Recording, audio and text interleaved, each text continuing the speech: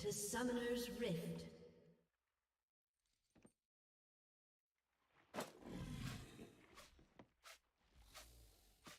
Seconds until minions spawn.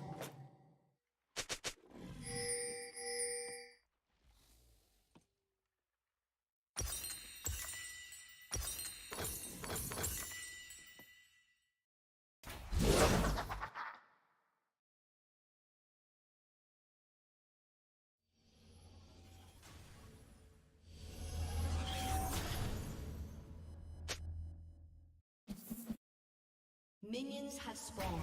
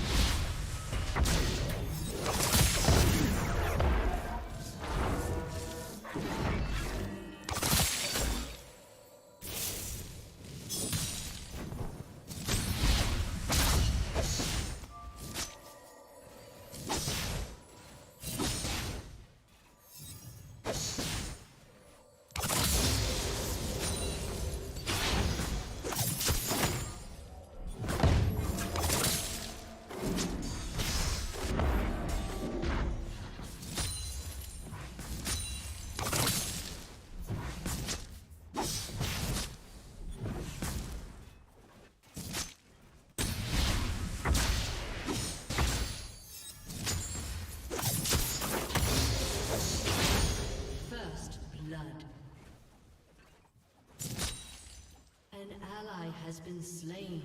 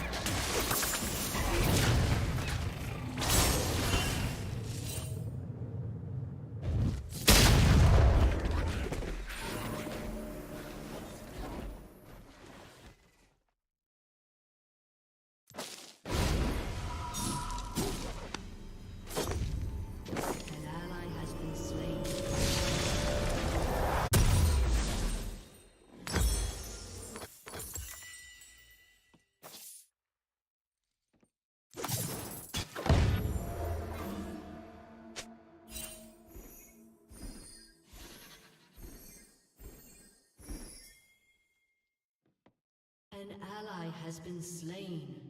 An enemy has been slain. Riot's new surrender changes have been delayed. In case you missed it, Riot is changing early surrendering so that it no longer needs to be unanimous. Previously, all 5 people had to vote yes if you wanted to FF before 20 minutes, but now it's only going to be 4. Riot Oberon said, starting in patch 13.2, we'll be testing a change to the surrender rules for normals, blind and draft. Teams will be able to pass the surrender vote with a 4 out of 5 yes votes starting at 15 minutes. The early unanimous surrender will be removed. Our data shows that comeback rates when a team fails a 4 out of 5 yes early surrender before 20 minutes are low. Teams have a generally good sense of what a winnable game is, however it's important that opponents have time to feel powerful with a lead and games aren't abandoned too soon. If you watch my videos you probably already knew this, but pushing the changes to live has been delayed because of the hacker attack at Riot. Instead it's going to be coming in patch 13.3 and Riot did also say they'll be watching it closely to see if they want to implement it into ranked, so if you enjoy it be sure to let them know. And if you want to see how Riot's buffing Blue Cane, click the video on your screen.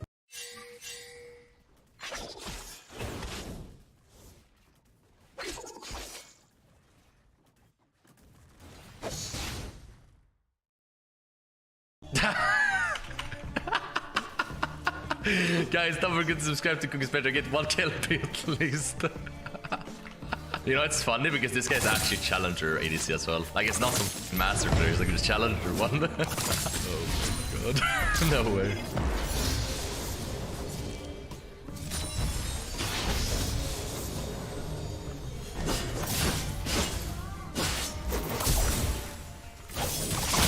This wants to live with FF. That is not work at all. Like I said, 1k plus. I'll play every gank. No way, this guy went on my Patreon and now he killed me? No way, dude.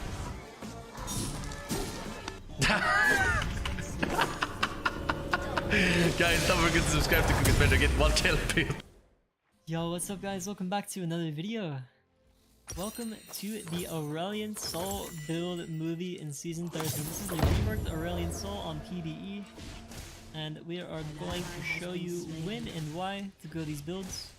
This game, we're looking at this enemy team. We can go Ludens. They're all really squishy, and Ludens is definitely his best like damage mythic, because he's able to hey Timo, don't do that.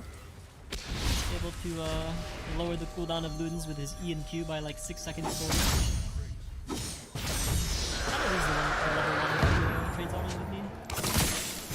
This game we're gonna go with Ludens and Seraph. I think Seraph's second ever game is very necessary. Aurelian Soul is very mana hungry, because the Q costs 45 mana for second level 1, and it scales up 10 every time, 5 every time you put a level in it.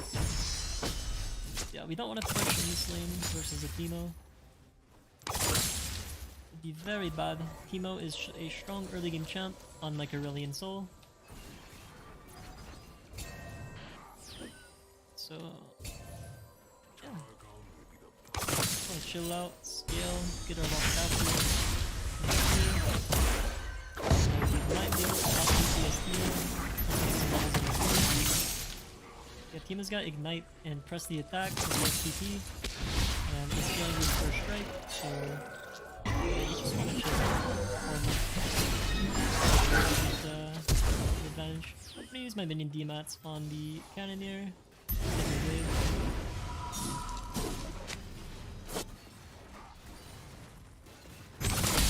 We want to go for a trade, but one of my first strikes is up and like ease up.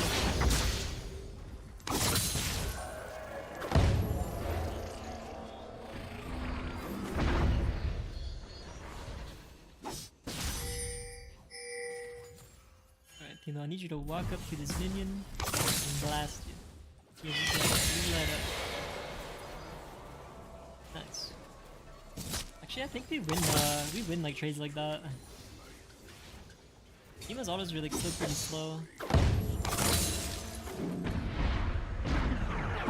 This is kind of like Cassiopeia into Teemo, which is Cassio favored matchup. Or like a slightly weaker Cassiopeia in the early game. Yeah, Teemo, like I don't use autos, so like there's not really anything Teemo can do to me. Just had to get level 2, and like it seems like the matchup is now like favored for me.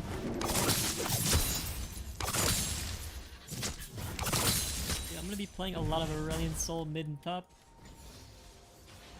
Fortunately, we had to go top this game. Shut down. But we got a pretty matchup to go here.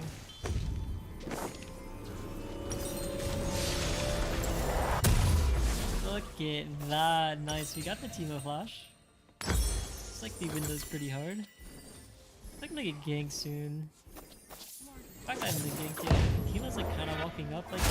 So it's like, wait, Teemo's what? Oh, wait, tripping. We have to go to the turn. Dude, wait, bro, I actually hallucinated that Wukong was in the bot river. I actually hallucinated that. Either it's bug or I'm hallucinating, bro. Yeah, we played a lot of League today, so that can happen to you. He was getting ganked. My gut was telling me I was getting ganked. Matchup is still amazing for us. Just cannot win the 1v2s like that.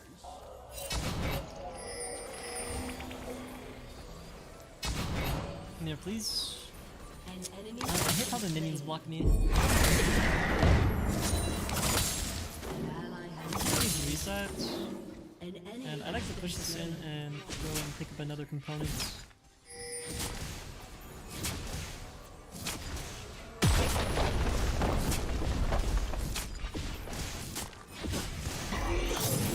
Fade the crash and then the wave will bounce back into us. This wave will push into me.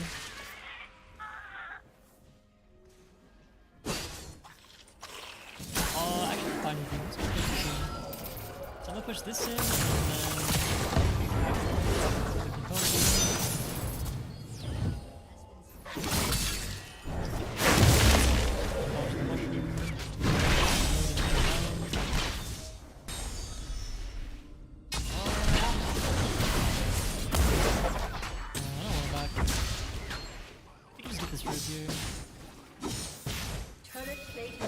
Kind of lost our tempo by staying connected. Enemy killing. Wait, when was there a shroom there? And a dagger.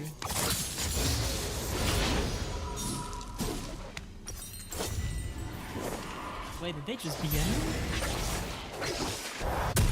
The little Teemo shimmy lectured me about the scout's code. That's disgusting of them. Your turret has been destroyed. Right, Teemo no flash. So this should be a freebie. Send in the star. And star blasted, and yep, that's a freebie. Well played, great gank. Oh, don't look at that. Anyway. Aurelion has such good setup for jungle game. His ENR. Loving the Jarvan Aurelion synergy. He drops him in the cage. And there's just no avoiding my combo. How are we doing across the map?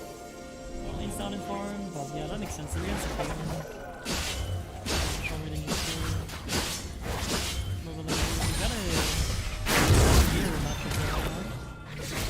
We gotta rush out now, so we should do massive damage now to the team in 1v1.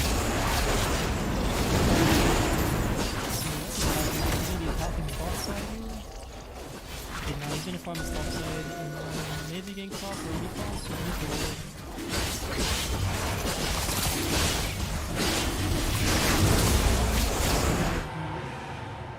The Herald. Hello there.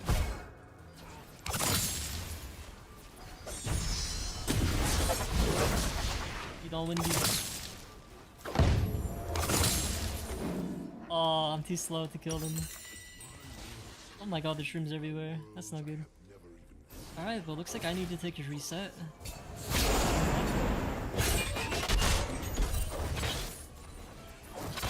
So we're going to hard push these next waves.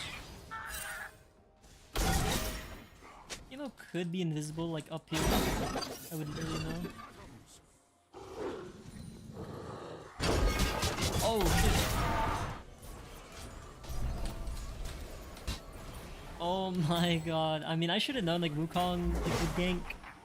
But I didn't see Tino get into that bush. Well played. At least we got the 1-for-1 trade. Well played, anything. Alright, getting these demons. Yeah, most viable mythics. Both Aurelian Soul. Gonna be Ludens, the Andres. We're gonna try out Row at one of these games. But I'd say that's like more of a scaling mythic, I guess.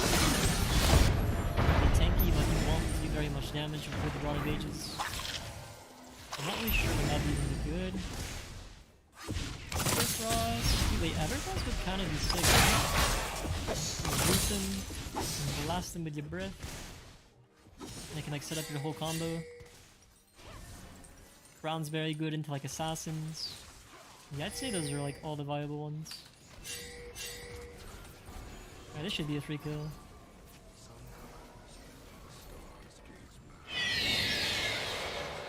Ah, jeez, man, the Teemo's too fast. Alright. Just be up here on the top side. Oh. I want you dead. You rat, Teemo.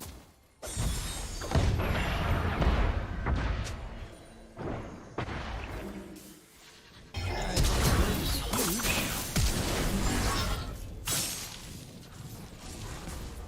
I think I'm gonna have to take another reset because I am low HP.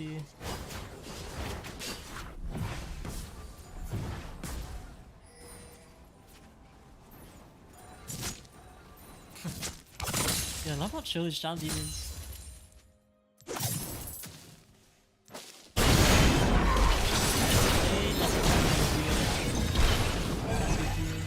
Better. He's got a red buff. I think we're just gonna chill and farm up for the Zoomies. We're pretty close to it. Try to get a ward off.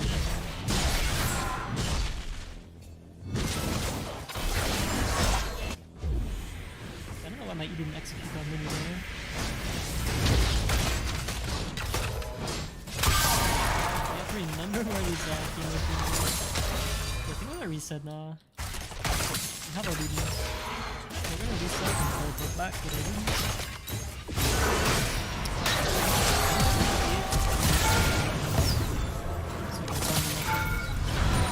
That was the first.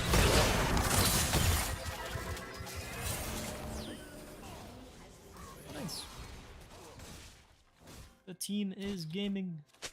You know what? I'm gonna just end it. Let's say we win the hell out of this trade. Okay, I missed my ult though. Like, Tilo is just too fast. Tilo is too fast. Too much movement speed. Can't hit the ult on this little rat.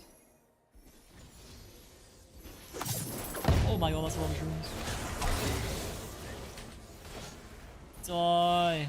Okay, we did it. Nice. Let's freaking go. Oh, I couldn't finish it off. Alright. Trying to get a plate on this wave. Dude, the wave clear's too good, I think. That minion wave just incinerated them. Got a cannon, so I'm gonna overstay and greed a bit for this plate. If Wukong comes and kills me here, it's like, it is what it is.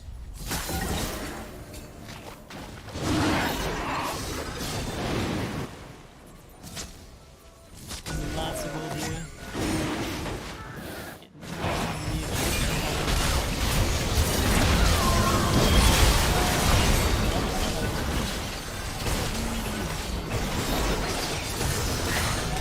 Push up, I will gain the bottom here, but yes, 5 minutes more. I think that would be good.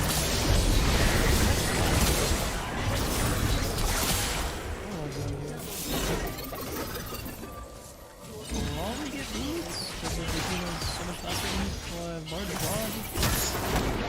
It's very needlessly large, so I like damage. I like more HP. I feel like you need that much boost to champion because you just stand there and like, burn your team with stand there. I'd say it's like an important flag for Aurelion Sol. Alrighty.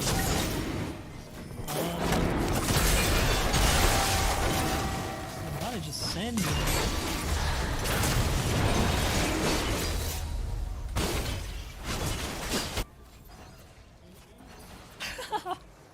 Nice, nice, nice.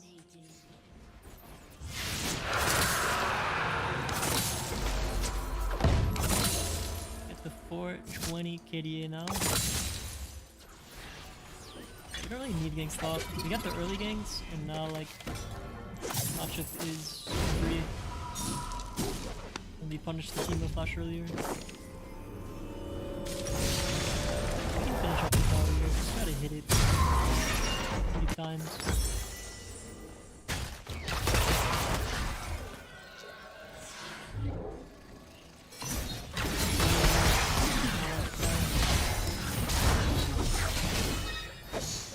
Don't flash them. Okay, now we're going to use this.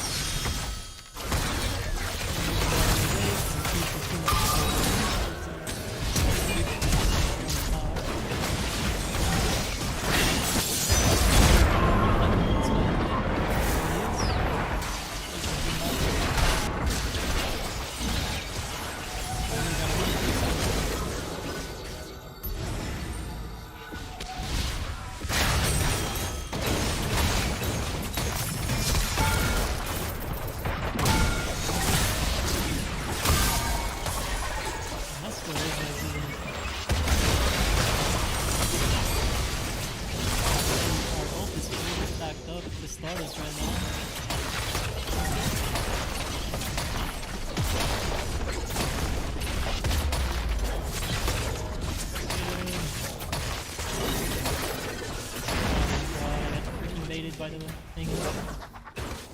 Alright, whatever, they're cool. Yeah, I thought the Renata was going to do the pull. She was going to pull them towards us. That's why I ulted there. He did not do the pull thing.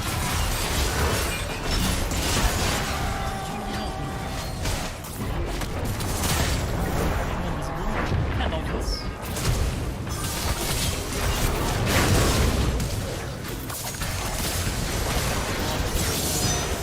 Get away. Alright. An enemy has been slain. You do be the Swift Scout. They don't call him that for nothing.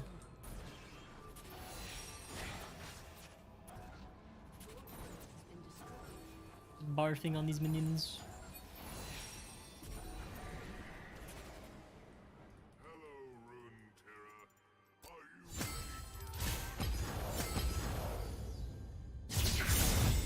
Let's push up the wave. Wukong's dead, so we can push up this far. Wait a second, wait a second, wait a second. Oops. Oops. Let's die there.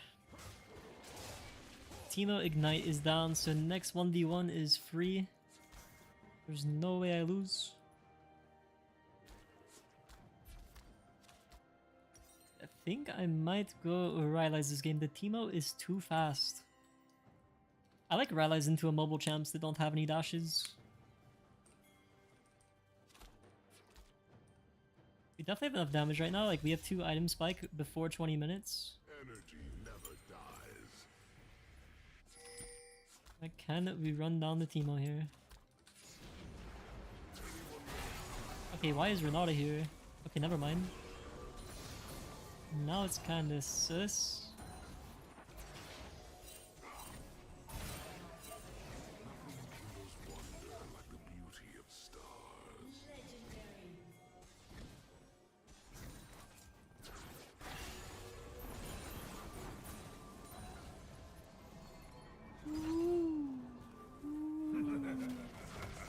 What was that GP ult? Maybe it was a misclick. Oh, he died over here. I think he misclicked. Ah.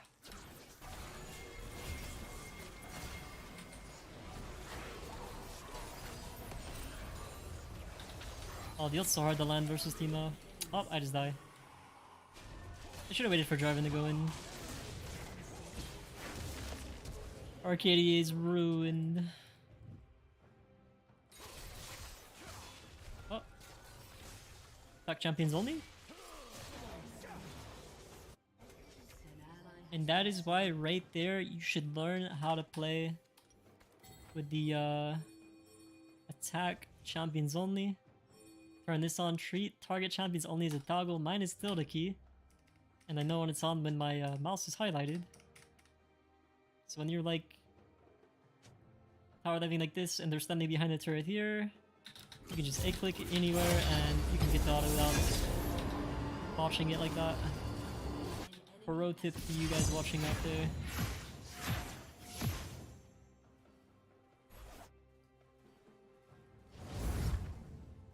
Because really, Renato was just sitting top like that.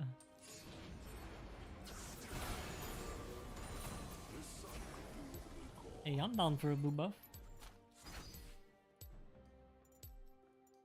Yeah, I had to learn how to get good with that because I play Azir, who is reliant on auto attacking. Look.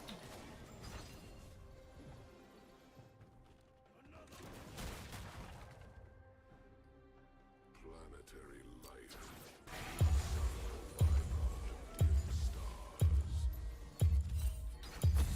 Where Ari died. What a noob. Imagine dying once. Wouldn't be me. I played perfectly this game. 0 deaths.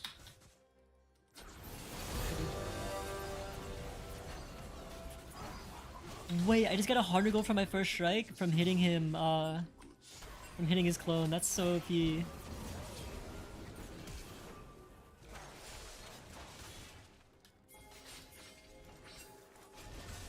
the ults. Ult them, ult them. Do it, do it, do it. I got my ult. OP combo.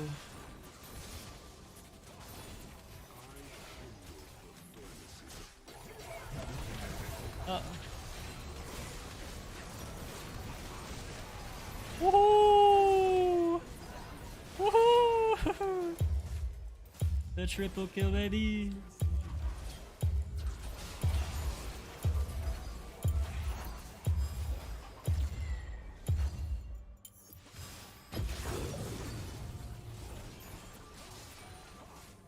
That was pretty radical.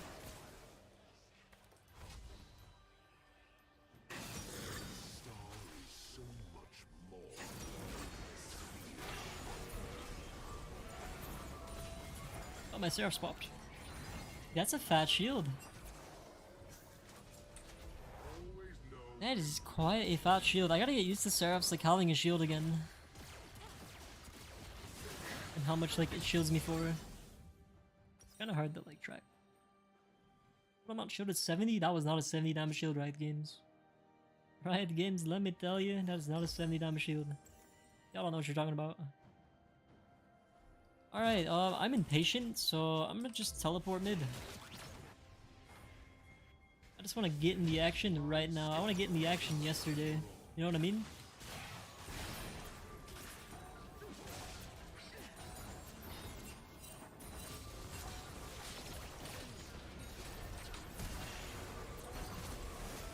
Yeah, boom! Teemo is dead.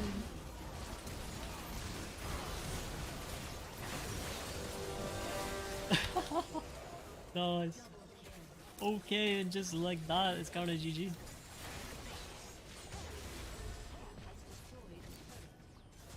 Shut down. Your team has destroyed an inhibitor. An enemy has been slain. I love this champ.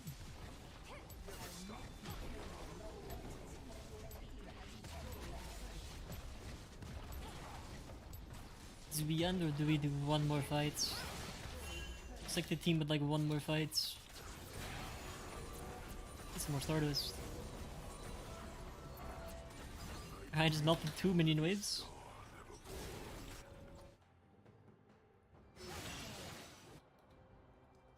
dragon? What if I steal this? Gotta last hit it.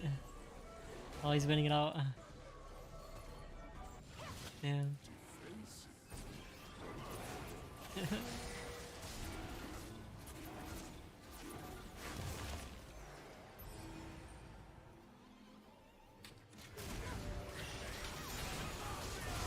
Oh yeah.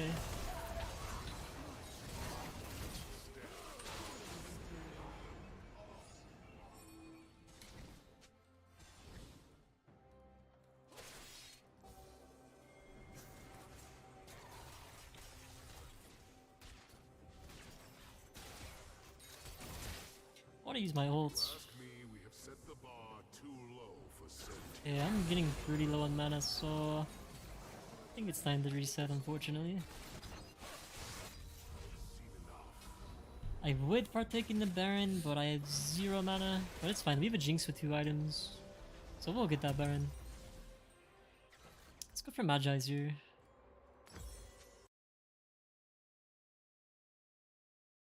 Attention gamers.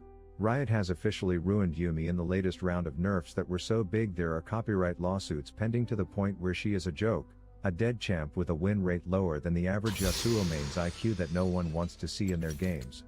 I'm assuming there's a 3-step Riot rework process where they release a champ that everyone hates or that no one plays, then they nerf it into oblivion so that when they finally rework it they get to be the hero and everyone will give them skin money, and they've just reached stage 2 in this process with Yuumi. But this fixed nothing as the problem with Yuumi will always revolve around how she is designed to make the snowball aspect of this game much more dramatic, and I think we can agree that it gets super annoying. So today I have the perfect example of why she's still hated, where she's a useless lump ticket to a free 4v5 early until someone starts snowballing and then she AFKs on that player and makes the whole game intolerable for everyone else.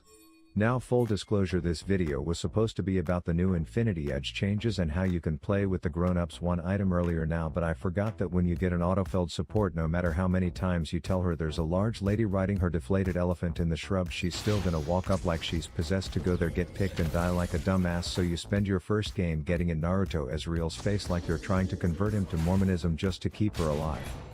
So even though later on you have one large hit of the double killing dopamine while the character you're playing is getting her hits of post-kill cocaine, an enemy ice cube has your name on it, and since you were the one peeling for your support all game, the first attempt was a no-go. Numero 2, you had an Amumu support who thought that seeing all 5 enemies grouped up, juiced up and ready to run a marathon holding hands meant he should volunteer as tribute to sit in our fountain.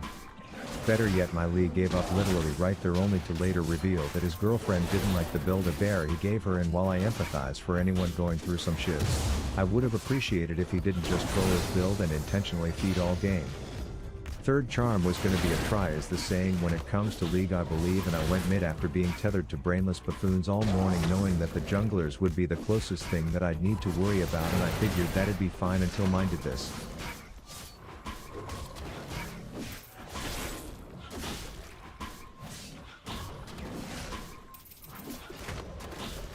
This left me wondering why I'm still playing this game, because after calling someone's mother diabetic, Riot was going to ensure that I didn't make new friends, and based on the cast of characters I was getting assigned as teammates, it wasn't looking like LP was the reason I'd be playing today. But then I remembered I play League to earn points and claim rewards, and anyone can do this by using Buff.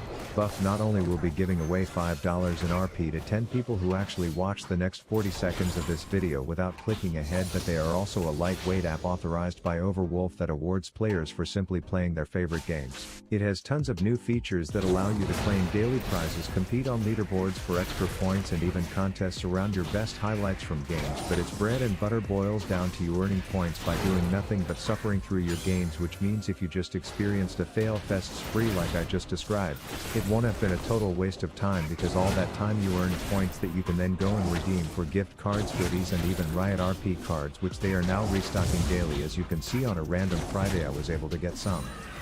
So use my link below to try Buff for free, and 10 people who comment hashtag downloaded Buff with their Buff username will win $5 in RP. Alright, so back to my perfect example of why Yuumi can suck a butt and should be removed from the Rift. At the start of the game you can see she's about as useful as a screen door on a submarine, so me and some chick with a arrow tattoo on her ass are free to walk right up to Miss Frisbee and uninvite her from our presence. Then if Andrew Tate were here he would make a comment about how pussy can't accomplish anything alone, and in this very specific case I think he's right. As you see, there wasn't much of a fight when it was time to put her in the crate.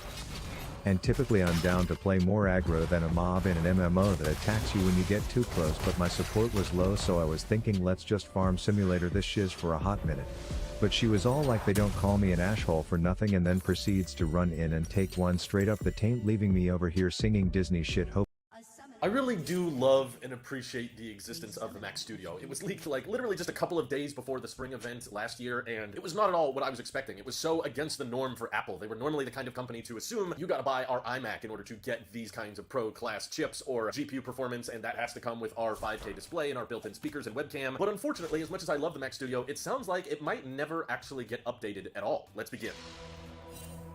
So this possibility comes from Mark Gurman, who's gotten a lot right in the Mac leak world as of lately, and he's saying that an M2 Ultra variant of the Mac Studio would basically be far too similar to the upcoming M2 Ultra in the Mac Pro. In case you weren't aware, the upcoming Mac Pro has reportedly been scaled down to be a lot less as insane as it has been previously rumored, like stitching 4 M2 Max chips together, and is now just going to be more like an M2 Ultra grade chip, although hopefully, thanks to some improved manufacturing and architecture, they'll be able to scale up the performance a lot better than the M1 Max was able to scale up with M1 Ultra. As we saw in a lot of videos, the performance didn't really result in that much bigger of a push over the M1 Max, and you don't even have to be like a huge techie nerd to find that out. Like, I reviewed the non-binned M1 Ultra previously, and it didn't really export any faster at all than my M1 Max MacBook Pro did. So my hope is that Apple's figured out a way to fix that with the M2 Ultra coming to the Mac Pro, but it makes a lot of sense that given all of the bad news surrounding the Mac Pro, like the RAM won't be user upgradable, and maybe won't even let you use discrete GPUs, in which case a lot of people are wondering, like, what's the point of the Mac Pro at all? And my guess is it's to kind of reuse the existing Mac Pro assembly lines, and I'm sure there will be a certain amount of modularity to it with PCIe slots for expanding local storage or expanding networking cards, and let's hope that the upgraded Mac Pro can get an SD card slot. And still feels a little bit bizarre that it's got to buy an adapter with your $50,000 computer to plug in an SD card. But if the Mac Pro ends up being as disappointing as we think, then introducing an M2 Ultra variant of the Mac Studio is basically a guaranteed way to kill off any potential sales of the Mac Pro, at least for the short term. But in more recent claims from Mark Gurman, it's simply that they might not ever update the Mac Studio once the Mac Pro switches over to Apple Silicon, and that way we kind of go back to the old way of the desktop power world for Apple, and you just have your Mac Mini, which now goes up to the M2 Pro variant. But if you need something more powerful than the M2 Pro, then sadly you just gotta go all the way up to this giant cheese grater. And I don't like that lineup idea, because I definitely think most people would rather have just an updated Mac Studio than a whole-on Mac Pro, but I hate to admit the report sounds fairly logical to me, you know? Like, Apple doesn't really have the name Studio in anything else other than the Studio Display and the Mac Studio. And of course, the Studio Display is a monitor. That can always be an accessory that it's for MacBook users, Mac Mini users, even Mac Pro buyers out there could buy the Studio Display, but there's no iPad Studio, there's no iPhone Studio, there's no AirPods Studio. So we thought that Apple might be introducing a new category, but in reality, it might just have been a stopgap meant to hold over the pros so that Apple could say, you know, by the end of 2022 that, well, we've developed Apple Silicon that's faster than any other Mac in the past, but that doesn't necessarily mean it was here to stay. And I'm getting very similar vibes with the Mac Studio that I am to the iMac Pro, which is my favorite iMac of all time. It was the first time they ever brought the Pro naming to iMac, and it had the best I/O of any Mac ever, and honestly, for the resolution of the display and the performance you were getting out of it, it was a pretty reasonably priced iMac. Yeah, a high-end one, starting at $5 grand, but it was the first Mac to accommodate for a 1080p webcam. It was the first, and I believe only Mac, to ever ship 1 terabyte of storage by default. That's right, even the $6,000 Mac Pro ships with 256 gigs of storage by default, whereas iMac Pro was like 1 terabyte or better. And I loved it, and it was a fantastic machine, and I think a lot of other people out there enjoyed it too, but never really updated it, you know? It was just meant to come out a bit earlier because the cheese grater Mac Pro wasn't ready yet, and once the real Mac Pro came out, Apple didn't want to touch the iMac Pro. They never wanted to update it, and I'm still hopeful that they'll eventually update the iMac Pro, just like they pointlessly updated the HomePod, but I'm feeling similarly about the Mac Studio. It's the first of its kind, you know, they've never used that name before. It has great I/O, and for the money, it's a really great Mac, it's a really great desktop, and you can customize it with your own keyboard, mice, or monitors, however you like it. The price is somewhat reasonable, but it sounds like the kind of Mac that's meant to hold us over for the Mac Pro once again, and I do think that that Mac Pro, Apple confirmed they're not giving up on it, right, is probably going to get the M2 Ultra chip, and because M2 Ultra is obviously going to be the fastest chip Apple has ever made, period, they're going to get to charge whatever they want for that chip, and you won't be able to say, well, you can get something faster for cheaper. No, because it will literally be the fastest Apple Silicon on the planet. So as long as they say that M2 Ultra is restricted to the Mac Pro, they can justify charging $5,000 or $6,000 for it, and we can't really say it's overpriced, because there will be some market of people that will claim, well, I just need every ounce of performance out of my Mac, I need as much power as possible, and only the Mac Pro will be able to hold the title of fastest Mac of all time, so Apple can charge whatever they want for it. And that means the Mac Studio, arguably just with the M1 Ultra, is starting to cannibalize into Mac Pro sales a bit, because I can see a lot of people out there saying, yeah, M2 Ultra is fast, but M2 Ultra is still fast enough to optimize certified refurbished older Mac Studio, save a lot of money and still having a lot of great I/O.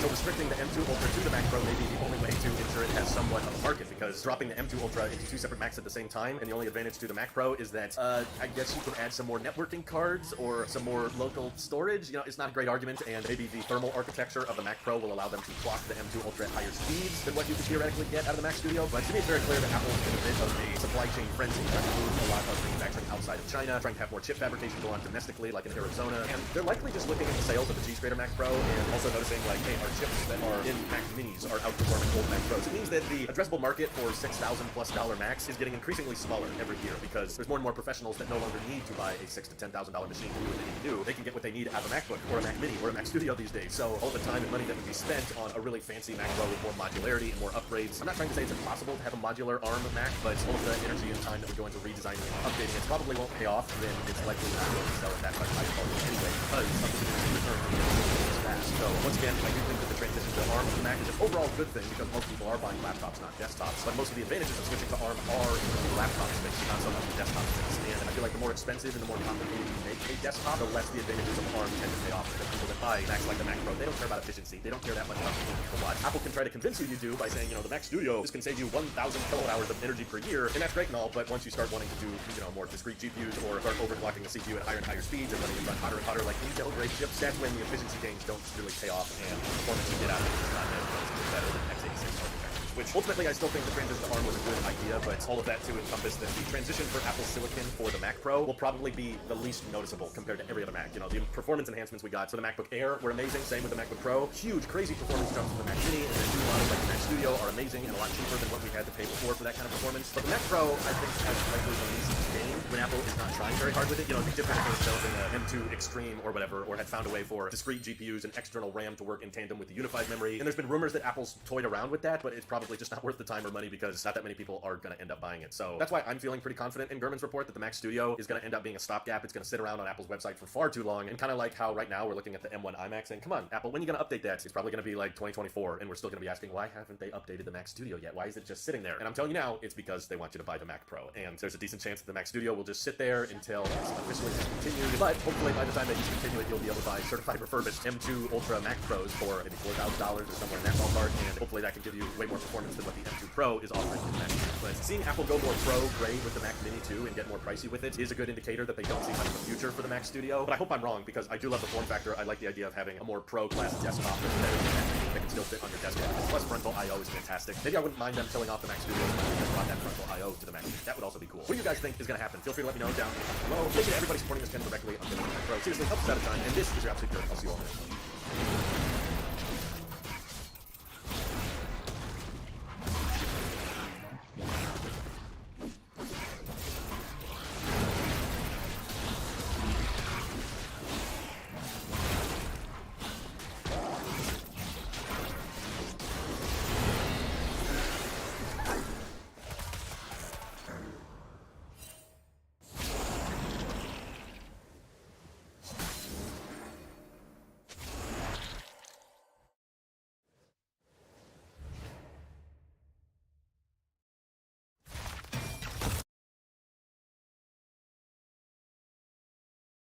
Your turret has been destroyed.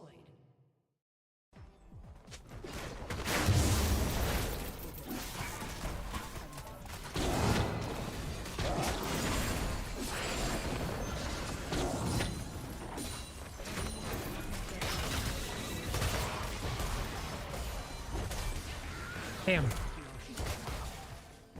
Who got it? Alright, Vex got it. Find your hook, bro.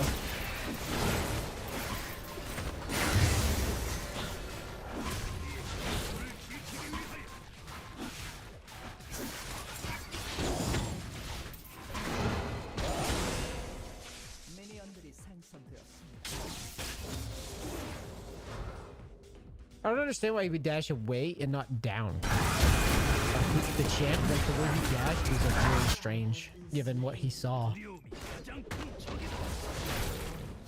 He dashed to the side. He dashed like straight away.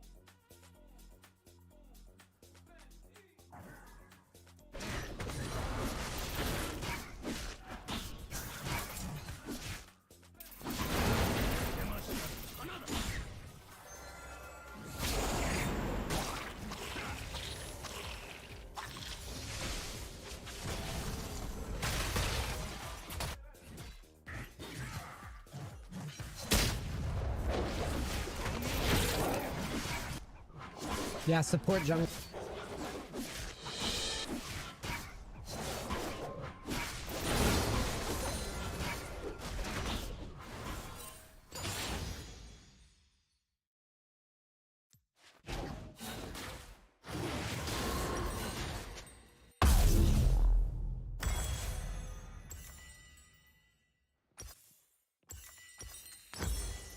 An ally has been slain.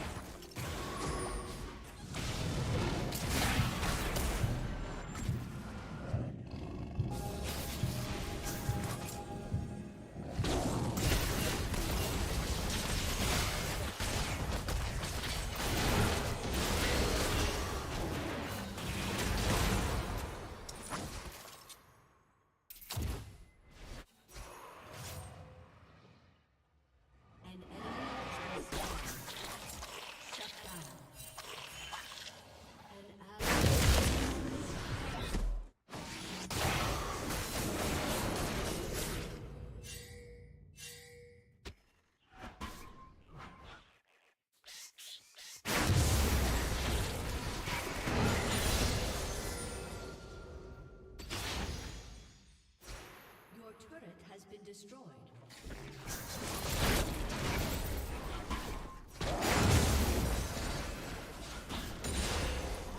has been slain. Your inhibitor has been destroyed.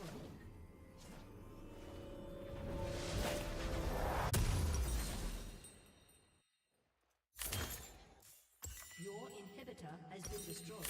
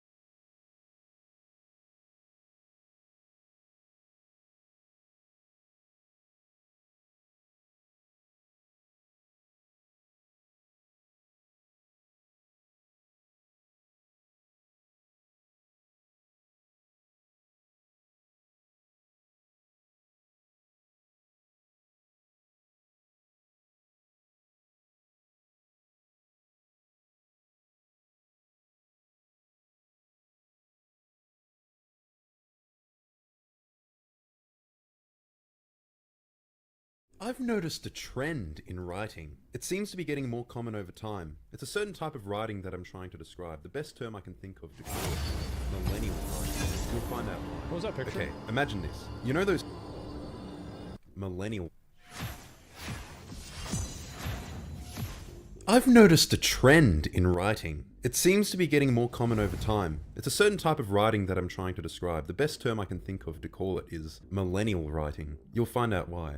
Okay, imagine this. You know those tweets that are like, capitalism low-key killed our vibe and gaslit us into being okay with our bosses and landlords taking our excess value? And then it has like 250,000 likes. I'm more so just referring to the Twitter style of speaking, the tone and affectation and vocabulary. Now, have you noticed this style of writing in modern games? I'll go through some examples to shed further light. Remember the cringe Saints Row reboot or new Tales from the Borderlands? There is undeniably a certain style here. By the way, I'm using footage with credit from YouTube for these. All within fair use, because, I'm sorry, but why on earth would I want to play these games? Why would you expect or even want anybody to play these games? Say what you will about Telltale movie games, Tales from the Borderlands was a very well written game, with well wrought and interesting characters. It'd be reasonable to be excited for the follow-up to that on the basis of your enjoyment of the previous one. What you may forget is that this game isn't made by Telltale, it's Gearbox, who made Borderlands 3. Borderlands 3 is an excellent example of this style as well. In fact, the gradual collapsing quality of Borderlands writing maps onto this trend really well. Borderlands 3 had excessive pop culture references, like a mission where you need to get the big suck. I can just imagine the millennial writers sitting back in their room chuckling at that, a wry grin on their face for the new level of comedy they just unlocked. The main villains being streamers. It doesn't even say anything, it just has them as streamer cult leaders. Like, ooh, streamers are cult leaders. How so? At least have some sort of evidence of that or present a critique. None of the characters are really built up and there are no rewarding arcs. It's like the writers are entitled. They just expect that we care about these characters. The moments in the game don't carry any weight or impact. Maya's death was so obviously avoidable and contrived. An obnoxious character like Tiny Tina was acceptable in 2012. when we didn't know any better, but they just kept riffing on the same annoying aspects of these characters without moving on. They just can't let go of these lol so random characters. Why do I care if Atlas wins this corporate war? Apparently Maliwan is an evil corporation. Corporate assholes. But so are the guys we're fighting for. And the game just presents it as good and evil. They naturally cap it off with a girl power ending, despite how poorly they resolved the conflict between Ava and Lilith, you know, the protagonists of the story, and the brain-dead reveal of Tannis being a super powerful secret siren this whole time. And whenever they talk, they're always super verbose. They just keep talking and talking for far longer than is necessary. And if you have no clue what I'm talking about, don't worry. It's nonsense anyway. I think there's this famous post that pretty excellently sums up Borderlands writing. They can't go one line without stuffing it full of ironic observation as their form of jokes. The normal line would be like, if you can get some fuel canisters, then I can reactivate the main generator and get our shields back up. I mark the objective on your map. Versus the Gearbox line, hey buddy, great job killing those mutants and all. You're really good at that. Shooting things, that is. One problemo though. As it turns out, a bunch of monsters on this planet are gonna tear our eyes out if we don't get the shield back up. And this is just my opinion, but that's gonna suck. Not having eyes sounds terrible. Like, how am I supposed to read my collection of bodacious space babes without any flippin' eyeballs? So here's my brilliant plan that I got written on this here napkin. I won't go on. You can pause and read the rest of it, but you get the idea. Now, imagine everything about Borderlands 3 writing, but worse. That is Tales from the Borderlands. The worst thing about Gearbox is that they just don't get the memo. Are they addicted to sniffing their own farts or something? Why aren't they trying to improve their writing after literally everybody criticizes it? New Agorex, who dis? They assassinate the character of Reese. In fact, he's basically a different character entirely to the one from Tales. Now he's the corporate arsehole, basically taking on the exact same role as his enemy in Tales. In Borderlands 3, there was some gag about how his favorite frozen yogurt place got destroyed. Oh, that's it. Say goodbye to your favorite Frogurt stand. Not friends, Frogurts, anything but friends, Frogurts. I mean, they give you that. Oh, I can just imagine it. Some 30-something with an English degree paid for by their parents whose greatest trauma, besides getting trolled on Twitter, is their favorite food place which they would visit in between sessions of making PowerPoints in their Mac shutting down. And they brought that trauma into the game. Now apparently they thought this frozen yogurt gag was so funny that they had to revive it for the next game as the basis for one of the characters, as if it was some beloved gag. So this Frogurt place is on Promethea, a fictional planet that looks remarkably like San Francisco, and of course it's very diverse, or rather it reflects the demographics of San Francisco. If the point of representation is to introduce new and different viewpoints, then this is achieving the exact opposite of that. It feels like these stories only represent the experiences of young, wealthy, inner-city tech people from the coastal cities of America, an extremely small niche, Twitter addicts. Hey, Papa Girardi, I can smell your space calzones from here. Ah, thanks. I need a new name for them. Might also need to stop doing that problematic accent. Yeah, I know. A lot of the references and lingo just feel out of touch. Miss Johnson, did you get a cybernetic leg? That thing's straight fire. Like they're trying to be younger than they actually are. A lot of the language feels like 5 years out of date. And there's a certain character design. The shaved on one side and long hair swept on the other, the brightly colored hair, it's extremely common. There are also adult characters who speak like children, or just generally speak in a really condescending or patronizing tone. While I examine this unimaginably complex and priceless alien artifact, you may wait outside and steal anything not nailed down. There was the new Saints Row reboot as well. We knew it was going to be terrible before launch, and we weren't surprised at all. They made the main characters into a bunch of broke college kids, and they're all dealing with student debt and rent and complaining about capitalism. They try to borrow some internet lingo like wage slave. They're super verbose. They do not stop haranguing the player with dialogue, and they use expletives like they're meant to be edgy, or they're just funny on their own. Goddamn fucking shitballs on a stick with a side order, a mother-loving shit-smothered, piss-covered ass crack! It's like they get a kick out of swearing for no reason. Also, it's super funny that characters are talking about their carbon footprint. Your carbon footprint always matters. So relatable, am I right, fellow millennials? People talk about that on Twitter, right? They really do talk about capitalism a lot. They don't really say much about it though. They just say the word and we're supposed to think, I don't even know, like, wow, you're really culturally aware. I've told you before, the idols are trying to build a post-capitalist society where money is not a concept. The original series started as a GTA clone and got progressively more wacky and outlandish. The humor was extremely crass. It recognized the absurdity and cranked it up as high as possible. It was self-aware before before self-aware humor became really tired. They certainly did make pop culture references, but like Borderlands, this style of humor was more apt in 2012. It feels like they haven't really grown since then. They've had to tone down a lot of the most vulgar elements of the humor from previous games, which just doesn't work because vulgarity was the core of the humor in them. And again, we see the same character design, the Skrillex cut, the dyed hair. You see it in so many games, it's like they're reading from the same guidebook. Now, something that feels similar, but is harder to place my finger on, is the new Wolfenstein games. The New Order was alright. Wolfenstein 2 started to introduce some weirdness, like throwing their fetishes into the game, but Youngblood is where the failure of the writing becomes really apparent. It's centered around these quirky twins who get up to silly antics in between bouts of killing people. It's strange how frivolous it is with violence. Of course, that certainly isn't a new thing, but in this game, the main characters seem to delight in it. That also isn't the weird part. It's that they delight in this violence, and there is nothing really wrong with it. They're not anti-heroes, they're just regular old protagonists. And it's just silly and fun. It's strangely flippant. I mean, the New Order wasn't like that. It did have over-the-top violence, but BJ Blazkowicz was motivated by a righteous fury and rage. He never really reveled in killing or celebrated it. There's also the loud equals funny yelling. Some of the new Wolfenstein writing just feels like the writers had some issues of their own to work on. Why is it that balls always used as some fucking default definition of badassery? It feels like they wanted to make a political statement that they just weren't equipped to make. High on Life is another super obvious example. It has all of the same hallmarks: overly verbose characters, unnecessary swearing as if it was funny on its own. I mean, I like Michael Cusack. Damo and Darren at the train station is one of the most quoted videos here in Australia, but man, the knifey character didn't work. They had a cameo from Psychic Pebbles as well, who is usually absolutely hilarious, but in this game I don't think the bit really worked. I noticed there's a certain vocabulary as well. It wouldn't be unusual to hear words such as weird or shitty, and it is weird that the dude who, well, you know what he did, is calling anyone shitty. This kind of dialogue is really common. I feel like High on Life could have done with an editor, somebody to cut like 90% of the dialogue, only leaving the best stuff in. As of right now, it seems like they believe that annoying equals funny. Similarly to loud equals funny. Destiny 2 seems to have taken on some of this writing as well. Anna Bray is starting to sound like a Borderlands character. My security frames are overrun. Is another example of your overpromised, under-deliver attitude? Huh, none of that sounded like, Anna, please help me. I need you. They're killing me. Ow. A simple yes would satisfy. So quirky and sardonic. This type of delivery sounds condescending. It reminds me of the boss from Office Space. Yeah. If you could just go ahead and make sure you do that from now on, that would be great.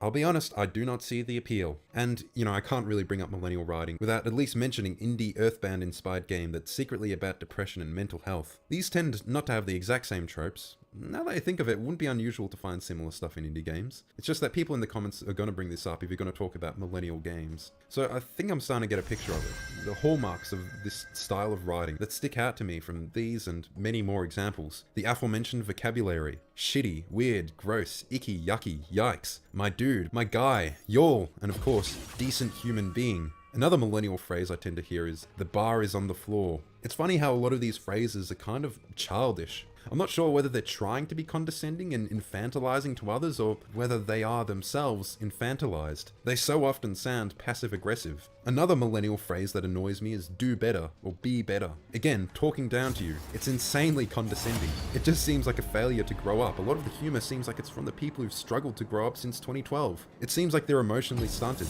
And this is probably just me reading into it, and I see a lot of crossover with their being emotionally stunted and all of the pop culture references. It seems like some kind of identity that they're trying to cling to, that they can't let go of. I mean, Fallout 2, all the way back then, was full of pop culture references, but I don't know, back then, being a quote-unquote nerd was kind of a subculture of its own. It wasn't really something people aimed to be, it's just a label people got slapped with for the activities and subculture they gravitated towards. It was to make fun of them. Now, nerd is like a market demographic. It seems that being a self-admitted nerd and being obsessed with pop culture is based purely around cynical consumption nowadays. And obviously nothing epitomizes this more than the Funko Pop, which is like a religious icon for millennials. The pop culture obsession seems to stem from an inability or refusal to grow up. The kinds of references that were funny in 2007 and tolerable in 2012 are just embarrassing now. There are other hallmarks, like letting you pet the doggo, because that's a Twitter account, right? having quips everywhere that undermine dramatic moments, having an easy mode called Tell Me a Story or Story Mode, letting you skip bosses or parts of the gameplay, making the game easier if you fail too many times. I also just wanted to mention a few tweets because people speak like this on Twitter, and I think that's where it comes from. And once you see enough of this, you start to recognize this style when you see it in media. Tuesday, the day you realize that nothing can stop you, because you are a magic skeleton packed with meat and animated with electricity and imagination. You have a cave in your face full of sharp bones and 5 tentacles at the end of each arm. You can do anything, magic skeleton. Between Bernie, my ex-wife, the tenant from hell, and general chump fuckery, this has been a cromulent fuck crustable of a day. Tommy needy drinky. Kanye is a teeny weeny little baby bitch muffin. What you'll notice is the playground insults mixed with swearing, and they're talking in a baby language, like with these invented words that they just came up with. Beyond that, there's all the references to student debt. So relatable, am I right, fellow millennials? Ironic that the people who talk about representing broader viewpoints and life experiences seem to make the same few jokes that only appeal to a tiny group of people who are like them. Degree in English from major coastal cities of the USA. The student debt thing is also meant to be their social commentary. And that brings us to the juiciest part, the politics. A game like Saints Row keeps referencing capitalism, as if it was offering some sort of critique, but it's not really saying anything. A lot of these games seem to just reference political events or social issues because it's like they feel obliged to. They do these political things, not because they have anything to say, but because they think they have to say something. This is because of Twitter, and just social media in general, at least partly. Maybe 5 or 6 years ago, the complaints about how they're politicizing video games were coming to a head. We need to stop politicizing this escapist hobby. Then some Redditors from a place named Gaming Circle Jerk took these complaints and ran with them. They've been telling their singular joke for like 6 years now. Actually, Chud, games have always been political, then showing examples of old games and how they made some political statement. Every meme since then has been some variant of le gamers, le politics? It's also paired with the statement that all art is political, and games, as art, are making a political statement, even if they don't overtly comment on anything. Saying nothing is a sign that you tacitly affirm the status quo. You aren't fighting hard enough against capitalism if you aren't speaking out against it. And it seems that they've reached game devs with this message. I think it's a common enough sentiment that many game devs feel obliged to say something, to make a statement about politics, even when they don't really have anything of value to say. And it shows. Oftentimes these political allegories and references to capitalism just feel phoned in, like in Saints Row. It isn't really saying anything, it's just making the references because I guess it looks like that's what people want when you look at social media. Am I right? Do my moots on the Bird app agree with this? We talk about this all the time, same with Borderlands. It's maybe trying to make a statement about evil corporations. Corporate asshat. But you fight for corporations the whole time. And I just want to take a moment to compare the capital P politics in games versus how old games would present political issues. In all those older games, it was more of an idea that was presented. It was often aware of the nuance, and it didn't force your opinion on the matter. It'd perhaps present you with a choice and an ethical quandary to bring you to question your own beliefs. It respected the player's intelligence. Of course, the writers of those games had intent. They would frame things in such a way that it made their ideology seem favorable. But it'd never force your hand. And it never felt like they were trying to force any message. The political message that could be gleaned from the game arises naturally as a result of the setting. Contrary to what Redditors claim, Fallout was not created as a political allegory. It was, first of all, a dumb, absurdly violent, ridiculously bleak game with crazy guns and mutants. There were of course ethical quandaries and political dilemmas presented as part of the setting that could be applied to the contemporary world. It never portrayed communism favorably. It didn't really say much of anything about it. It was mostly focused on America and American culture, and any of the critiques arose out of that setting. Now compare it to the politics in current games. It often feels like a cynical reference to current thing. It's often things which do not suit the setting. It never explores any ideas in depth. It simply tells you things, rather than presenting something and allowing you to think about it. I think that's the crux of it. It's about respecting the player's intelligence, allowing you to work things out on your own, to choose for yourself, to come to your own conclusion. Of course, we can't have people making their own choice nowadays. They might make the wrong one. I think condescending sums it up perfectly. They think you're stupid. They're also kind of pretentious. A lot of this political writing presents the most basic opinions and acts like you've never heard them before, like they just blew your mind, like it's something revolutionary. Now, why did millennial writing rise in the first place? I legitimately think it is Twitter. Look, for a business's continued survival, it needs to adapt constantly. When you stop growing, you start dying. So you need to look at current trends. What is an easy way to see current trends? Why, the way everyone communicates. Social media. I think that writers, devs, and producers are getting their idea of what constitutes current trends from Twitter, which I think is really misguided. The simple fact that Twitter does not represent broader society. Most of what you'll hear on Twitter comes from a very small, very vocal minority. And hey, for a while the FBI was basically deciding who is and isn't allowed to have a voice on that side. I think that producers should look elsewhere to get an idea of broader society, somewhere besides social media. It only elevates fringe voices. I guess this does kind of destroy the whole argument that Twitter is just a private company which doesn't really control much of public discourse. Twitter, for a private company, holds an extreme amount of power over public dialogue, and it's the same with every social media site. I have to say, it was pretty funny to me seeing Unishek, the community manager for Halo Infinite, borrow some of the cynical and condescending language from gaming circle jerk, only to get screenshotted and roasted on the site himself. It was hilarious to see that backfire, I will admit. So, in all, I guess the advice I'd give to producers is the same advice I'd give to everybody. Unplug, shut off social media for a bit, live in the real world, and don't be so condescending, and get to the point. Please subscribe, thank you all so very much for watching, and goodbye. You can do anything, Magic Skeleton.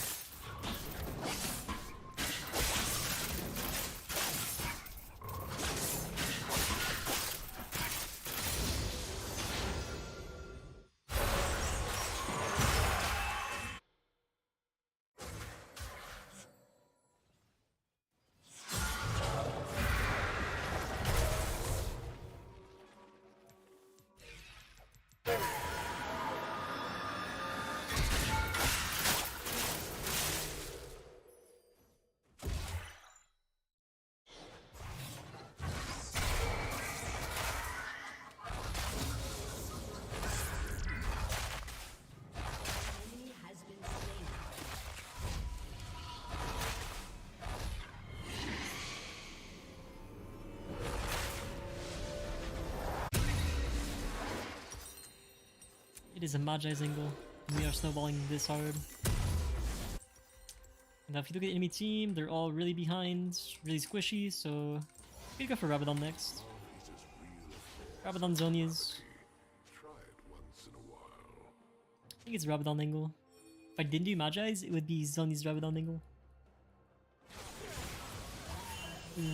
You hate to see it. Hello, Gangplank.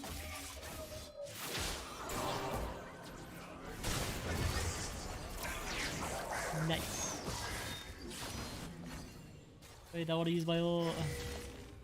Wait, I'm using my ult, guys. No.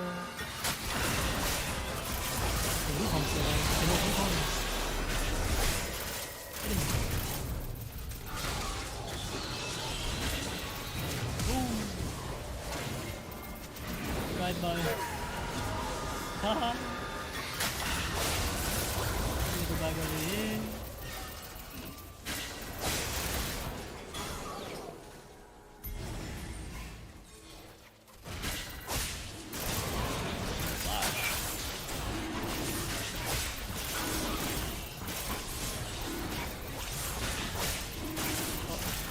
Died the game controller.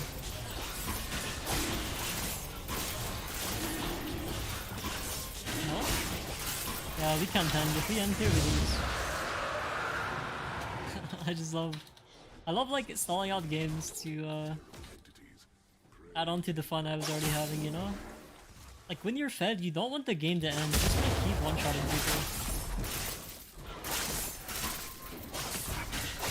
The game is the most fun like when you're full build. Can I go in? Or would that be stupid?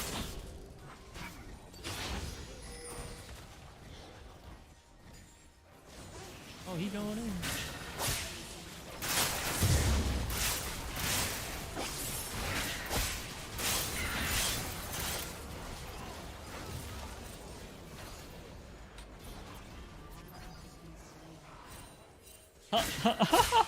Sick.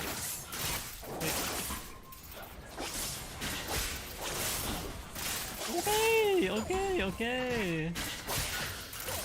What a champion. What is that? Alrighty. Good flash R. Renata in base. I think the minions are about it. Oh, we didn't get the kill. Damn. Alright guys, that was game 1 where we go Ludens, Aurelian Soul, and Irelia's. And stay tuned for game 2. We can check out the damage real quick that we did. 35k damage, 28 minutes. Alright, you can see it in the next video, guys. What's up, guys? Welcome to game 2 of the Aurelian Soul build movie. This game we are going Errata Mages into Seraph. I'm sure a lot of you are wondering how good this build is, so we're gonna find out right here, right now in this game. Arleni versus Inari. Pretty hard matchup early until we scale up. I imagine that's going to be like every matchup though. Just everyone kind of out damages you in the early game, and you can still try to DPS her to get hit by like her full combo, her charm, her Q, and it hurts a lot. So we just kind of want to farm up until we have our tier and our Rod of Ages, so that we have a mana pool to fight with. Yeah, we're just gonna get bullied early. It feels bad. Just try to farm as perfectly as we can.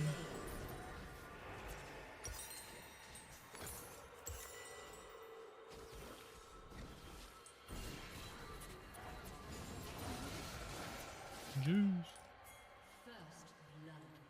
Oh yeah, we're getting level 2 gank. Or level 3 gank.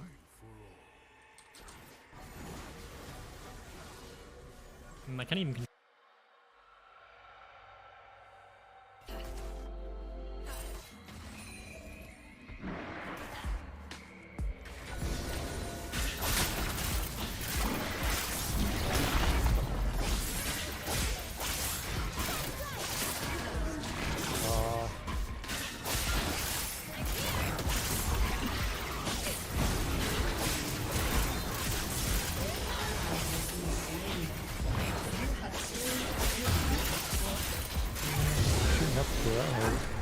Just a kill first? I don't know.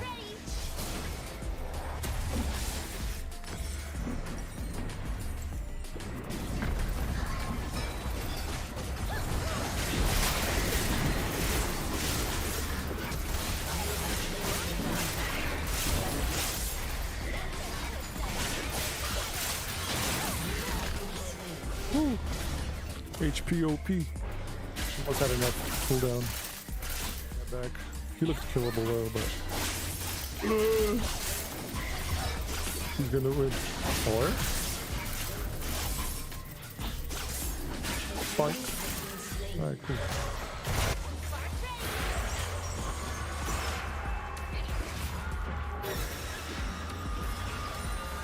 So annoying.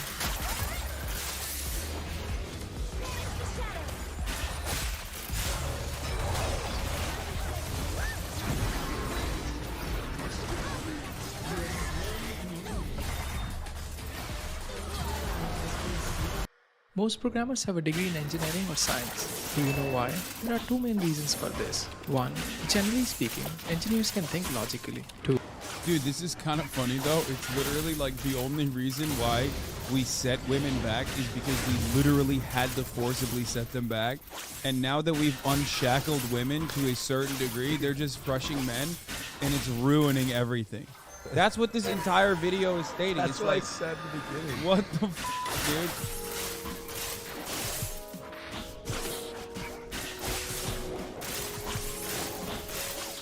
Of people warned me against writing a book about boys and men because it's such a fraught subject, son, I'm particularly in politics right now, and because so many. Why? Because I literally will not have anything to wear this weekend. Dude, I will give you all the clothes.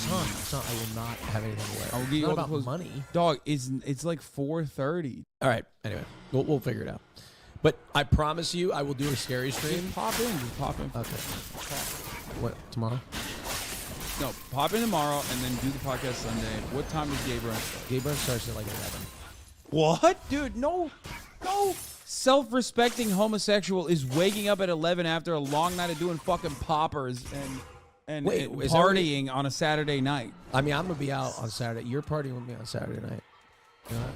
Fuck yeah. He forgot he committed to some gay shit on Saturday. He forgot. Look at it. Look at him. No, dude. Look at him the moment he realized 11 on Sunday is not brunch. That's breakfast, dude. You're doing gay breakfast. Okay, look, we'll talk about it. I need to think through Push brunch back to a normal brunch hour on Sunday. If you're a hetero man from California, you know more about being gay than a Midwestern gay. I'm not just a heterosexual man from California. I have been living in West Hollywood, which is literally the gayest place on the fucking planet, with like some exceptions, okay? Maybe like Thailand, you know, there's other countries with like a longer history of queer culture in general. But like other than that, San Francisco's pretty gay, sure. Castro District, get it. But like West Hollywood is the mecca of homosexuality. Sure. I've been living here for years and years.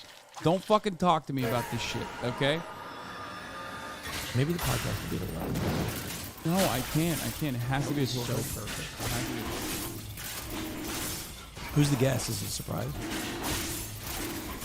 What? Straight person from gay history place knows more about being gay than a gay person. Cringe as fuck, chatter, Hasanabi, don't highlight that. Well, you just highlighted it. Also, I'm like joking for the most part. I don't know why you would get mad. All right, let's watch Male Privilege. I'm ready. Atlanta's pretty gay too, straight up. Male inequality. I can't wait. Okay. Many people were afraid that merely drawing attention to the problems of boys and men was implying somehow less effort being paid to girls and women. That it's framed as zero sum, and it's sort of a whose side are you on question, and you have to be on one side or the other rather than just being on the side of human flourishing. One of the real challenges here is that if there are men missing from certain crucial areas of our society and our economy, that makes it harder for other men and boys to flourish in those areas. We have an education system that has a dearth of male teachers. We have a labour market where the jobs that are growing fastest are ones where we have the fewest men. And in families, there's the growth in what you might call the dad deficit or fatherlessness. Wait, what? Bro, is this motherfucker making it seem like... Wait, what? Wait, hold up. Is he saying that like what? Like their men are being like systematically eliminated from participating in certain spaces, in certain sectors? Like what the fuck? There's no shot, right? As men are struggling in each of those areas, what you'll see is it'll be harder for other men to follow in their footsteps. It's harder for boys to flourish if their fathers aren't engaged. It's harder for men to enter occupations where there aren't men. It's harder for boys to do well at school where there are no male teachers to be seen. And so there's a very real danger that unless we act quite soon... Bro, men can navigate whatever fucking space they want to. Let's be real. That's just like, that's insane. That is an insane take. Okay, if there are certain sectors where men are not prominent, that is by their own interest. Okay, straight up. Yeah, I'd say that's accurate. That's wild. That is a wild fucking take to make it seem like men are not becoming teachers because like men are not becoming teachers because like there's what is the reason? It literally is by choice. that we will set in train, something of a vicious cycle. I'm Richard Reeves. I'm a senior fellow at the Brookings Institution, and my latest book is Boys and Men, Why the Modern Male is Struggling, Why That Matters, and What to Do About it.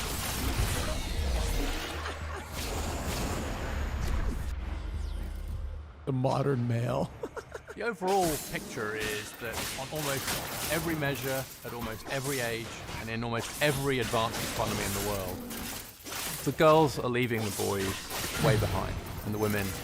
Okay, if men are not going towards a specific sector, it is quite literally because of incentives, financial incentives. Oftentimes, the sectors that are heavily female dominated, like caretakers, nurses, and teachers, are literally some of the most undermined industries that provide insane value. Okay? If you want more men to become teachers, pay teachers more, and more men will field that sector. That's crazy to just like make it seem as though men are just like not trying to become teachers. Like, what the fuck? Or social work is another one. Exactly. He pointed out teachers and not school administration was close to 50-50. Yeah, I like that, you know, he's the expert on male inequality. All right, let's see. Let's hear him cook.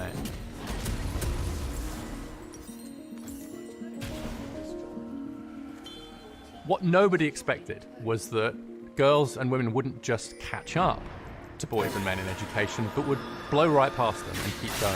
Everyone was very focused, quite rightly, on getting to gender equality, getting to gender parity. No, I don't think. I think this is like a well-intentioned liberal who like is a bit of a meninist. You know, he's at the Brookings Institute. Was it like what nobody expected when we educated women is that they would pass us? I mean, that was not the intention. No, I'm not going to be immediately uncharitable to him. I'm gonna, because it's Brookings Institute. It's like classic fucking. That's what he just said. Nobody. I think it just means like I think it means like objectively people did not think that like because women have been very successful in the education sector in general. Like as far as like college education, you know, this is an ever increasing disparity that you see for sure. Oh, okay.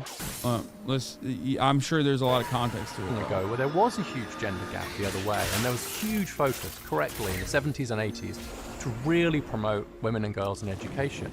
But the line just kept going, and nobody predicted that. Nobody was saying, what if gender inequality re-emerges in just as big a way as now, in some cases bigger, but the other way around? You kind of are being immediately uncharitable. Well, he's a Brookings Institute guy, so like automatically he's a lib. Teachers are more likely to be women, but our principals are more likely to be men. Yeah, more administrative roles in teaching goes to men versus the actual educational labor roles. Oftentimes are women are dominating that field. As far as the education disparity goes, it's true. This is what he is mentioning is correct. Okay, this is like a 2016 video for real. He's not wrong when he says that women have better outcomes in education, not in the teaching space. I'm saying like in higher education than men do. That part is true. Okay, let's see what he is. Let's see what component he's going to add on to that, though. And to some extent, everyone's still trying to get their head around this new world where, at least in education, when you talk about gender inequality, you're pretty much always talking about the ways in which girls and women are ahead of boys and men. And that's happened in a very, very short period of human history. So if you look at the US, for example, in the average school district in the US, girls are almost a grade level ahead of boys in English and have caught up in math. If we look at those with the highest GPA scores, the top 10%, 2/3 of those are girls. If we look at those at the bottom, 2/3 of those are boys. When it comes to going to college, there's a 10% gap in college enrollment, a similar size gap in completing college, conditional on enrolling, and the result of those trends is that the gender gap... Wait, what the fuck? Wait, hold up. But this exists everywhere. And it's much larger in Iceland. What the fuck? It's like super large in Norway. Wait, what? Okay, all these charts are really weird. Be sure to analyze. So OECD, according to educational attainment and labor force status, it says Norway has like around a 43% completion rate, whereas for women it's like 61%. What? ELS population who attain tertiary education. It's also because women have a higher education than men with lesser degrees to get the same level of respect as them. I mean, here's the thing. I think one of the reasons for this is that, like, I mean, we're talking about grad school, right? That's tertiary education, is like master's programs. What is ELS? What is ELS data? An educational longitudinal study on 4-year colleges and universities.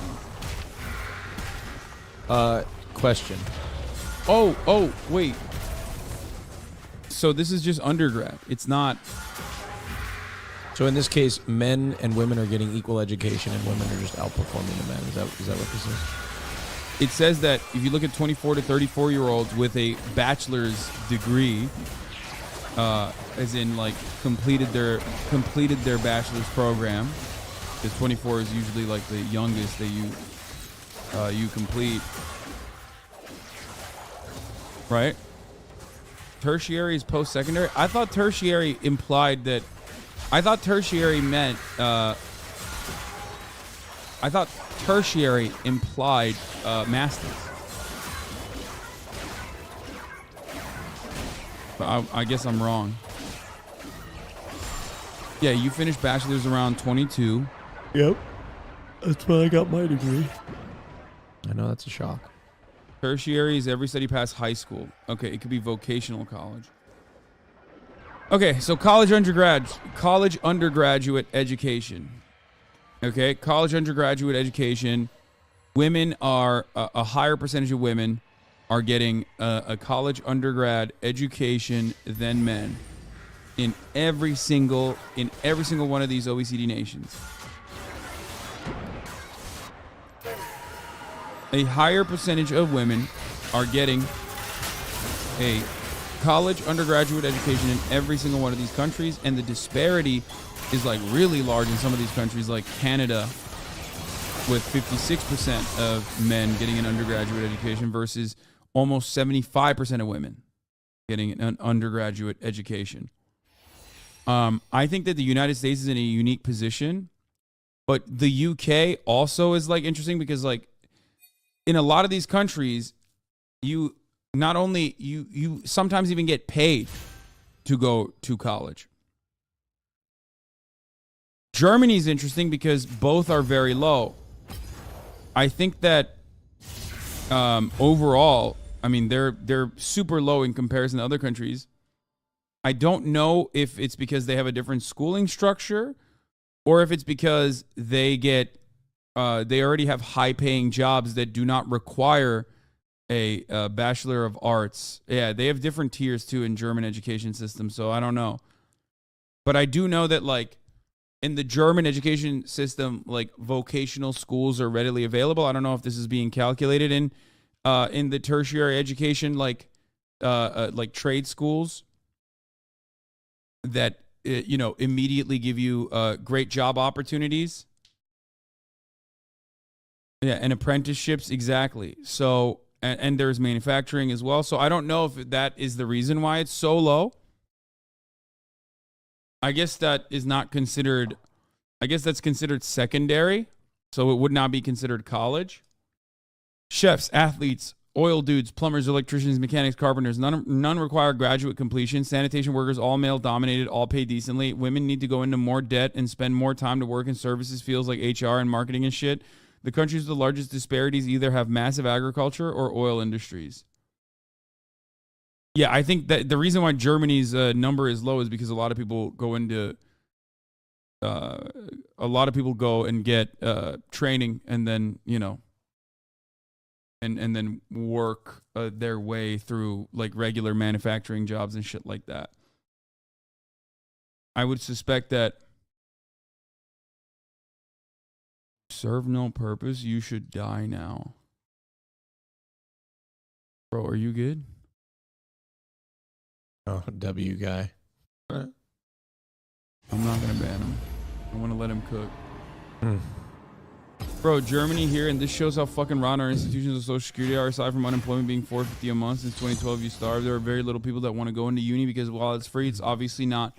You're obviously not getting paid. You can request BAföG if your parents don't earn too much. Most have to get the money. Yes, you nailed it. Almost everyone does job training. Yeah, that's the reason why it's low, but that's not necessarily a bad thing. All right, let's Gender gap in getting a college degree is now wider than it was in 1972, but the other way around.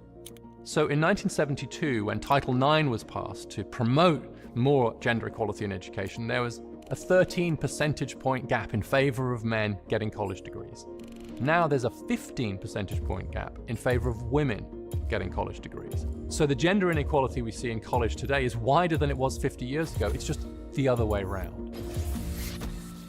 There's quite a fierce debate about the differences between male and female brains. And in adulthood, I think there's not much evidence that the brains are that different in ways that we should worry about or that are particularly consequential. But where there's no... I think this is a major issue in countries like the United States of America, more so than like a universal factor. I haven't heard about this in like Finland or whatever, but I do hear about this all the time in America.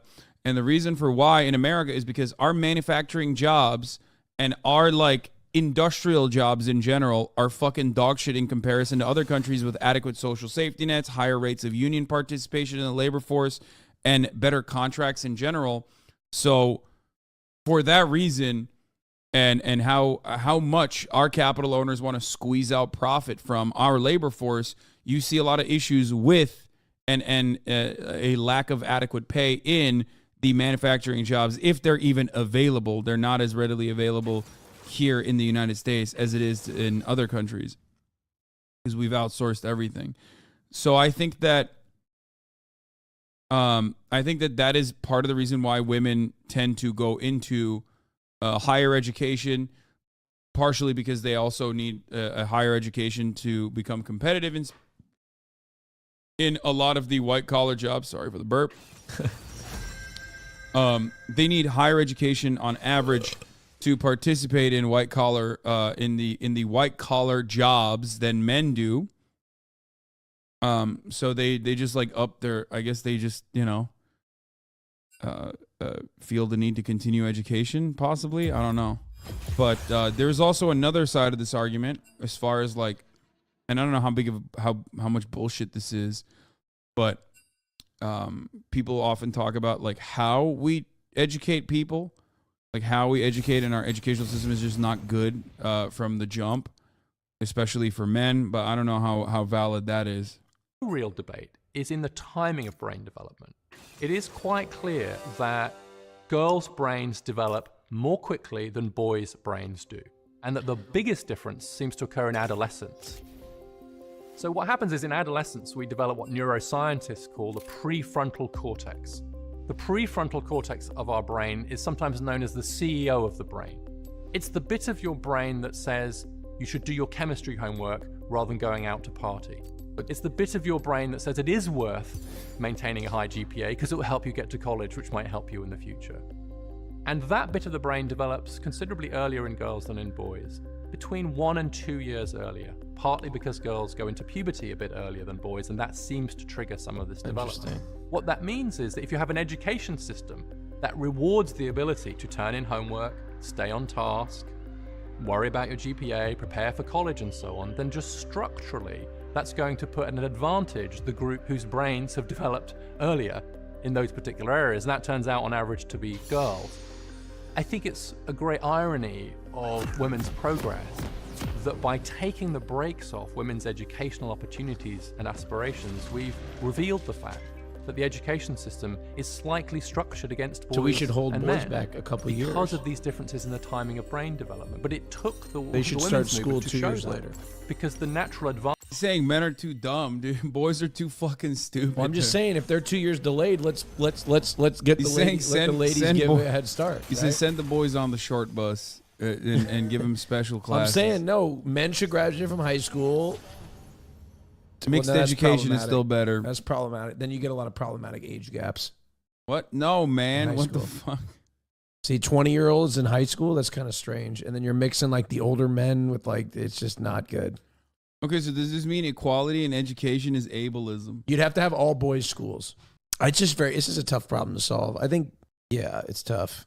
Advantages of women in education were impossible to see when women's aspirations were being capped by a sexist society. Now that those caps have been largely removed, we can see that it's boys and men who are... Dude, this is kind of funny, though. It's literally like the only reason why we set women back is because we literally had to forcibly set them back.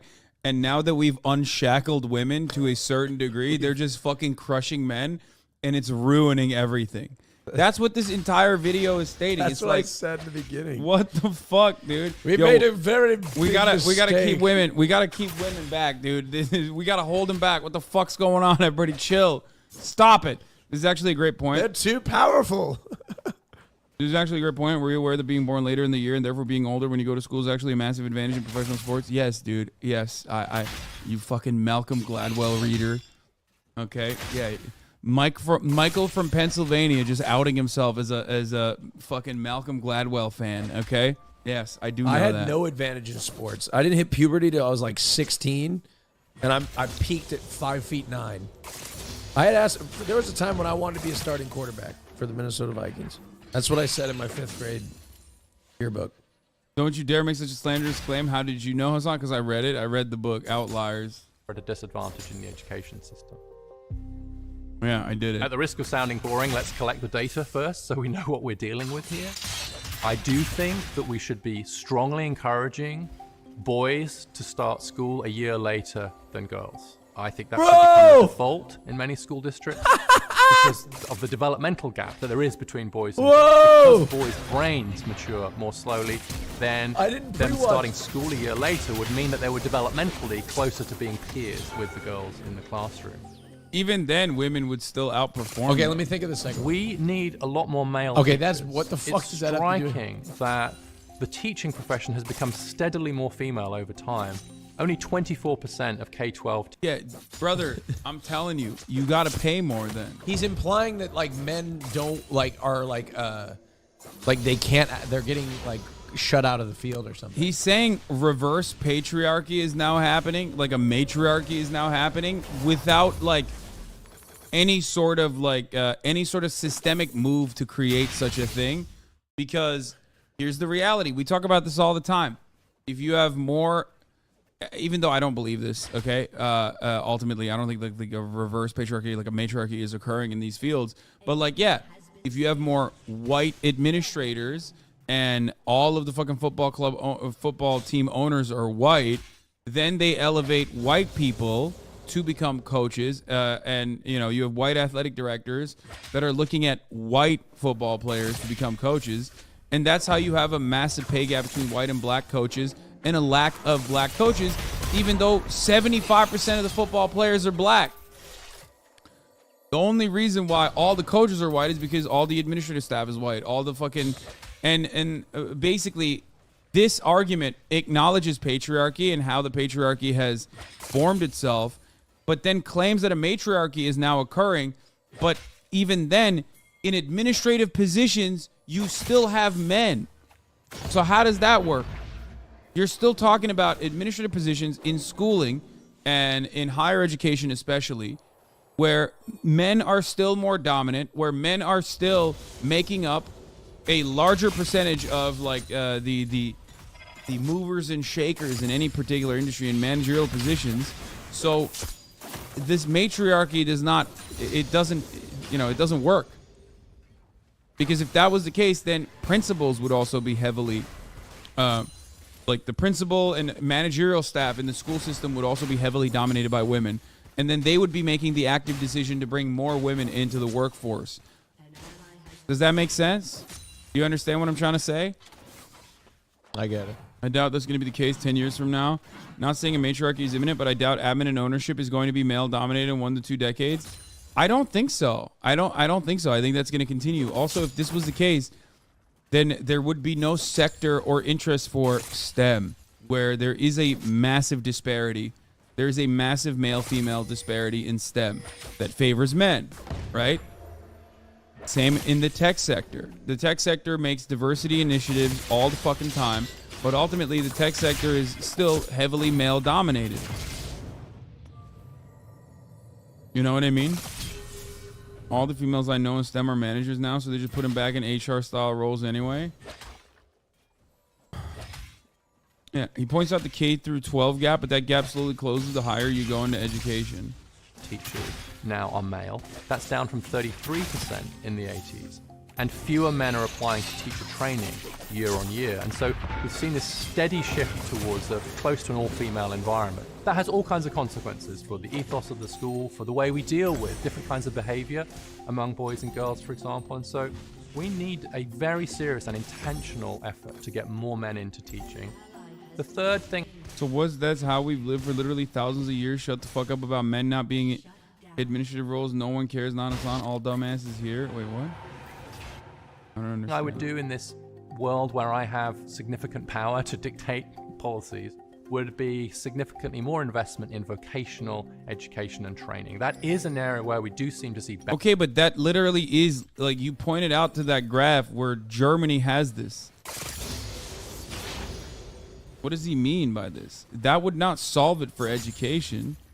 That would just, you know, that would just create the same...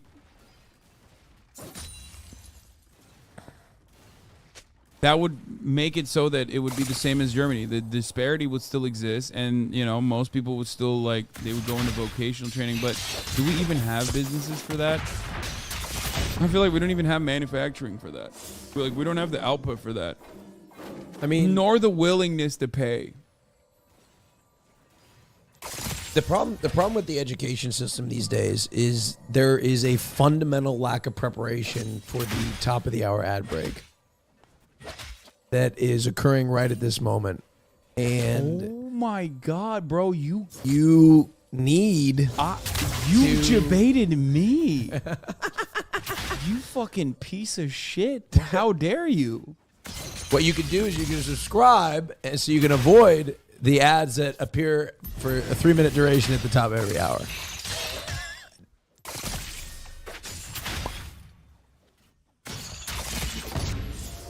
Yo, that's fucked up. That's fucked up. You fucked me up, dude. I was so invested in trying to understand what he's saying, and like I'm like listening to what you're saying. I'm like, yeah, just fucking let him cook. I get you shattered my frame. Is that how you guys feel? Dude, that was... I'm so proud of myself. I peaked, I think. I have to leave now. This guy's like trying to fucking get me with this. You aren't female, Hassan. You can't talk about female issues. Like, shut up, idiot. No one cares about your fucking dumb opinion. I just got fucking eviscerated by Austin. You can also get gifted a sub to avoid the top of the hour ad break. I'm running it now. I can't believe I debated you on your own. Oh, man. That's fucked up. Okay. I should go, though. I have to shop. Go. And we're hanging out like all weekend anyway. Are we? Are you coming tomorrow? Yeah. You have to make a promise to come tomorrow for Scary Games. What time are you doing Scary Games? Like later in the afternoon. Can you do like a mid-afternoon Scary Game? Yeah. Okay. You just want the lights to be on. No, it has nothing to do. I got a lot of gay shit to do this weekend. Okay, dude. Okay, thanks for having me. I'll stop in. Got tomorrow. a dick appointment. I did. Plenty. I got several dick appointments. Okay. Not just one? You kidding me? That wouldn't make the trip worth it. I gotta. What's the score? Did the top of the hour bot give a score? 990. This might be one of the highest. Wait, is that broken your record? It's not. I don't think it breaks the record. I think it was like 997 one time, but like. Wow, you got 997. You got 997 on it. I got a 9.4 yesterday. Like 9.3. But I think like this might be. I mean, it's up there. It's definitely one of the best. Wait, I got a 9.9. You got a 990. Is that 9.9? Yes, it's 9.9. That's like you can't even get any better than that. That's like. Yeah, no one, because people always like fuck it up. People always like want to give 943 here. Yes. That was insane. Other like guests tried to try. No, but I have gotten I have gotten cooked by like people debating me when I'm reading like an article. I think the highest score we ever got was an article that I read in Kotaku, which had an ad segue in it because Hasanabe had wrote it. Oh, okay. Which was crazy. All right. Peace out, guys. All right, Austin. Yeah.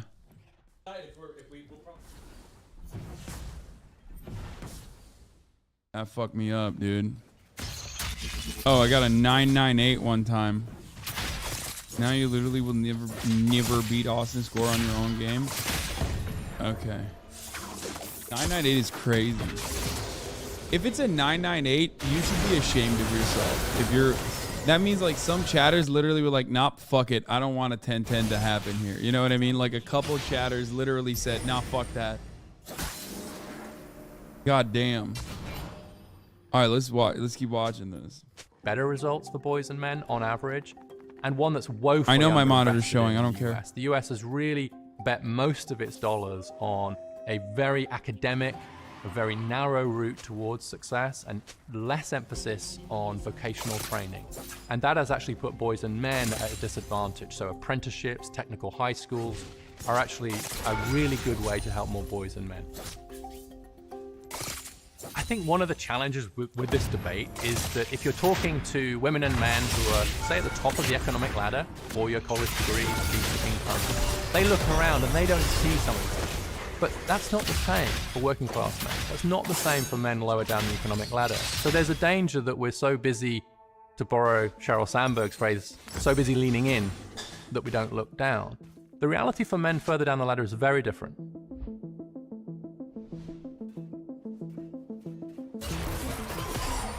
The economic trends for men have turned downwards along 4 dimensions. One is wages. Most men today earn less than most men did in 1979.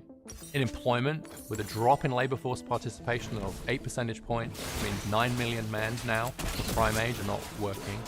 We've seen a drop in occupational stature, and so there are now more men working. Huh. I wonder why, dude. Really, I wonder why. I mean, that's crazy. I mean, literally, well, let's, dude. Like, looking at this analysis from the perspective of gender is the most insane liberal. It's like the last version of liberalism. Notice that neoliberalism is never mentioned as a cause. Weird. Yeah, I wonder why the Brookings Institute would never mention that, like, inadequate labor conditions and manufacturing jobs being shipped overseas for our profit-seeking, at the behest of our profit-seeking capital owners, is playing a fundamental role here. And again, like, looking at this from the perspective of like men versus women, looking at this from the perspective of men versus women is so fucking silly. Because yes, of course you can't look at women in the workplace fucking, 50 years ago, because there were very little women in the workplace fucking 50 years ago, right? It was mostly men. But the reason why people see this as like a zero-sum game is because now they're like, well, women are in the workplace and now men have a harder time getting jobs. It must be because women have entered the workplace. It's like, no, dumbass. Women aren't exactly doing great in the workplace either. Nobody is. The job market is dog shit for everybody across the board. It's just that you can't compare women to, you can't compare the women participation rate 50 years ago because there's no adequate data from that time. This has everything to do with women. Wrong. It's obviously women's fault.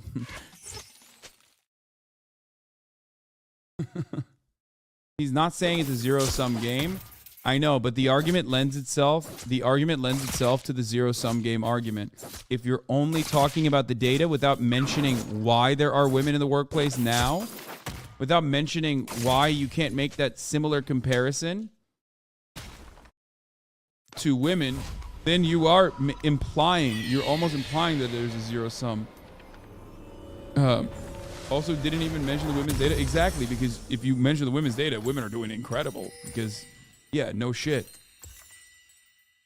It's like saying, yeah, in comparison to, okay, you know what that would be like? That would be like comparing black people's like financial status in this country as a whole, okay, 1.5 generations ago in comparison to now, right?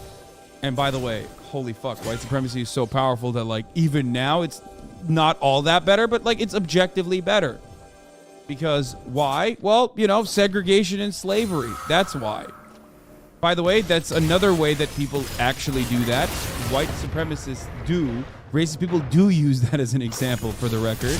That is the underlying, that is another underlying resentment that is baked into people's minds through white supremacy. It's like, well, black people are not participating in the workforce, so white men can't fucking get the jobs. It's like, no, because there was nothing before. The system can be oppressive to all groups, more oppressive to men in some ways, more oppressive to women in others, more numerous ways, pointing out that one doesn't discredit the other. No, the educational concept is one that I think has validity as far as like men not performing that well in education. But when you get to the trades, when you get to the job market, when you talk about that shit, when you talk about like Faustine, please stop. Brother, I don't give a fuck that we have the lowest unemployment rate in 54 years, dude. What are you talking about?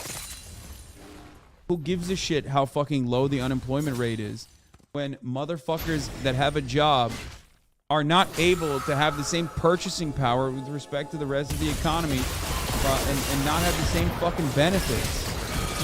You know what the average wealth of African Americans in the United States? Minus 8,000.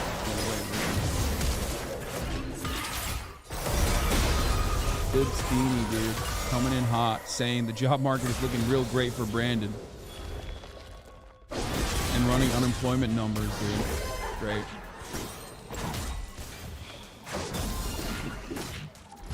The tertiary education includes vocational schools, so men still underperform, including trade schools.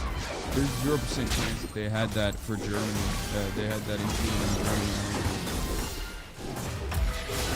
Germany. Employment areas which are seen as lower status than they were in the past.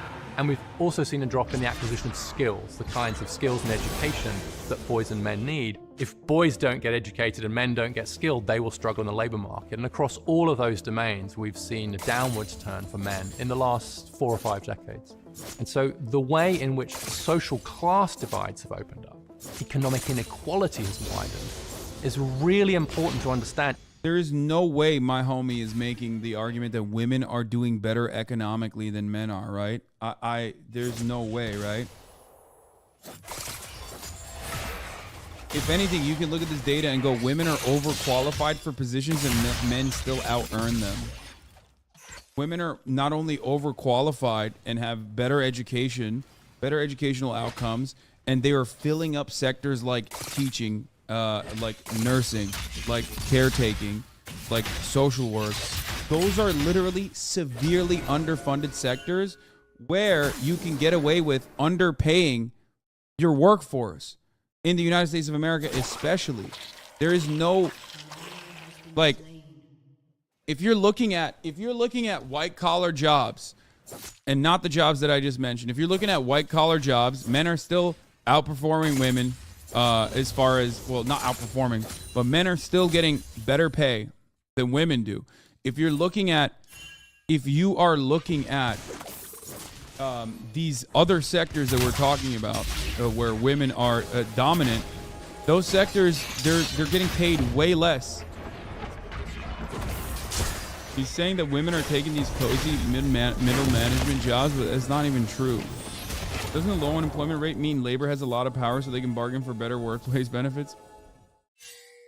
Yes, that is how it's supposed to work in an econ textbook, and yet that has never happened in a tight labor market for some weird reason in the United States of America.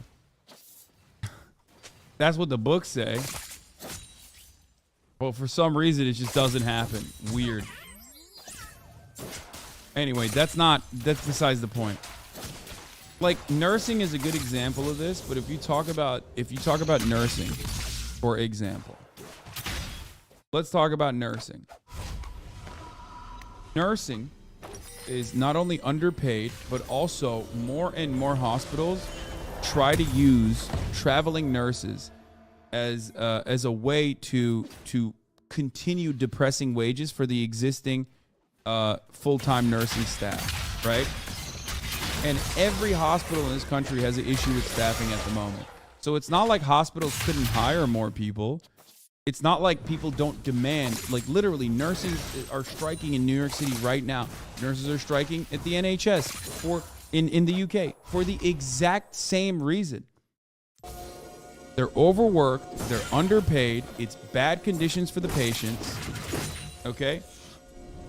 And yes, registry nurses or travel nurses cost companies 3x the amount of a full-time nurse they literally would hire if they could.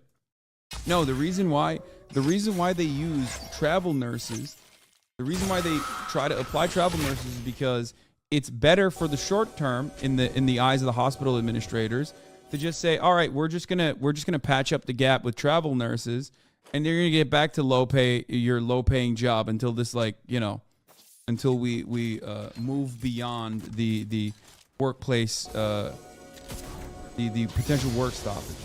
Yeah, they save money on benefits potentially. And also if you have a workplace full of workers that have been on the job for a very long time, the likelihood of organizing, or, you know, if you're already in a union, the likelihood that you will demand better benefits and less hours and demand the administrators to hire more nurses to make up for that gap is infinitely more likely. It's what Amazon does as a part of its fucking hiring practices. They try to force turnover as best as they can so that there is never any threat of unionization in any of their facilities. Which, of course, if you're as big as Amazon, turns into a problem because it's not sustainable, because you're everywhere, you have to be everywhere. And also, it's the same fucking company that has to be everywhere. It's the same distribution facilities that have to be everywhere. You're eventually going to run out of people that you churn through. As a nurse, being in a female-dominated profession is far more soul-crushing than I realized it would be. My mind and body are run dry, and they guilt you by saying it's your duty. Nursing has always been a servant profession, and people are finally fucking done. And in the context of gender inequality, if we only focus on gender gaps, then we miss the fact that both men and women at the top have done increasingly well.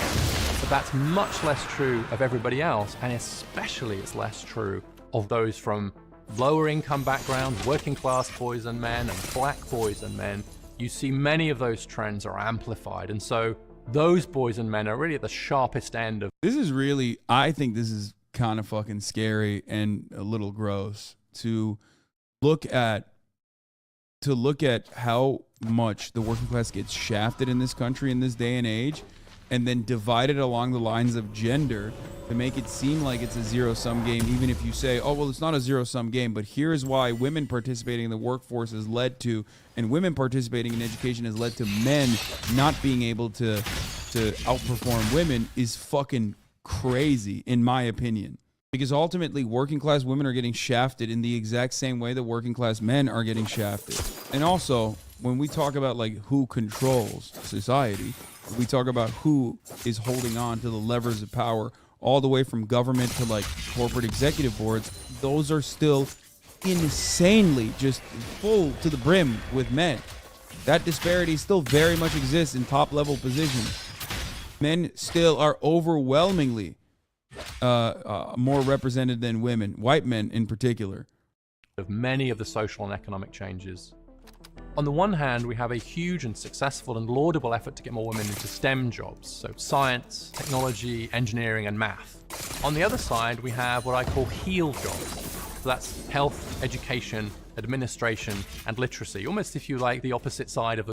Yeah, except, again, literally, wait, first of all, administration. Administration, the fuck, what does he mean? Like, administrative duties are still... There's still a shitload. What administration has like a female?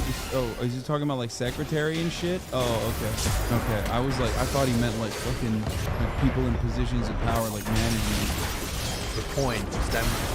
That's where a lot of the jobs are coming from. Health and education alone are huge and growing sectors in the US, and so by my estimates, for every one job we're going to create in STEM between now and 2030, we're going to create 3 in HEAL jobs. But those jobs are at least as gender segregated as STEM jobs, but in the other direction. And unlike STEM, becoming more so over time. So if you look at the heal sector, only 24% of the workers. Bro, this is like kind of scary. He's saying like it's not about improving. I mean, unless the end of this argument is literally make better paying positions in this field, I don't know where he's going. I don't understand what argument he's trying to make here. Like, what is his solution? He had a solution at the very least to like the education gap, right? In those sectors are male, and that number is falling. And in particular sectors, we're seeing a really precipitous drop in the number of men. We have a drop in the number of male teachers. We have a very sharp drop in the number of male psychologists. That's dropped from 39% male to 29% male in the last decade alone. And among psychologists under the age of 30, only 5% are male. So we roll that forward, and we're going to see psychology becoming essentially almost an all-female profession. So these jobs, which are both crucial, I think, for society, and where it would be very useful to have more diversity, are actually becoming more gender. I mean, you can make this. I don't get it.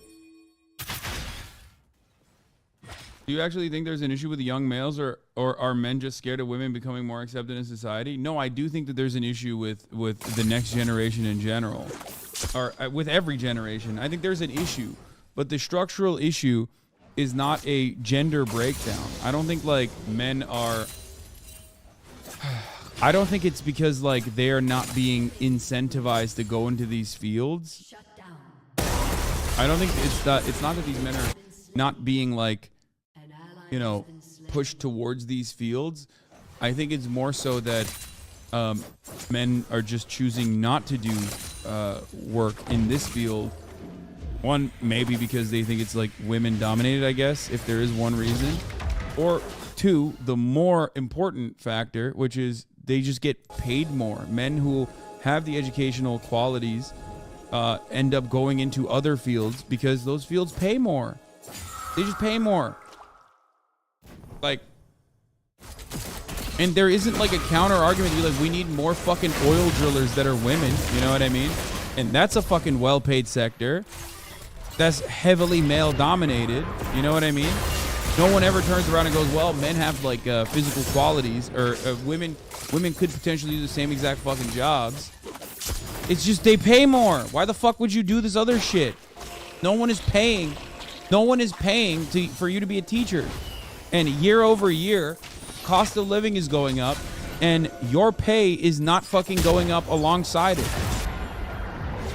If anything, a lot of the sectors that are growing, like he mentioned in Heal, okay, a lot of the sector that he's mentioned, which by the way, it's kind of odd that he brings up, was H the health part of Heal? Because like, health is like nursing, caretakers, certainly, and also, I guess, psychologists, but you just mentioned literally the three lowest paid aspects of health. And doctors, on the other hand, are still more male dominated. There you go. Like, and that's the best paying part of health. The other parts that are cheaper are still female dominated. Yeah, a doctor considered a male field usually earns 4 times as much as a nurse, which is considered a female field. The 1 to 4 salary ratio. Dude, this is what I'm saying, Hassan. Even if men were paid $100K a year to be preschool teachers, we would need more social progress for it to make a big impact. Bro, if you were paying $100K a year to be a fucking preschool teacher, more men would absolutely try to become preschool teachers. You are delusional. There is one motivator. Everybody understands that money makes the world go round. But for some reason, whenever we talk about like how do we fucking fill these sectors with, you know, more men, no one ever thinks money. But it's weird because like you understand it. That's the reason why people hold on to fucking oil fracking as an institution that needs to be defended. Why? Because it's one that pays well. That's it. It's heavily subsidized by the government, and ultimately it pays well in comparison to other jobs in that fucking neighborhood. That's it. If building solar panels paid as much as oil rigs did, okay? As much as like oil fracking did, motherfuckers would be holding on to those solar panels too. They'd be going crazy over it. They'd be like, dude, fuck you. Renewable energy is the way. Nobody is born to nobody's born to work on an oil rig. Okay? Nobody has like a fucking oil rig brain. It's the same process. There are more female doctors than male doctors now. I highly doubt that that's the case if you take out psychiatry from that, which is literally the lowest paying doctor. Even when it comes to no, it's pediatricians. Even when it comes down to that is simply incorrect. Even when it comes down to like doctors and who gets paid more, if you look at the gender, oh, he means med school. Oh, okay. Women are mostly pediatricians. Well, also, there are more men as a percentage in psychiatry than average. Wait, didn't he just say psychiatry is? I thought he just said that there are more women in there are less men now. There's 5% males, or am I wrong? Oh, psychologists. In the number of men, we have a drop in the number of male teachers. We have a very sharp drop in the number of male psychologists. That's dropped from 39% male to 29% male in the last decade alone. And among psychologists under the age of 30, only 5% are male. So we roll. Women get paid $30K less on average. There are over 55,000 doctors currently employed in the United States. 54% of all doctors are women, while 45.8% are men. The average age of an employed doctor is 48 years old. The common ethnicity of doctors is 65% white, followed by Asian 18%, Hispanic or Latino 8%, Black or African American 4.7%. In 2021, women earned 84% of what men earned. Bro, that's crazy. Okay, I want to see specialty. That's what I want to see. Women earn 84 cents for every $1 earned by men. 82% male surgeons to 18% women surgeons. They get paid the big bucks. Well, anesthesiologist is another. That's the highest paid. I think. This is the highest paid doctor. Let me educate you. Psychology and psychiatry are not the same at all. Please let me educate you. This is simply incorrect. Let me educate you on this issue, please. Oh, God. I can't wait. Please go ahead, Hadester. You have the podium. Let's hear what you have to say in the chat. Nope. Ophthalmologists, some types of surgeons. I think a big part of this is, too, that men and boys are more socialized with the ideas that you have to make more money or else you're not a successful man. Family general practice is almost all of these are. Wait, you're gonna make me pay for this? Okay, almost all of these are male dominated, except for pediatrics, which is female dominated, and also OBGYN. But even then, it's like not that big of a disparity. The proportion of female doctors has increased in all OECD countries over the past 2 decades. Holy fuck. What the fuck? Latvia and Estonia? 74%? Oh, I know why. Every part of the Eastern Bloc, due to unironic initiatives from the USSR, have always had placed a high value or a high emphasis on eliminating the gender disparity. So I guess like in the aftermath of that, they just continued and went crazy. And also, Estonia is like 50% women. What do you mean? That's you're describing. It was literally 0% before. No, that's not true. You're wrong about that. What? No, the USSR. Look, the USSR had a lot of fucking issues, but when it comes to gender disparity.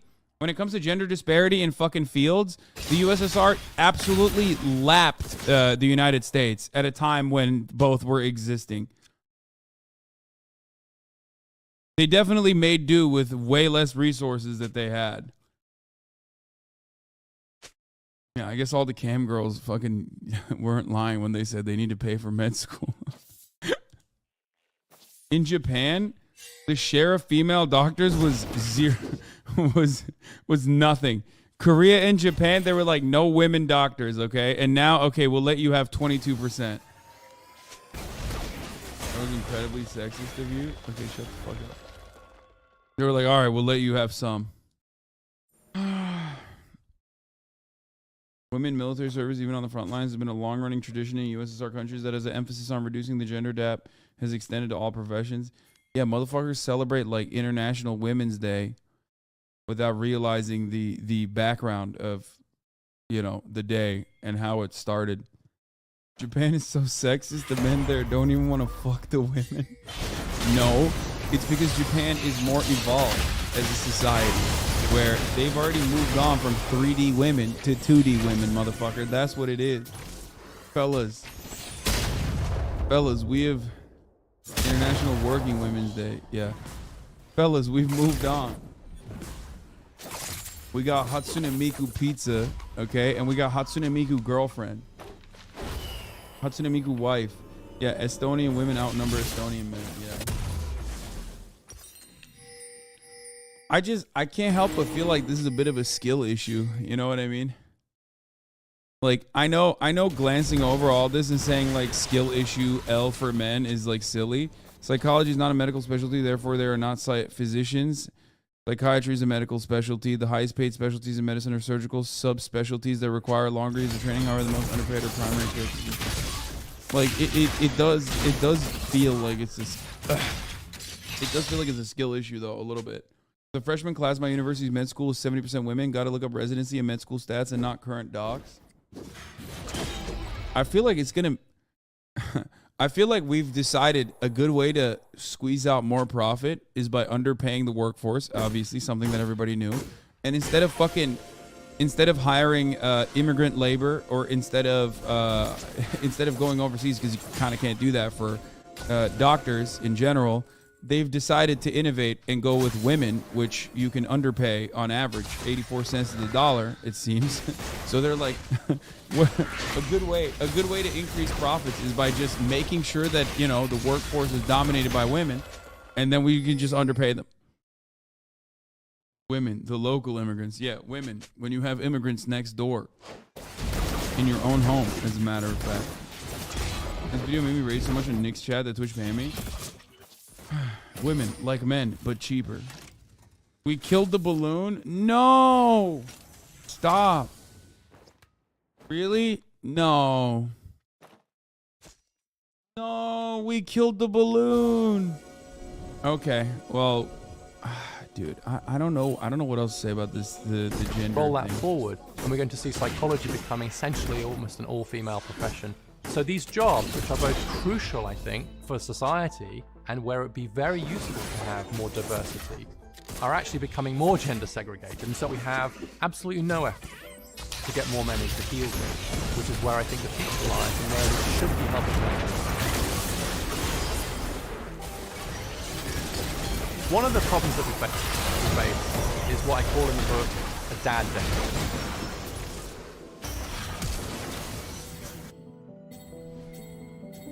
And that can be seen in various different ways. So 1 in 4 fathers don't live with their children. If parents split up, they're much more likely to lose contact with their fathers and with their mothers. Oh my God. It's because there's a real problem. There's a crisis of fatherlessness because of divorce court. There it is, dude. I fucking had no idea. It's divorced dads that don't have access to their children no longer as a consequence of fucking divorce court. A lot of black people are in nursing. Does that mean we need to better train white people to be nurses to reduce the racial gap? Yeah, they don't. Yeah. Notice how no one is making that argument. I wonder why. Just like no one is making the argument that we need to train women to work at the fucking oil rigs either. Not that like there is a preset quality to either profession, or that either profession has similar limitations. Others, and so 1 in 3 children, if their parents split up, don't see their father at all after a few years post the separation. So this fatherlessness is something that's very, very specific. And when 4 in 10 children are born outside marriage, and most children to less educated parents are born outside marriage, then we have to Wait, what the fuck is his argument to do this then? Is his argument that like you have to maintain, you have to force women into staying in their fucking shit marriages with like possibly abusive or piece of shit fathers? Like what the fuck? Not saying that like every single instance of divorce is the fault of the man, but like, you know, to reinvent what it means to be a father.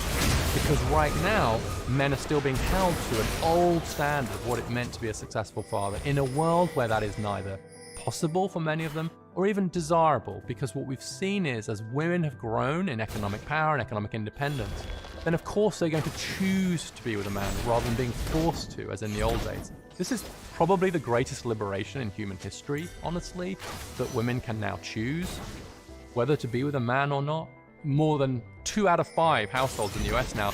Bro, this literally makes the same argument that Jordan Peterson, Andrew Tate, and like every fucking conservative does, but like liberal, in a liberal way.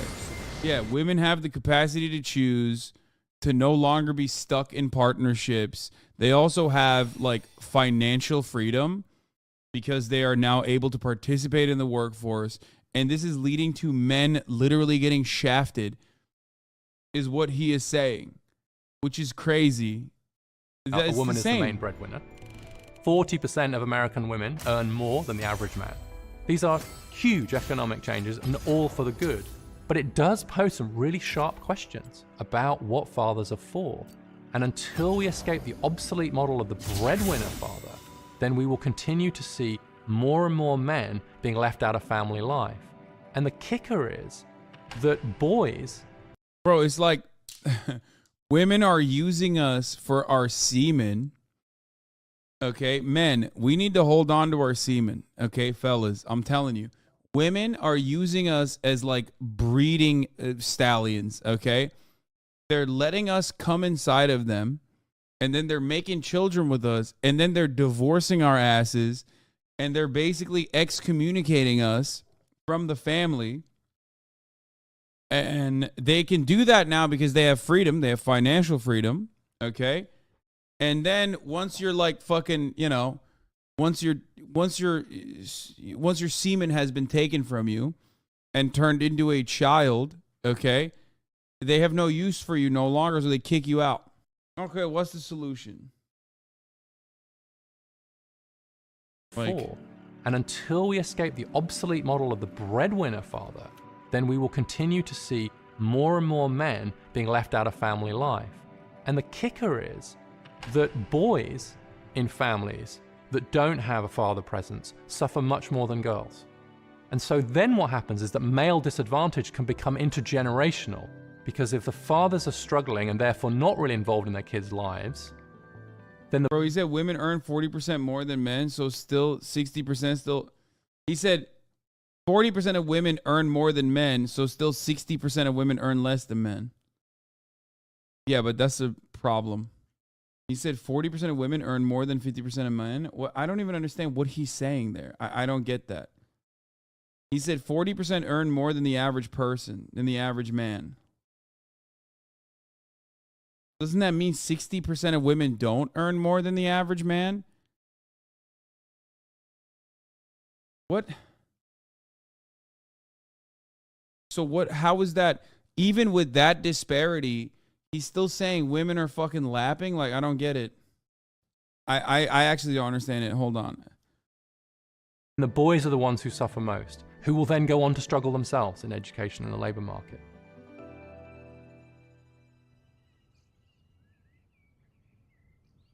It's clear by now that marriage and social institutions and a sense of purpose matter to men. And so as we've seen these real challenges faced by men in education, work, and family, you're seeing some really difficult and troubling health consequences. And so the so-called deaths of The only thing he didn't mention here, which conservatives love to mention when faced with like the gender pay gap and like answers for why the gender pay gap exists, because women do earn less than men on average, is that like, well, women get pregnant and leave the workforce, and that's why like they're unreliable. Like that's usually the only fucking the only conservative counter to that. And other than that, like, this is just the regular conservative video, just with like liberal terminology. This is why the JP Tate arguments take hold, because there is a problem and they offer bullshit solutions for the problem. Approaching the problem and trying to find a solution that isn't about increasing sexism is necessary if we want to address the JP/Tate stranglehold on disaffected men. You've acknowledged this before. Yeah, I mean, there is definitely a problem with social alienation and alienation from your labor. I think the way I think about it is if you're gonna think like white collar jobs are more feminine, which they're not, but like they're not. I'll just say it like this. If you think about blue collar jobs have a higher likelihood of being dominated by men. Okay, manufacturing and the like, especially physical jobs, right? That doesn't mean that women can't do it, but oftentimes men are the ones that have heavily dominated the field throughout history, and in general, still to this day, men are the ones who dominate the blue-collar sector. When you eliminate the manufacturing force in the United States of America, and all of the jobs are basically either white-collar jobs or service sector jobs that are like severely underpaying, okay? And then women have more qualifications, so they start fielding the more feminized sectors, even though they're not really feminine. Nursing is a very physical job too. Yes, but what I'm talking about is not nursing or anything like that. And it is a gruesome profession. Don't misunderstand me. I'm talking like auto mechanic and shit. You know what I mean? Or the guy who works on construction jobs, like blue collar jobs, as in like more manly, heavy labor. Okay? Manual labor jobs. Those jobs are becoming increasingly rare. So when those jobs become increasingly rare, and the only jobs that are available are they? Yes, they are becoming more. What is making them rare? What do you mean? Manufacturing being shipped overseas is what makes most of this shit rare. Obviously, it still scales as the economy grows. It still scales as our population grows. But technology, automation, and manufacturing makes the instance of these jobs way more rare. And the likelihood of your bosses basically getting more efficiency out of a singular individual rather than a larger labor force, it makes it higher. Like coal mining is a great example. People constantly point to coal mining. Heavily male-dominated sector. 55,000 coal miners in this country. That number is tiny, okay? Why? Is it because we have a lot of renewable energy initiatives? Or is it because of automation? And the answer is automation. It's not just energy initiatives that have eviscerated coal mining as a sector in this country. It's literally automation. Our shop is gutted to shit. They just raised the price they charge for our labor to manage the demand. Still no raises. Yeah.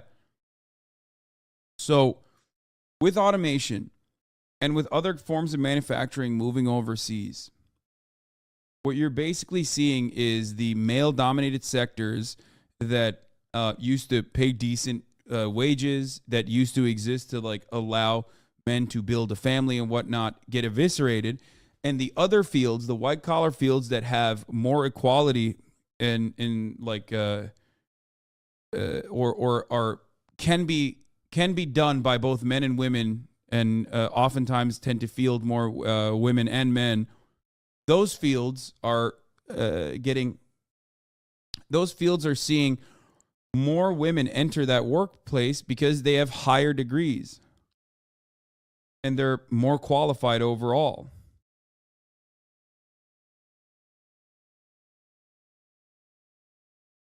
There are obviously certain areas where men are still more dominant, even in the white collar sector, specifically like in the STEM field and tech. But I think that is the main reason for why men seemingly have less opportunity or feel like they have less opportunity. So yeah, it does go back to the degree gap. But ultimately, the jobs that we're looking at in the white collar side are also dog shit, and the pay is also dog shit. It's just that there are other The other industries have either no pay or no jobs in general. Jobs like teaching and nursing demand high skill and education but offer much lower pay. That's why they call it pink collar. All the requirements of white collar but more demanding and shit pay, aka pink collar jobs. I had never heard of this term before. But it does make sense. I mean, one solution one solution to this problem is making the government create a civil engineer corps once again and create a hiring program for, consistent long-term labor projects, specifically in rebuilding our infrastructure. Build homes, build infrastructure, socialize a whole bunch of these industries, and you will have men take up more dominant roles in society again. Even through automation, this is achievable. But the unfortunate reality is that there is no financial imperative for our current government to do any of that because they don't give a shit. If our government actually worked at the behest of citizens rather than worked at the behest of corporations, this is what the government would do. If anything, this is what the government is supposed to do. What? You pretended all men need to be as more qualified? You literally didn't hear anything I said. While ignoring that men do simply not get the support that women do from an early age. You did not hear anything I said. You literally did not hear anything, which is fine because you are ultimately working with liberal brain. You're working with liberal brain. You got liberal brain rot. So you have to reduce everything back away from structural solutions to individuals. You think individuals are not being propped up. And you think that is the reason. Women weren't simply bullied into not entering the workforce. You understand that? When we talk about the patriarchy, when we talk about patriarchal constructs, we're not just saying women were simply not, women were simply allowed to work but chose not to because everyone was not giving them enough support. That's not how that worked. They just straight up were fuck no, fuck off. You're not getting hired. No women. Don't be crazy. It was unimaginable for women to participate in even education after a certain point, and certainly not in the job sector, in the marketplace. Now that they are allowed, they're dominating. And even then, they're still getting underpaid. In the United States, for example, the non-adjusted average woman's annual salary is 79% the average man's salary compared to 95% of the adjusted salary. Yeah. What he doesn't understand is that the patriarchal structure of society and gender expectations in the face of economic despair that causes men to implode mentally and socially, and not that women are catching up in education. The argument should not be to nerf women. The argument should be to create job opportunities in other fields where men are, where men used to be dominant, and you can do that, or men used to work towards. Problem is we don't have a lot of that because automation and the interest of increasing profit margins year over year have caused all of those jobs to be eviscerated in this country and in many Western nations, as a matter of fact. This guy isn't arguing to nerf women. He's arguing to be more patient with men. No, I think he's not arguing to nerf women. He's just saying we should get men to become nurses, which I think is also silly because there's they have every capacity. Men have every opportunity to become nurses right now. They could if they wanted to. You know what I mean? They just straight up could. And there are plenty of men who are nurses. I'm just saying that there's a reason why men are not going towards nursing jobs and educational jobs and things like that. I don't think that it's because they're just not thinking about that as an avenue or thinking about that as a career prospect. What would be the benefit of having more male nurses? Make no sense. I mean, there are benefits to having more male nurses. First of all, there would be more nurses in general, which is ultimately a good thing because there is need for more nurses. It's not like we have an abundance of nurses. If anything, we need more fucking nurses. That's literally what they're striking for. They want more full-time nursing staff. Despair from suicide, overdose, or alcohol 3 times higher among men than among women. Suicide itself 3 times higher among men and women, and rising very quickly, especially among middle-aged men and younger men. So we can see these as symptoms, I think, of a broader malaise, which is what's troubling boys and men. And for men in particular, this sense of purpose is very important. I think it's a human universal that we need to be needed. There's a wonderful piece of work by an academic called Fiona Shand who looked at the last words that men had used to describe themselves before committing suicide or attempting suicide. And the top of the list were worthless and useless. I think if we create a society in which so many men do feel like they're... He's not saying women hate a sense of purpose. He's just saying that, like, men need to be needed and men don't feel needed right now, which again, I think just, like, it just mystifies class dynamics for no fucking reason. Well, for actually a very clear reason, and that is because he's a neoliberal, and therefore your entire purpose is to mystify class dynamics, because that's the purpose of neoliberal agitated propaganda. It's just heterosexual and sexist POV. Wait, what? Not you, the video. I don't think this is a men versus women issue overall. I think this is men and women across the board getting shafted, and men also seeing some of the additional shafting because of the jobs that used to be dominated mostly by men. I'm not talking about white collar jobs, because white collar jobs, everyone is doing them, okay?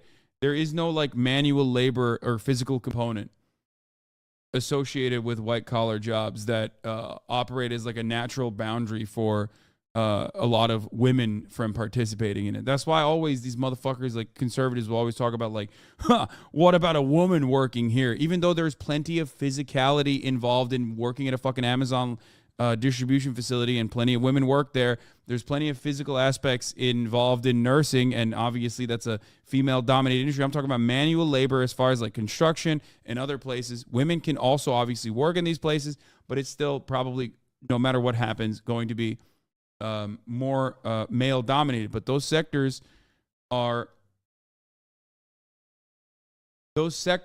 oftentimes those sectors that used to make up a gigantic percentage of the workforce, the labor force, have now been withered away as a consequence of automation and manufacturing moving overseas.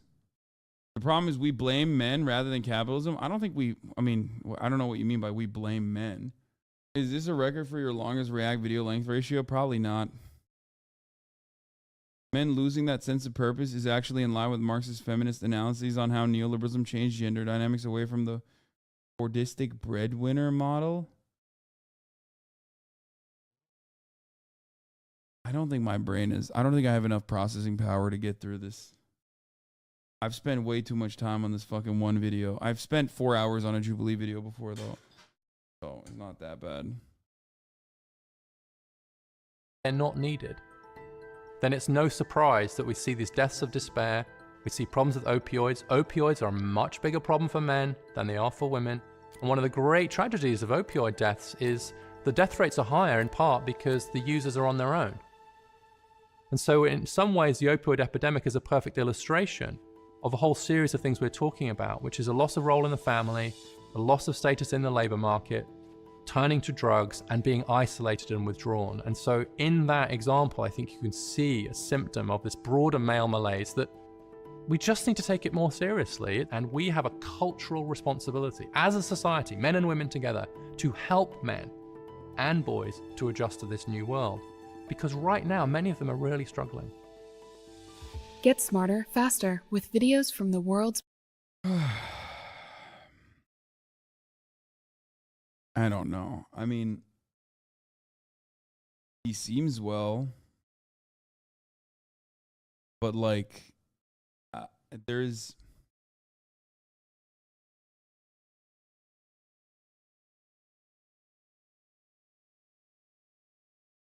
He seems well-intentioned, I'll say, but I feel like he has spent a big chunk of the video just basically talking about women entering the workforce as just absolutely destroyed men.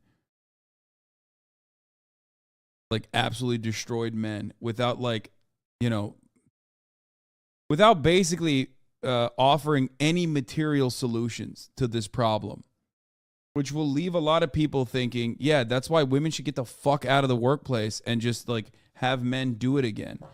Because that's when things were good, because men would have purpose. Or else we'll just keep committing suicide. Fuck you. Which is it's just an odd fucking take.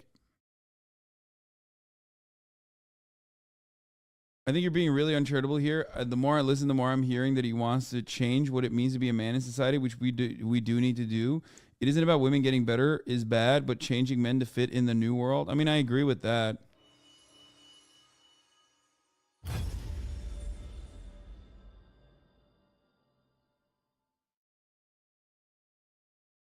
I mean, he does what every fucking liberal does, which is, it would be nice if there were more men in education. It would be nice if there were more men in nursing. It would be nice if there were more men in these growing sectors, in heal, right? But he doesn't actually say how we get there.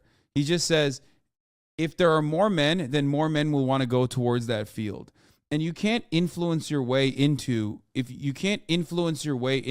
changing that dynamic, especially when there are no structural hurdles that are stopping men from becoming nurses right now. There are no structural limitations that are stopping men from becoming teachers right now. The only structural limitation is that they just don't get paid enough.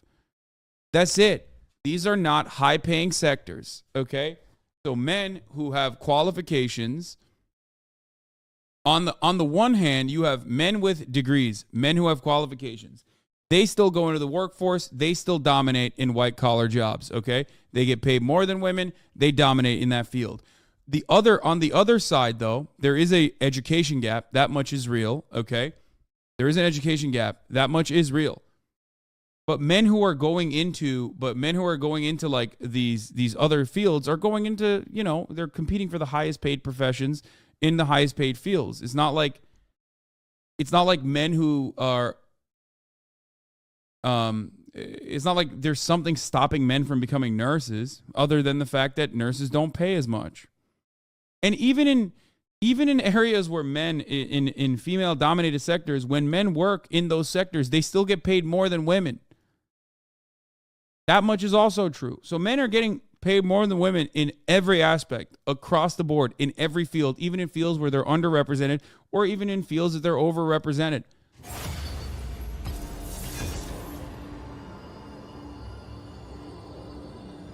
Okay?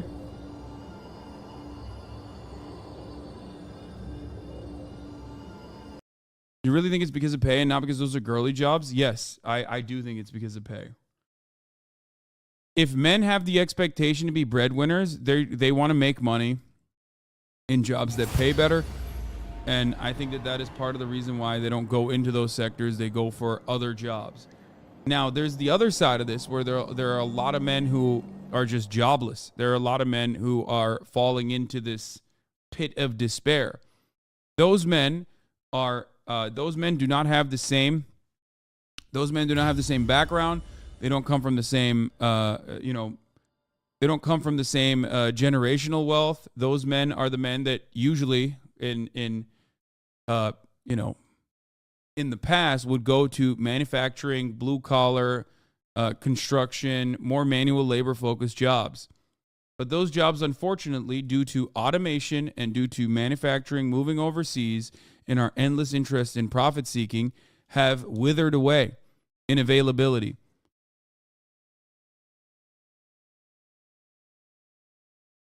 So basically what ends up happening is wants to like shift culture or influence men to go to these other sectors that they are just not going into, like education, because they're growth sectors. Okay? And he wants to do it by motivating them somehow. Doesn't say how, but he just says motivating them somehow. But I'm telling you, There is no bigger motivator than money. Okay? There is no bigger motivator than money. If these jobs paid better, more men would want to get those jobs. More men would seek out those jobs. More people in general would seek out those jobs.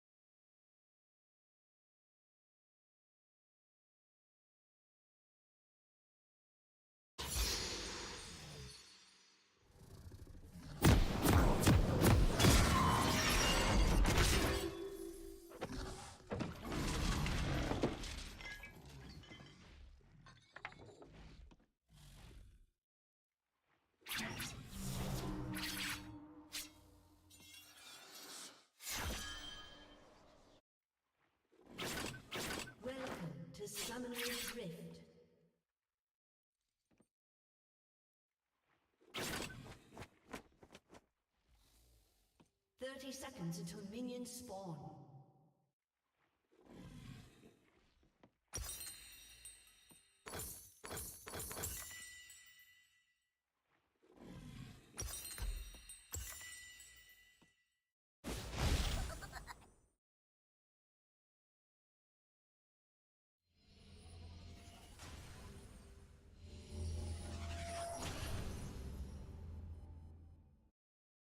Minions have spawned.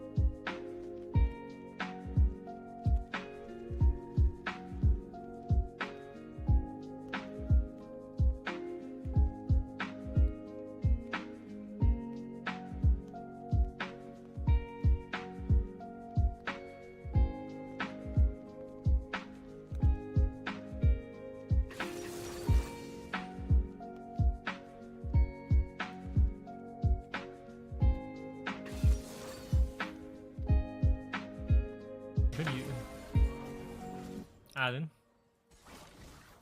Oh, there's the flag. I was waiting for that. Alright, well, that was kind of grief, not gonna lie. You should have just used the ZQ earlier.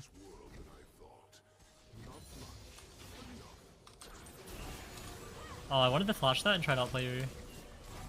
Oops. I had a vision of flashing that charm and outplaying her, but I couldn't get the flash off in time. Jeez.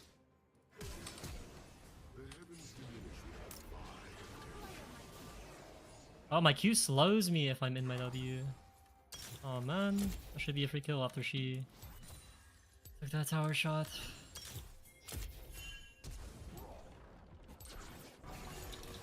Oh, wow, we are going stupid trying to kill me this game.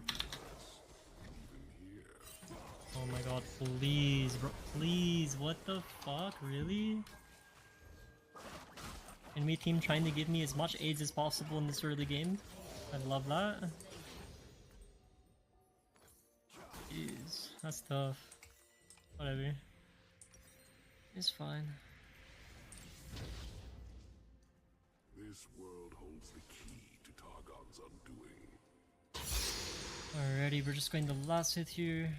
Wait a bit after the cannon dies. Still doing 9 on CS. An ally has been slain.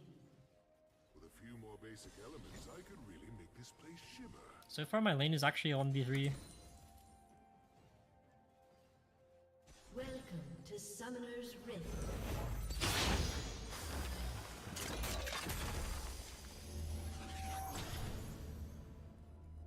Seconds until minions spawn. Terrestrial dragons are but pale imitations of mine.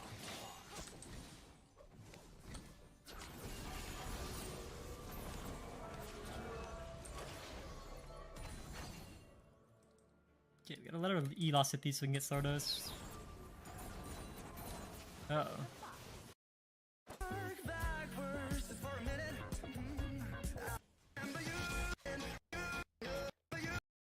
The Chinese spy balloon. Today's a little bit different. We're going to be getting directly into the topic, and we will do the normal, what's new and all that after the main topic, which is, of course, the Chinese spy balloon that is currently flying over the United States of America. This is a... When I close my eyes, I can almost see it. When I take a breath, you feel...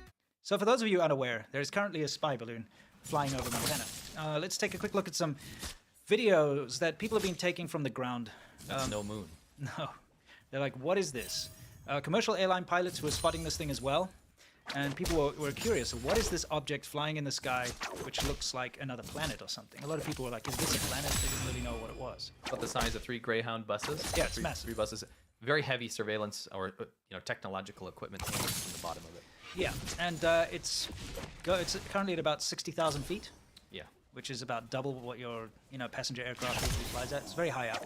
Yes. And we're going to discuss a lot about this balloon. We're going to discuss why something like this is a danger, and just also discuss the reaction that China's had to it and the reaction that the world's having to it as well. But it's currently over Missouri, by the way. Oh, it's over Missouri. Sorry, it was yesterday. Another end state. Yeah. Here's the thing. Before we even get into this, we have to explain something, and it's something in China called the military-civil fusion. It's going to be really important to understand this. It's super important to understand this, okay? So, military civil fusion, or MCF, is an aggressive national strategy of the Chinese Communist Party. Its goal is to enable the PRC, which is the People's Republic of China, to develop the most technologically advanced military in the world. As the name suggests, a key part of MCF is the elimination of barriers between China's civilian research and commercial sectors, and its military and defense industrial sectors. Okay, now I just wanted to say, this is like perfectly in line with some stuff you might have been seeing coming out of the DOJ. The FBI keeps making arrests of people like Chinese nationals that are stealing very sensitive technology from the US. Very much in line with this. This is actually the program that China's employing. So, I can leave this up on the screen for a while, but the gist of this all, without reading the whole thing, is that the Chinese government utilizes the civilian sector in order to develop the military. So Yes. any kind of research in the civilian sector is dual purpose. Yep, that's right. And any kind of intelligence gathered in the civilian sector is immediately implemented in the military. That's right. So this is going to explain a lot when China came out to say it's just a civilian aircraft or civilian air balloon or whatever. You're right, because that just means it's the military, Correct. China. So just remember that this is very important, this military civil fusion. We'll get back to it later. Yeah, something we feel is but we know there's probably a lot of you people have not been here before. Yeah, we'll get into that a little bit later. Now, high altitude surveillance balloons, how they work is, here's a diagram over here. You've got a helium-filled balloon. You have solar panels, which obviously provide the power, and then you have your information package or your instrument package, which can consist of a number of different things. That's right. All right? Since it is a surveillance balloon, suspected surveillance balloon, it's definitely going to have some very high resolution cameras in there, and it's going to have a lot of other equipment to intercept signals and things like that. And just instruments to measure weather and whatever else it may. You can put anything you want in it. Yep. Now, you might be wondering, you know, why would anyone use such an outdated, ridiculous, balloon? Yes. You know, why not just use a satellite to get images from space? Yeah, because I mean they were using balloons back in the Cold War. Right? So Oh yeah, I mean it's World War II. Japan tried to send balloons over, you know, to attack America. With dirty bombs. Yeah, biological exactly. Weapons, yeah. Anyway, the fact of the matter is that you cannot, for instance, intercept radio signals with the satellite. When you've got a balloon floating in orbit like that, you can really intercept signals. You obviously are closer to the ground, so you can get better imagery with your high-resolution cameras than you can up there. But there's so many other things that you can measure. For instance, the air patterns. Yeah, the that's wind absolutely patterns. correct. Yeah. So, you know, so that you can test if you wanted to send over a payload of, I don't know, biological weapons or whatever. nuclear or anything you wanted, or just, you know, to get into that airspace, you figure out all the air currents and so on to reach your destination. And you're also testing the response times. You're testing the kind of response you'll get from this sort of thing. There's all sorts of advantages to using a balloon. Now, here we actually have a meteorologist who ran a sort of a prediction of where it came from using all the, you know, weather routes and everything. And it does, in fact, originate from China, central China. There's some key features here. There was a press conference with a senior defense official, and it was noted that during the press conference that Montana, specifically near the area where the balloon was flying over, is home to the Malmstrom Air Force Base with well over 100 silos of Minutemen intercontinental ballistic missiles. Minimum threes, right? So there was a reason that this was, people were feeling really weird about this, is yes, it's old tech, yes, it's a balloon, but it was lingering over these sensitive areas, and that's what got the attention of these officials, right? And I just wanted to give another quick little note on why, you know, using a balloon, although archaic, would be used today in 2023. Yeah. And you mentioned radio signals as well as weather patterns. Also airborne sensors, right? Yep. And deep ground penetrating radar is very limited from satellites, whereas balloons can do a lot more. But one of the biggest key features of this is that using old tech sometimes makes a lot of sense in today's day and age because of the reduction in size of technology, right? Yep. So a balloon can carry up an insane technological package. Correct. And it's cost effective. It can slip under the radar. It's got no emissions, right? All of these features mean that you can resurrect ancient tech to really kind of bolster your surveillance and use really high-tech stuff in a tiny little package. Yeah, we're also going to explain to you, we're going to look at the responses from China, how they try to hide it, but we're going to also just explain to you after, you know, we get into this, just how ridiculous all of this is and just how impossible it is that this is just a civilian air balloon gone astray. I think, again, the most important thing if you walk away from this video is you can go watch your news reports and you can watch all this stuff, which is going to have good information, good interviews with like generals and stuff. The most important thing you're going to get here is a succinct reason as to why they're doing this, but most importantly, you'll walk away from this episode knowing why China did this and why it's super suspicious, because when we analyze their Chinese versus their English language responses, official versus unofficial, it gets really, really weird. Yeah. And that's what we did. Yeah, correct. Anyway, now before we continue, of course, with the responses, we're going to tell you how China responded, and we're going to tell you how the propagandists responded. We first have to give you a little word from our sponsor, so please bear with us. Today's video is brought to you by Guardio. Guardio is the first line of defense. I don't know about you guys, but we really need to be careful when we're online. It's an awesome extension that you put on your browser, and it actually into the center of China. Because think about it, Montana, all these places that this balloon has been over, is in the middle of the country. Yeah. And it's oversensitive. You know, so if you flew a balloon over Beijing, there would have been Chinese state media would have gone crazy. Everybody. They would have gotten all of their paid misinformation agents out to go out and talk about it, right? Yeah. So we're looking at a situation where Winston and I were first alerted with this, and we wanted to go check what was the official narrative from Beijing and what did they tell their shills. Yeah. We call them shills. They're basically people that are either paid or incentivized to work on behalf of China or Beijing's narrative, right? To go put it out there. Think of like agents, like disinformation agents from the Soviet Union. It's kind of like this. So I thought we'd read you a couple of the immediate, like, knee-jerk reactions that we got from the sycophants and the sympathizers.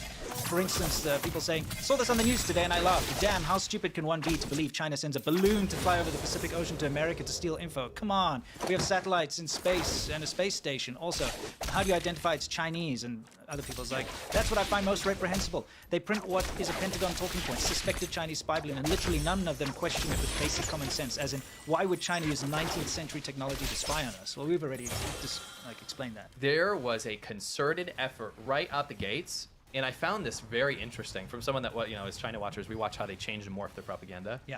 And one constant theme I saw over and over again was, how stupid do you have to be to believe that this is a Chinese spy balloon? How stupid are you? You should read this quote, do this and this and this. And to make you doubt and be like, oh, am I dumb here? Yeah. Maybe I believe fake news? Yeah, I mean, that was the idea. Yeah, let's continue. There's a couple more here. Yeah. This story seems hard to believe. How on earth could China have a spy balloon over Montana? It would have had to travel across Canada. Nothing from Canadians on this? How certain are we that this is even from China? I just wanted to read a good response kind of to this. Okay. In the military sphere, what people were discussing, which is kind of in direct response. This person said, we probably knew about it as Americans or American intelligence since it hit the Aleutians, right? Yeah. But they wanted to keep it quiet, keep tabs on it without the Chinese knowing. Commercial airliner happens to see it, goes viral, and we have to respond publicly. Yeah. If it doesn't come down on its own in the US, it'll surely hit the floor. Yeah, exactly. And there's a lot of information that can be gleaned from this. You can study what type of sensor, what frequency it reports on, what type of encryption it's using, what's the control node. All these opportunities is the reason you're not shooting it down. I wanted to address a lot of the people in chat right now. That's why you're not shooting it down. Oh, yeah. You could study from it. You can learn more than what it was sent to do. Oh yeah, we're gonna get into the whole SIGINT. Yes, but how do you even say SIGINT? I just wanted to go and use this as an opportunity. This is clear propaganda. I just wanted to guys know there is a proper response. Yeah. Anyway, as usual, let's continue with some of the immediate differences. These are not even that immediate. Some of these were as recent as like 3 or 4 hours ago. Okay. So, for instance, truth. Wait, I gotta get the right answer. Truth. It is not a Chinese spy balloon flying over the US. It's a lie. To start a remote war with China amongst the people, don't fall for this games. Stay awake. Spot on, because you're South African, you can do your native accent very well. Yeah. You turn it on. It's kind of my upper dance. Yeah, I can be wearing a jean pants on a Friday. But anyway, seriously, that's, Kabotarki over here trying to say that it's not a Chinese spy balloon and it's like an American conspiracy to start a war. Yeah. Right? Somebody send us these. We were very not shocked to see all of these tweets that people were sending us from the Chinese shills, the CCP, the Chinese government shills. We're spot on with what we thought yesterday. Yeah. The Communist Leprechaun says, has anyone stopped to wonder why Xi Jinping commanded his people to make the spy balloon white so it would be visible from the ground to the naked eye? This guy doesn't know a lot about these kind of balloons. That's kind of the color that they are for a reason. Go look into the science. It's meant if you see a trend in this propaganda, you're stupid because you didn't think about this. I'm big brain. You don't want it to be black because then it'll expand from the heat, the sun, and all that. You know what I mean? Anyway, that was like only 4 hours ago that was posted. Danny, I'm wrong says Chinese balloons are spying on Americans. Oops, that's the U.S. government tapping into your phone. Chinese tech companies are spying on Americans. Oops, that's U.S. tech companies stealing your data, selling your data to the government. The new McCarthyism is a blend of absurdity and projection. Again, this is a bit of a morph too. This is whataboutism. I'd like to see a little sprinkle of whataboutism, which is interesting because you're dumb, you didn't think about this. How dumb is it for China to do that? You're stupid, you didn't realize that. And you have some whataboutism sprinkled in, and then you also have your little bit of racism and hatred throughout this. Sure, right? sure. Yeah, it's racist to say that it's a spy balloon now. Yeah, you get that. Yeah, there's a lot of that too. Diabetic Mao over here says, don't mind me just passing through. Boy, Montana sure is beautiful this time of year. They're just kind of making fun of it, saying, again, it's so absurd that China would try to fly a balloon. Such a dumb thing. Yeah, exactly. And Hu Xijin, who is very well known. Yeah, of course. He is China's state-affiliated media. He used to be the editor of the Global Times. Of course, he's been putting out a bunch of tweets. So he's, Chinese government here. Yeah. Says the media directly labeled it as a Chinese spy balloon. Though the Pentagon didn't say so, the Pentagon has left more room for smears to media and members of Congress. The U.S. attacks against China has been systematic. The balloon is now a live target for U.S. to incite anti-China hatred. Did I call it? Ladies and gentlemen, we've covered everything. The balloon is in China. Don't be ridiculous. Even if it was from China, it's not a spy balloon. This is just to spread McCarthyism and anti-communism. Don't fall for this Pentagon trick. And it's anti-China hatred now to call it a spy balloon. Yeah, exactly. We've come full circle, guys. We've hit all the bases. Yeah, it's ridiculous. Anyway, good old Hu Xijin over here. One thing he doesn't realize is that people can still read his Chinese Weibo account. This is what's so stupid. Yeah. CCP, again, I always have a little, I talk to them directly because they're all watching. By the way, I checked our analytics, and there's like 700 mainland China IP addresses that watch our videos. So you can't do that without a VPN, and there's no China VPN. So there's people in Beijing analyzing this. I'm talking to you guys. I'm not going to give you tips. What I'm going to say is that it's really stupid to over and over again say something on the Western side of the internet where English speakers, or any English speaker, I should say, English-speaking internet, where people can read, and then say the opposite or different things on the Chinese internet, because there's bilingual people in this world. Yeah. They exist. Continue. Anyway, so he's saying at the same time on this Chinese Weibo that communist China doesn't have to use balloons to gather intel from the United States. Like, we can just use other stuff. Like, you know, absolute nonsense, conflicting shit. But the whole point is that everyone is trying to say this balloon is not from China, or, you know, that kind of nonsense, right? Yeah. Then, this is something you found yesterday, and I'd like you to explain this very succinctly what's happening here. On Reddit, when this story was being shared yesterday, you can see on World News, which is the biggest like news Reddit subreddit, right? World News is under attack. Yeah. So here's the headline that was shared. This was I don't know what was it, NBC News or something, but it said, MSNBC or something. okay. It says suspected Chinese spy balloon found over northern U.S. That's the headline. Yeah. For Okay. NBC, you're right. NBC News. So this is what happened, and I did a bit of an analysis. I wanted to see as soon as this broke what the deception techniques would be. Yeah. And it kind of lines up with what you just showed us with the the CCP shield types. Yeah. It's this idea that if you put something out there, you can trick a certain percentage of people to believe that it was fake. So what we saw here, and this is a great example. You see that? What's the headline? It says suspected Chinese spy balloon found over northern U.S. Right? Yeah. NBC News. You go out there. Maybe you're not going to read the article. You just read through the comments. Yeah, you read the headline and you just look at Let's see what other people are saying. You go down and you look at it. It says nothing. The headline is misleading. The last part of the article reveals that they don't even think it's a spy balloon, right? And you know what's crazy about this? And then it's so sinister. This copy pasta, right? Yeah, so here- they paste. Then they paste what you think is something from the article. Yeah, you're like, because you didn't bother to read it, right? Yeah. You're like, okay, let's see what the military experts view. And then it goes through and talks about how it's probably not a spy balloon, right? It says, another case of Redditors reading the headline but not the article, but they made me click and got that ad revenue. So let's say a good chunk of people read that comment. They go, okay, I don't need to read the article. Now I know that it's probably not a spy balloon from China, right? And it's just a misleading headline. Yeah. Look over here. If you had actually clicked the link, you would know that this is not from the article that OP posted. It's from a copy pasta article floating around. He doesn't goof by calling people for not clicking in. But what he doesn't realize is this is very common in both Chinese and Russian propaganda. Yeah. It's to prey on people that didn't go through the effort to read the article. Because why in God's name would somebody go out of their way to put a misquoted thing about an article? Of course you're just going to believe someone. It's like a quote, right? Here's an article. They said this and this and this. You're not going to instinctively not trust that, right?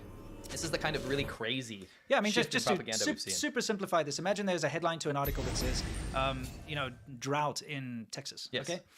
And then and the article details that there's a massive drought. But somebody says, why do you even believe the headline? Because in the article it says that there's huge amounts of rain and actually flooding in Texas, and then they paste. There was like a drought, something. but it's done. Yeah, and they paste something in there like that looks like it comes from the article. So people that see the headline and they read that comment, they don't even read the article, and then they walk away thinking actually there are floods. Not a drought. It's so It's sinister. real psyop stuff. It's mad psyop stuff. Yeah. And this is the kind of stuff we're dealing with right now. Yeah. It was interesting because we like to see Beijing's response and we like to see how it trickles down. Yeah. And we've noticed Beijing they used to be really direct and like, no, that's wrong, or no, we didn't do it. Now they kind of employ this kind of like, they don't care if you catch them out in their lies because they have 5 other lies to look at too. So right? now we've seen the kind of unofficial, the tweets, we did see actual official Hu Xijin is state media, but let's look at the China Daily. And this article was even updated today. And they have an article that they put out which says, time to trick spy balloon trick. It's an interesting headline, China Daily. So they got these so-called experts, okay? They got 4 of them here. This is pretty fascinating. And now this is Chinese official state media, China Daily, okay? You don't get more official than this. Nope. And they got these experts to say, what's going on with this balloon. So the first guy says, more of a political balloon.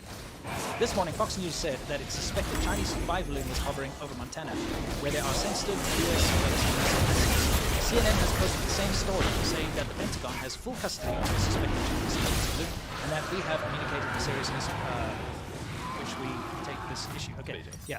So far, this story has been catchy enough to get retired generals and patriotic young men in the U.S. interested. However, it seems to me that this is not a media event, but rather a political balloon from Washington to maneuver the domestic audience before U.S. Secretary State Anthony Blinken arrives on his widely expected first visit to China. So just before you continue. Yeah. So what he's saying is, despite the spy balloon flying over the U.S. and people reporting on it from both liberal and conservative media, it's not real. Oh, it's a U.S. tactic. The U.S. made the balloon now. Yeah. Anyway, let's move on to the next one because you get the idea. Yeah, these are the 4 expert opinions. This is what they rushed out. This is trying to get You can read the rest of the screen. Let's get to the second one. The other one. Of course, by the way, that sums up by saying people that are profiting from Sino-US problems. Yes, You know, yes, you gotta yes. throw the hatred in there, anti-China Yeah. hatred. The next one is just a trick to defame China. Fame it! In an era full of advanced technologies, including man-made satellites, common sense and professional perspective will tell you that anyone that a spy balloon is a ridiculous assumption. The Pentagon's accusation is nothing but a story to play up the China threat theory. Is this not right in line? The beautiful in line with the foreign shield propaganda. Ratcheting up tensions with China is a card that the U.S. has played to add bargaining chips before U.S. Secretary of State Antony Blinken's widely expected visit to China, and a popular tactic of the U.S. government for benefits. The U.S. still adopts a Cold War mentality against China. Why is China using Cold War like spy technology? Don't know. They're but talking about Cold War. You know what's funny? Can I just say something real quick? Sure. Chat just erupted with Russia and China propaganda. Just erupted. If you see any domestic politics debate and stuff, keep an eye. What they're trying to do is get you to not pay attention to the story. So just listen to listen to us, yeah. Washington has established alliances such as the AUKUS to contain China, and the China threat theory was used to excuse enhanced U.S.-centered alliances. Besides, U.S. intelligence agencies need foreign threats, real or made up, to benefit from. But the Biden administration should realize that China bashing is akin to playing with fire. The tactics to win support at home by inciting hatred will also make the U.S. society more divided. This is the biggest load of projection I've seen in a long time. China always needs a foreign threat, real or made up. That is the thing. I read this amazing thing. I wish we included this. Yeah. From a Chinese netizen. It is the most, you have to be a Chinese reader to pick up on the nuances of it. But really, to sum it up, it was like, I learned to hate the West. I learned to hate all these countries. I learned that the enemy was Japan and America and all these things, right? And I learned this all my life, and I learned to hate. Why does China always need to have this enemy? Yeah. Everyone's always anti-China. They're trying to take us down, bring us down, all this kind of stuff. And in the end, I realized that China's the only country that's doing this. Yeah. They're the ones that are projecting that actually we are the enemy to everybody. They're making us the enemy. It's not our fault as normal people, right? Yeah. Chinese people are not guilty of the crimes of their government. They're Absolutely separated not. from this. But that's what the government is doing, right? They make constant xenophobic propaganda and shove it down the throats of everyone in China. We lived there over a decade, we know. And they really ramped it up recently. It's crazy. But I mean, again, that last opinion we looked at, they were trying to say that the U.S. manufactured the spy balloon coming into Here's another one. No evidence, no accusation. Remember that part. The U.S. should carefully examine who the balloon belongs to and refrain from accusing China without sufficient evidence. Remember, guys, this is a China state media channel.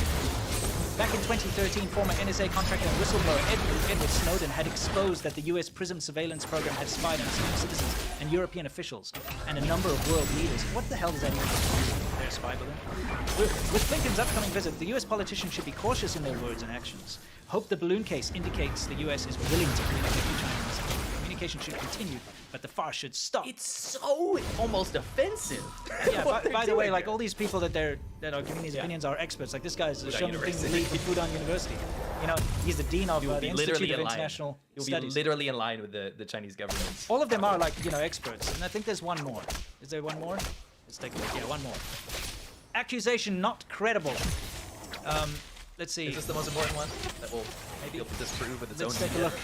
Although some Pentagon officials claim that they have confirmed the spy balloon belongs to China, doubts persist. As we all know, satellite reconnaissance technology has made great progress in recent years. It's hard to imagine any big country in the world will be clumsy enough to rush spy balloons into the airspace of other countries when it owns reconnaissance satellites.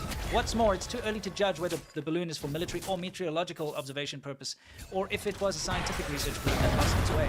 The US government hyped up the Chinese spy balloon without fully gathering relevant information.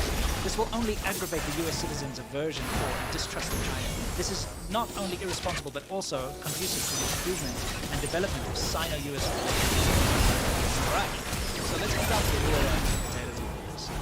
Okay, what is the actual Well, it turns out China admits claimed that it was there. Yes. So you have to go through here and realize how the Chinese propaganda machine works. It doesn't care that it was wrong and sent all its agents out. It even had a media go out and say, hey, like, oh yeah, how dare you accuse China of this balloon? We don't know it's in China, blah, blah, blah. But then officially from the Chinese government, they have admitted this comes from China. So it's just like, what's a great analogy? Sure. They go out there and say, first of all, COVID doesn't exist. We'll put you in jail if you would say it. Yeah. Right. Then they're like, okay, COVID does exist, right? And it comes from Wuhan. It's just Wuhan. We're gonna close it down. Right? Then they're like, wait a minute.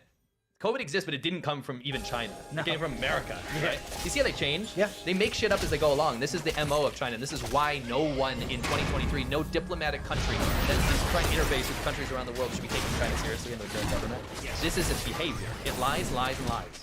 Yeah, it does. And then finally, this is the Chinese state-affiliated media. This is Chinese state said, and shared the actual Ministry of Foreign Affairs press release and said the airship is from China. It is a civilian airship used for research, mainly meteorological purposes, affected by the westerlies, and with limited self-steering capability, the airship deviated far from its planned course. The Chinese side regrets the unintended entry of the, and then he continues to basically read what they said. He's just quoting the article. Okay, now, before we even get into this whole, like, oh, is it a civilian airship or anything like that, right? Because, oh yeah, I'll just finish reading that. It's like, regrets the unintended entry of the airship into the U.S. airspace due to force majeure. How do you say that? I'm not French. The Chinese side will continue communicating with the U.S. side and properly handle this unexpected situation caused by force majeure. How do you say force majeure? I don't know. I don't know. Do I look bread? No. I mean, if you did, you'd cook really well, though. Let's move on. Here's the bullshit story. Okay. If this was a civilian thing gone awry. You guys keep in mind that's the official response. Yeah. So let's just say the Chinese government knows that they have this civilian balloon the size of 3 Greyhound buses. It's gone awry. It's like gone off course now. Oh no, we can't steer it. Oh no, look. Oh, it just happens to be flying over Canada and it's about to fly over America. Oh no. Wouldn't you call? Wouldn't you call and say, listen up, Washington, D.C. This is not surveillance. Yeah, we have a balloon that's gone off course. There's nothing we can do. It's screwed up. Do what you got. We don't want to like cause a panic here. We're not trying to spy on you. We're not trying. Like, this is a mistake. Wouldn't you do that? You would do that. That would be common practice, even amongst countries that are not super friendly with each other. Yeah. You wouldn't be like, oh shit, look, it's gone off course. Oh, it just happens to have gone off course over some very like sensitive missile silos and hovered and moved around. Yeah, it just happened to have gone off course. Clearly, they're trying to fly over sensitive sites. Yes. Yeah, they are. So it's like, let it fly over those sensitive sites and hey, let's keep quiet about it. You know, maybe if they like say anything, then we'll be like, we'll stop pulling out that. Oh, it just went off course nonsense. Yeah. Okay. Absolutely. But it gets better than that. It gets way better than that. Okay. This is going to be the part where the CCP goes overdrive with the disinfo in the chat because they're not going to like this. Oh, they don't like it at all. Give it a second. Anyone who's lived in China, and this is why we can speak with authority, anyone who's lived in China knows that when you take a domestic flight, it will be delayed. Yep. Okay? And like, it's almost guaranteed that your flight will be delayed. Yeah. Okay? And there's a reason for this. Okay? There are 23 restricted areas. Aircraft are not allowed to enter across 23 restricted areas. And 176 prohibited areas. Basically, this is a map of China. Chinese airspace, over 80% of Chinese airspace is military controlled airspace. Yep. What that equals is a situation where there's very limited airspace for civilian aircraft. That's why you get so many delays, because what happens is there are zones which you just cannot fly at all. But then there are zones. Yeah, exactly. But remember, 80% of the whole airspace is military control. That doesn't mean that 80% can't be used. There are areas that are military airspace, but the civilian airline needs permission to fly through. There's a good, good example. The airport where I live, literally you had to go through 2 military checkpoints, and it was just a civilian. It was just to fly a plane. It's just because the PLA also flies out of the plane. Yeah. So basically, it's never a certain thing. So what happens is if there's a flight that needs to fly, they first have to okay it with the military. The military will be like, no, right now we're doing military exercises, or no, right now that airspace, this airspace is closed for whatever reason. Then they have to divert. And they have real dicks about it. Yeah, and as you can see, there's a very set path that planes are allowed to take. And because you've got these limited corridors, there's like a waiting queue for the planes to go through. Yep. Okay, so I'm getting to my point here in a minute. So remember, like between 80 to 90% of Chinese airspace is military airspace. Correct. Okay. So here's just a little interesting thing. In 2016, Chinese airport punctuality put it amongst the 20 worst airports in the world. Hangzhou, with the worst Chinese on-time performance of 41%. So only 41%. This is 2016. So bad. It's gotten worse. It was always really bad. Yeah. So only 40, that's less than half. Are on time. Of flights are on time because of this, right? And you can compare it to Haneda, the busiest airport in Tokyo, had an on-time performance of 92%. Okay? Over 90%. Yeah, over 90%. Yeah. Okay? Anyway, the whole reason for this is because a large number of the military areas block more than 70% of China Eastern's airspace, China Eastern airlines. So let's take another look. If you look at these maps, which are showing, we take a look at Dan, the weatherman, or whatever his name is, the weatherman guy, the meteorologist, who put together that flight path where it came from.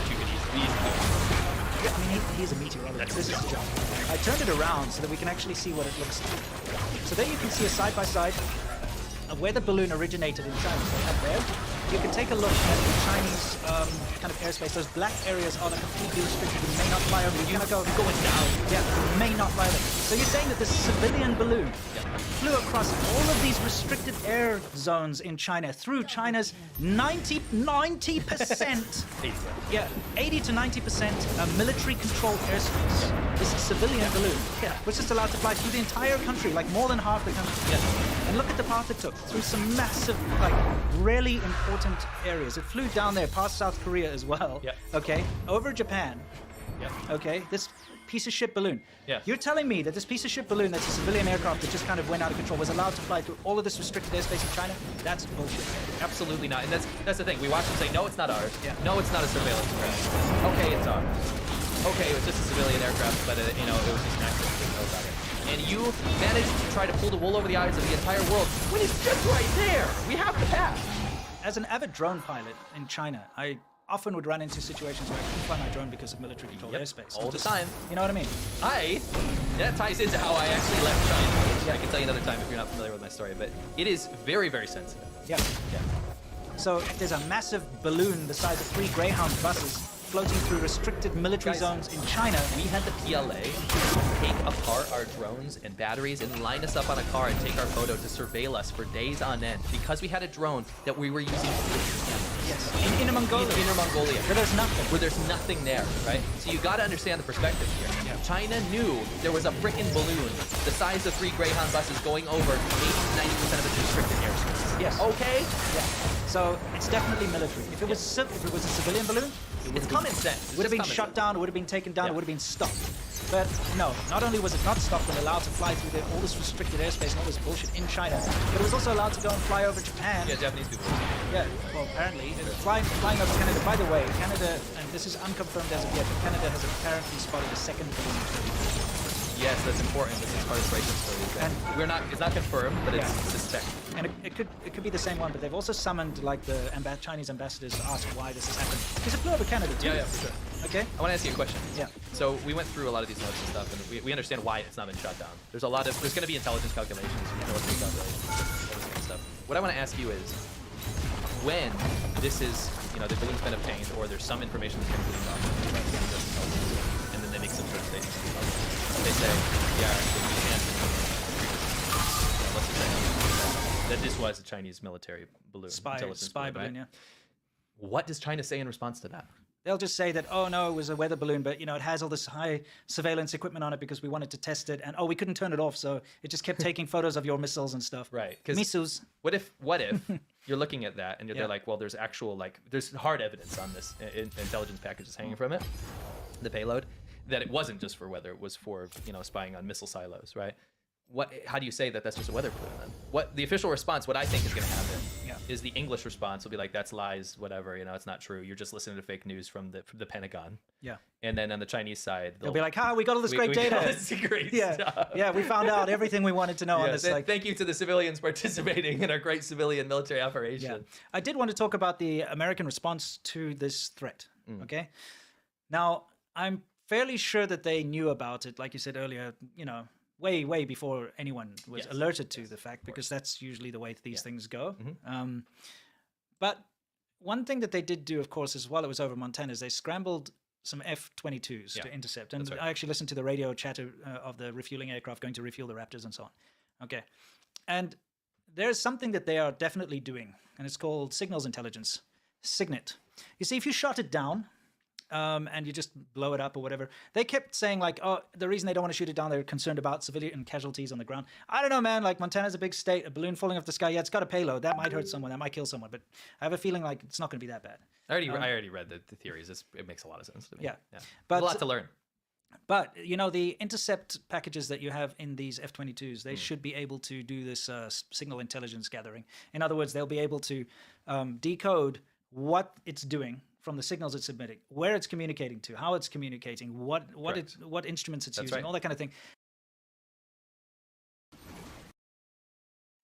Guys, I'm excited for this video. 13.3 is just around the corner, and I've done a bit of dirty research here, mate. I've dived into the depths of the stat websites and pulled out some builds that some of you hopefully just won't know about and will be super surprised by and excited by, because these are actually just OP. It's just that not many people know about them. Now, of course, we'll have some popular builds here because some of them are just like giga busted. I can't make a broken builds video without mentioning them. What's up, guys? This is Eags, also known as the Jizz in these parts. And speaking about Jizz, guys, Valentine's Day is kind of just around the corner as well. So if you really want to make it special for your favorite ego or just yourself, what you can do is get 50% off on our website at GameLeap.com, and all you have to do is sign up. It's as simple as that. That's half price for our massive library of content, and guess what? That's challenger tier content. Like, if you don't improve from watching one of my VOD reviews, I'll be amazed. So guys, make the 14th of Feb super special and join thousands of your fellow summoners by signing up to the best league content on the internet. Now, speaking of best content, let's get into this video. So we're going to start by, well, there's no real order here, so I'm going to start by talking about Pantheon, right? Now, I mentioned in yesterday's video how Pantheon is going to be super broken because of the changes that are going to hit it. So in 13.3, Pantheon's Comet Speed, or Q, the mana cost is going down. The cooldown is going down by 2 seconds early game to 1 second late game, or the more points you have in your Q, and also your attack speed is going up, the base stat of this. This is really important for Pantheon, right? Whether you're playing him support, mid, or top lane, but specifically here, his best role is going to be in the mid lane. Now, as far as the build goes, right? So we've talked about the Pantheon buffs. The build that I want you guys to go is Eclipse into Black Cleaver. Now, to be honest, it's nothing really like new, but Eclipse and Black Cleaver, this pairing has been buffed massively by Riot in the last patch. So Eclipse, the fact you're getting ability haste, incredible for Pantheon. Remember, your Comet Spear's cooldown is going down as well in 13.3, so Eclipse adds more haste on top of that, and also really helps your Grand Skyfall, because in the mid lane, you're in the middle of the map. You can use your ultimate, whether it's out of base or from the mid lane itself, to influence any area of the map. Top lane, jungle, bot lane. It's an incredibly powerful solo queue setup. And then with Black Cleaver, because you're getting more attack damage and HP from the item, it is an unreal second major item on Pantheon. So Pantheon mid lane, guys, if you want to dumpster pretty much every melee champion, this is the champ to abuse for free LP next patch, and honestly, at the moment as well. Now moving on, talking about Black Cleaver, the Black Cleaver rush. Now who are you going to be rushing Black Cleaver on? Don't you want to rush a mythic? Well, if you're playing Alawi, Black Cleaver is amazing on her, right? Because of the kite it gives you and also the armor shred. It's so broken, and that's really because of the buffs from last patch, just like I mentioned for Pantheon, right? More attack damage, more HP. Alawi frosts it, and in the top lane at the moment, her win rate is just gone up heaps, and she's one of the strongest champions in the game, not just in the top lane. I even think we might see her in pro play because she is so good. As far as your mythic item goes, you do have a bunch of options. You can opt for like Divine Sundra, but honestly speaking, like with Black Cleaver, the HP, just take Frostfire Gauntlet. You're going to be unkillable, and you're still going to have plenty of damage because you're Black Cleaver Alawi. Now, the final top laner to really discuss here, this is Gangplank. Now, I know there's been lots of talk about GP with like Infinity Edge and Navori Quickblades getting buffed, right? So they're proccing off 40% crit now. Well, that is actually just pretty much the build here. So what you're going to be doing is going Essence Reaver, which also got buffed, so 10 more attack damage. Okay, like it's more of an adjustment because it's 2,900 gold and not 2,800 gold anymore. So this spike is even better, and because yes, Navori is proccing off 40% crit, the 20% crit from Essence Reaver, then Navori itself, your cooldown, so your Q and your E in particular, these are going to go down because of Navori's passive, and it's a huge 2-item spike for GP. You can see these stats are from Master and Above in Korea, and if you ever see any of these graphics, that's what they're from, so Master and Above in Korea. And if we just look to the left for a second as well, guys, if you're running First Strike as your keystone, if you're running Bone Plating and Overgrowth, or Second Wind and Overgrowth as your secondary tree, you're going to go very quickly if you start like D-Shield and Health Pot, right? So if you're starting D-Shield and Health Pot, which is actually kind of meta at the moment, no longer Corrupting Pot, make sure you take Biscuits. Lots of people will get baited here to take Futures Market, but you'll be out of mana before you can say, yo,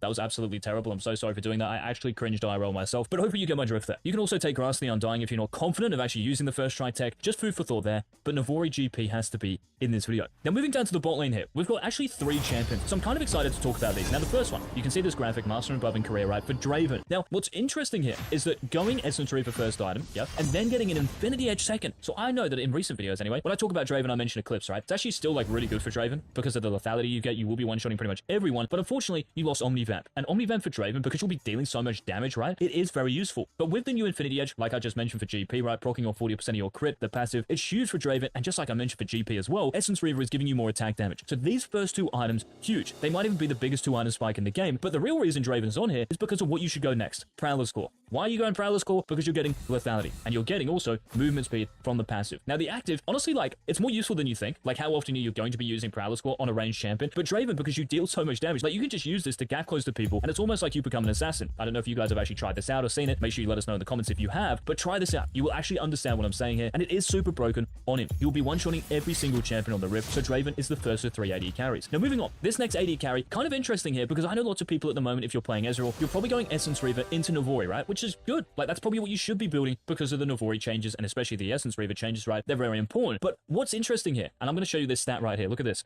Essence Reaver, Navori, Gale Force. Now I know that in Master and Above here, it's only picked in 205 games, less than 1%, but the win rate is 71%, and you can change this to anything you want. Like, you can filter this to Challenger career, Master career, you can filter this to Diamond and above across the world. This actually has the best win rate when you're going Essence Reaver and Navori. That's getting a Gale Force 3rd item. Now, it sounds completely ridiculous, right? But the reason it's so good is because it just gives you another bit of mobility, gap closing, kill threat. Like, all of those things are useful for Ezreal. Also, the movement speed is really useful. Like, you're legit going to be untouchable, and you will still deal really good damage over the period of a team fight, right? Because of the ability haste you're getting from your first 2 items, Essence Reaver and Navori. So guys, please test this out in your games. And again, if you have tried any of these kind of wacky builds out, I mean, that's what they look like, right? Let us know in the comments and tell everyone else how broken they are. Now, moving on, the last AD carry to talk about. I was kind of like tempted to mention Jhin here, but I think a better champion in terms of building lethality is Misfortune. Now, Master and Above in Korea, it doesn't really look too impressive, right? Less than a 4% pick rate, 50% win rate, but the actual build that is better on Misfortune now, if you look on the bottom left, right? The rune page with Dark Harvest and everything else you can just copy down, and over 140 games, a 52% win rate at least. Now this is significant. This is not 14 games, it's over 140 in the hardest region in the world. If you look at the bottom right for me,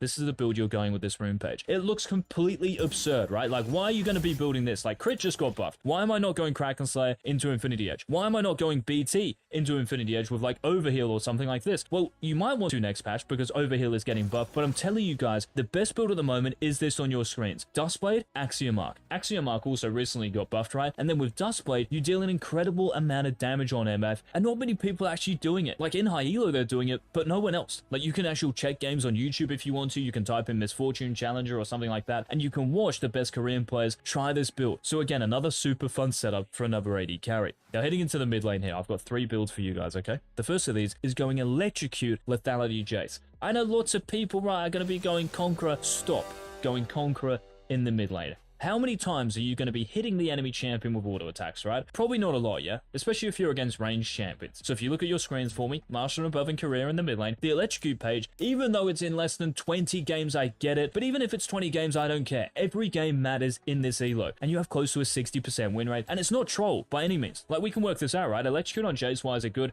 Bursty. You're going to be able to access the enemy mid laner as well. Also with Mana Flow and Transcendence, you're not going to run and Transcendence gives you a lot of ability haze, which will scale into a game, right? And because you'll have great scaling from Eclipse and the Mythic passive with a Mana Mune, and then 3rd item, you can go anything really. Edge of Night, like it's recommending here, Ghostblade, or Serylda's Grudge, either or. Jace, I think, is actually just better in the mid lane, guys, statistically anyway, and that's in every single elo. You don't just have to trust this, the Master and Above in Career, it has to work. Every single elo, you're better playing this guy in the mid lane. So test this out in your games and see if you actually want to add this to your champion pool. Now, another build that's just like compulsory for me to mention is Rod of Ages and Seras. And I know, you know, I'm not going to go on about this too much, guys, but we know that ever since Riot buffed Rod of Ages and Seras at the start of the season, Ryze, Anivia, Kassadin, these mana mages, they are frothing it, and they will continue to froth it. Now, I understand Kassadin's getting nerfed in 13.3, but the build itself is still ridiculously good on these champions. They have the highest win rates, and they're the best mid laners, so yeah, keep on playing them. No reason not to. Maybe not Kassadin, though, we'll have to see how big the nerfs are. Now, speaking of OP mid laners, the last one is mid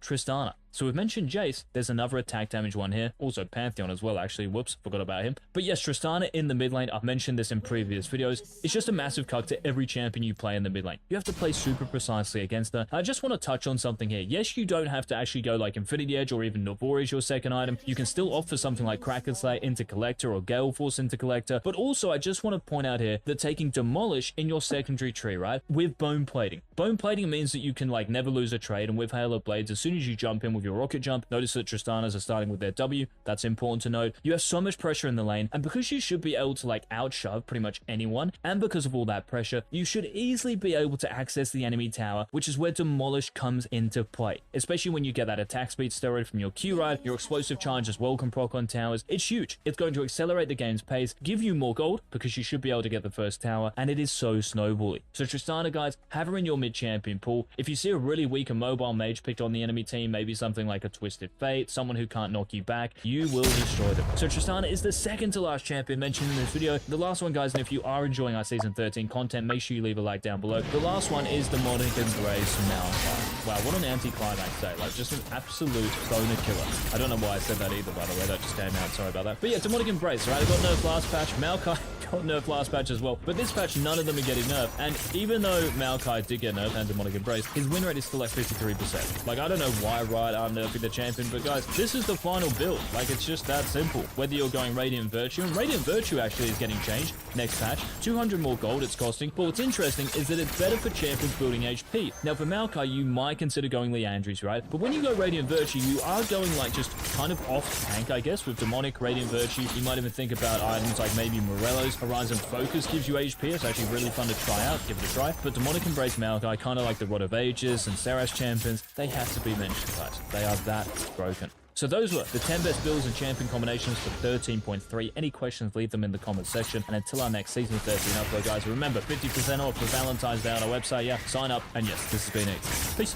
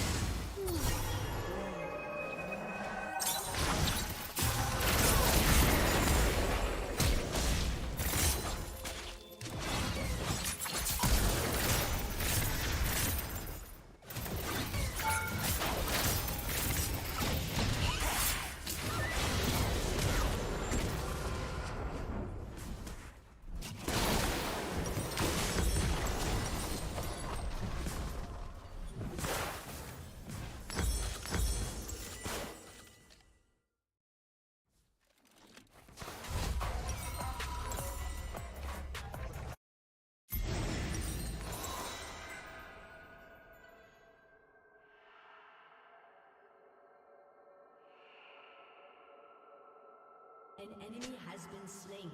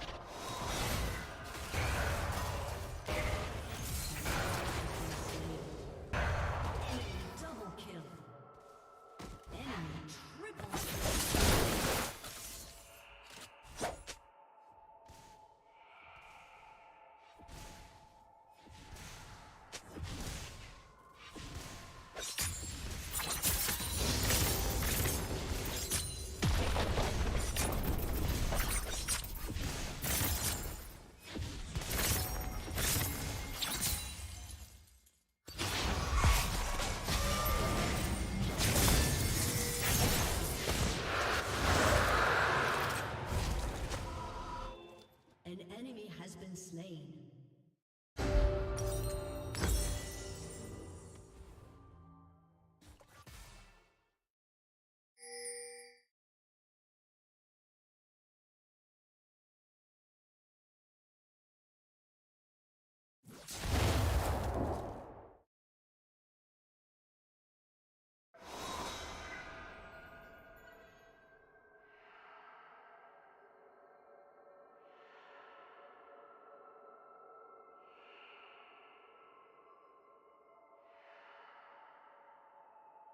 Your team has destroyed a turret.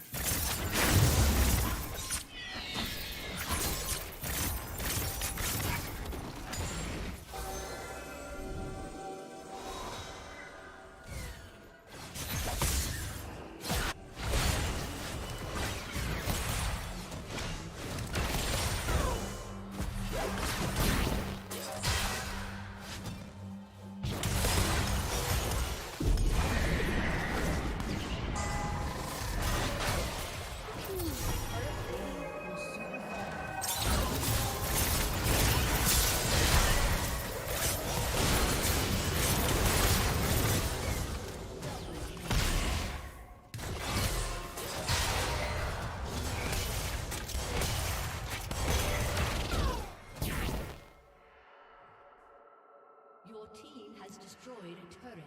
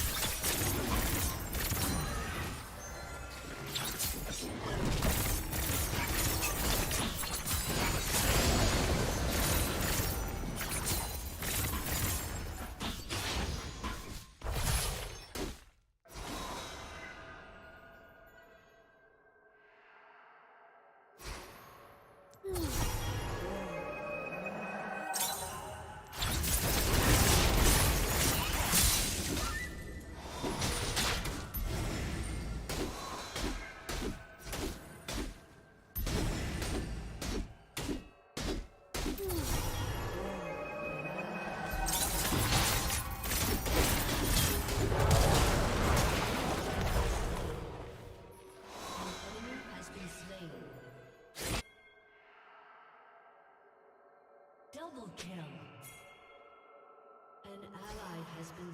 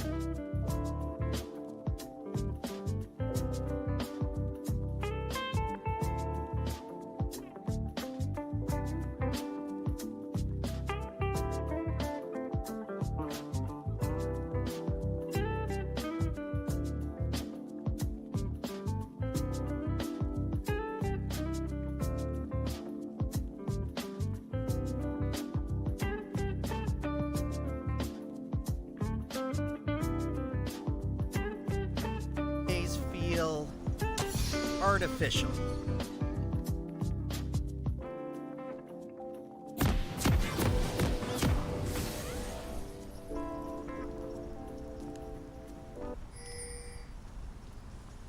Is it just me, or do movies these days feel artificial?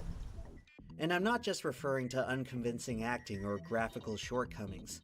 I'm talking about the whole experience, from beginning to end. Boring! On the surface, the Hollywood blockbusters of today still look and sound like they used to. And if you're watching them half asleep or drunk, you may not be able to tell that anything has changed at all. But I don't know. There's something about movies today that just feels off. Like they're missing something. And while I don't know exactly when it began, I do know when I started feeling it. Let me tell you a personal story. Growing up in the 2000s, it seemed like every kid had a favorite franchise. Whether it was Harry Potter, Lord of the Rings, Yu-Gi-Oh!, Bionicle. But for me, the fantasy world I called home would be found in a galaxy far, far away. It may not be possible to describe just how big of a deal Star Wars was when I was younger. The brand was in the midst of a cultural revival for a new generation, my generation. The fanfare was practically inescapable, and boy did I get caught up in it. My first taste came from the LEGO Star Wars video game, and the rest was history. Star Wars became the first fictional universe in which I was truly engrossed. Studying the characters and lore became a personal obsession. It got to the point where simply seeing a dude with a glowing stick was enough to get me excited. And I was far from the only one to feel this way. It's impossible to truly describe just how much of a cultural phenomenon Star Wars was at this time. And unlike many such events today, it never came off as forced or contrived. The intense passion around the series came from a place of genuine reverence, one that transcended space and time. These days, boomers and zoomers aren't exactly known to get along, but for a brief period, Star Wars managed to bring us together. I still have fond memories of watching the original trilogy with my dad, and recognizing that it was a meaningful experience for both of us. I figured that one day, I would be able to pass on a cherished trilogy of my own. Unfortunately, like most things in the modern age, it came with a catch. It turned out that the new batch of Star Wars films didn't quite stack up to the originals, and that George Lucas may have gone too far in a few places. As time went on, I began to realize just how flawed the prequels were. Despite my overwhelming love for the franchise, I couldn't ignore the sinking feeling that I'd been shortchanged. I mean, after all, for as pervasive as the Star Wars brand was, at the end of the day, it all depended on the success of the movies. So with that being said, is it too much to ask for the movies to be, I don't know, good? Passion and hype can only get you so far. At some point, the underlying product has to be something worth celebrating. It's tough to justify being a fan of a franchise when half the films are downright mediocre. But no worries. Disney has come to save the day from that washed-up hack, George Lucas. Just look at how they turned around Marvel. This thing is going to be a slam dunk. They're going to come in, kick some ass, and make their own trilogy the right way. And we can just go ahead and pretend that whole prequel fiasco never happened. At long last, Star Wars is going to produce something I can actually be proud to call myself a fan of. Oh boy, if only I knew how bad things really were.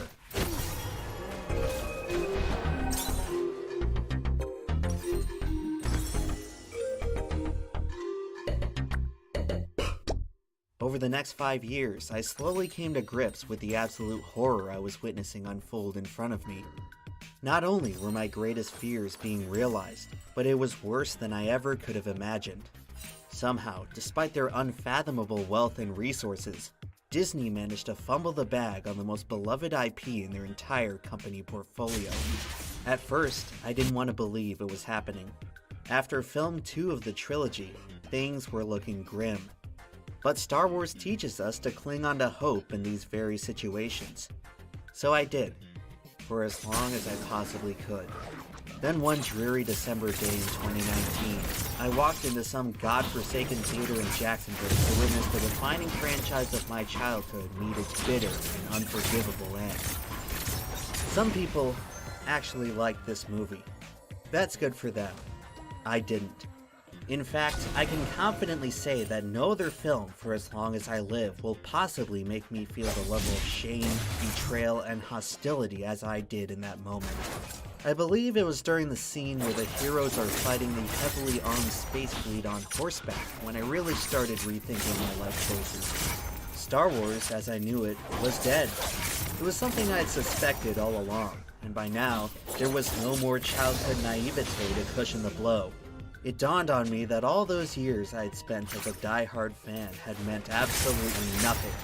I felt like such a fool for convincing myself that there would be any sort of payoff for the emotional investment I poured into this franchise. I no longer cared about the story, the characters, anything. All of a sudden, I wanted nothing to do with the series I had loved for my entire life. This movie made me hate Star Wars. It made me question why I even watched movies in the first place. After that dark day, my first love in cinema had been totally and unequivocally ruined. But luckily for me, there was another.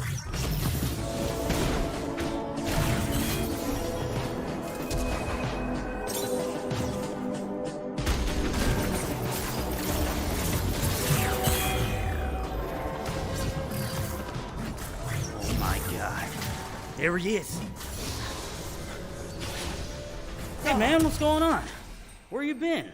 You haven't uploaded in months. Wait, what are you talking about? Your views are going down the drain. You're irrelevant. Hold on for a second. Whoa, just relax, okay? Just relax. All I'm doing is waiting in line for my favorite movie. What movie? What are you talking about? It's the biggest event of the summer. How long have you even been here? I don't know, I guess you start to lose track of time after the first couple of weeks. Emp, you gotta get back to work. You're gonna start losing money. Oh, don't worry about that. My money is very safe, as you can see. I don't think you should be investing in companies Hey, you like Bespoke Post? Yeah, of course. They sent me this great camping chair, the Park Box. It's great for when you're camping out to be the first in line to one of the greatest movie sensations of the year. Of course, what good is camping out for the movie without some nice, delicious movie theater popcorn? Of course, I have it concealed in the middle of the Bespoke Post Weekender travel bag. Why go through the trouble of sneaking in popcorn if you don't also have your nice little container of soda? And with Bespoke's Cast Box, you too can have delicious popcorn refreshment and refreshing soda to watch your favorite movie event of the year. And these amazing products and more could be yours by visiting Bespoke Post's web zone on the World Wide Web. Fill out the online quiz, and through the magic of the internet, they will ship a product of the month right to your door. And if you're a fan of coming attractions, Bespoke lets you preview your box, and if you don't like what you see, you can swap it out or skip the month entirely at no charge. I don't know, Em. It seems kind of unethical to sneak your snacks into the theater. I mean, if everyone started doing that, it might cause them to start going out of business. Well, you know, Rusty, after a while, the prices in there, they're just not a good value anymore. But where you will find a good value is with Bespoke Post. Each box contains over $70 worth of stuff, and you get it for only a fraction of the cost. I'm not gonna lie, man. Doesn't look like anyone works here anymore. Don't you think you should go back and start working on your videos? Can you stop asking completely reasonable questions? Don't ask questions, just consume product. And you can consume the product at bespokepost.com/emblem. And they sure do seem to be taking a while. I wonder what's the holdup. You think it has something to do with the quality of the movie industry? I don't know what you mean by that. There's been tons of great hits in the past few years. Titanic, Jurassic Park, Die Hard. Seems like the industry's doing better than it's ever been. Em, you're not making any sense. What are you talking about? Have you been living under a rock? It's the biggest movie in history, the follow-up to the most beloved trilogy of all time. Hello? Hello? I don't understand. The premiere's just in a couple days. Why is nobody here? Why is nobody waiting? Em, you have to relax, all right? You're acting erratic. Everything you're saying makes no sense. Titanic, Die Hard, Jurassic Park, those movies haven't been popular for over 20 years. What did you just say? Yeah, those movies have not been popular for over 20 years. You can't be serious! Rusty. What year is it?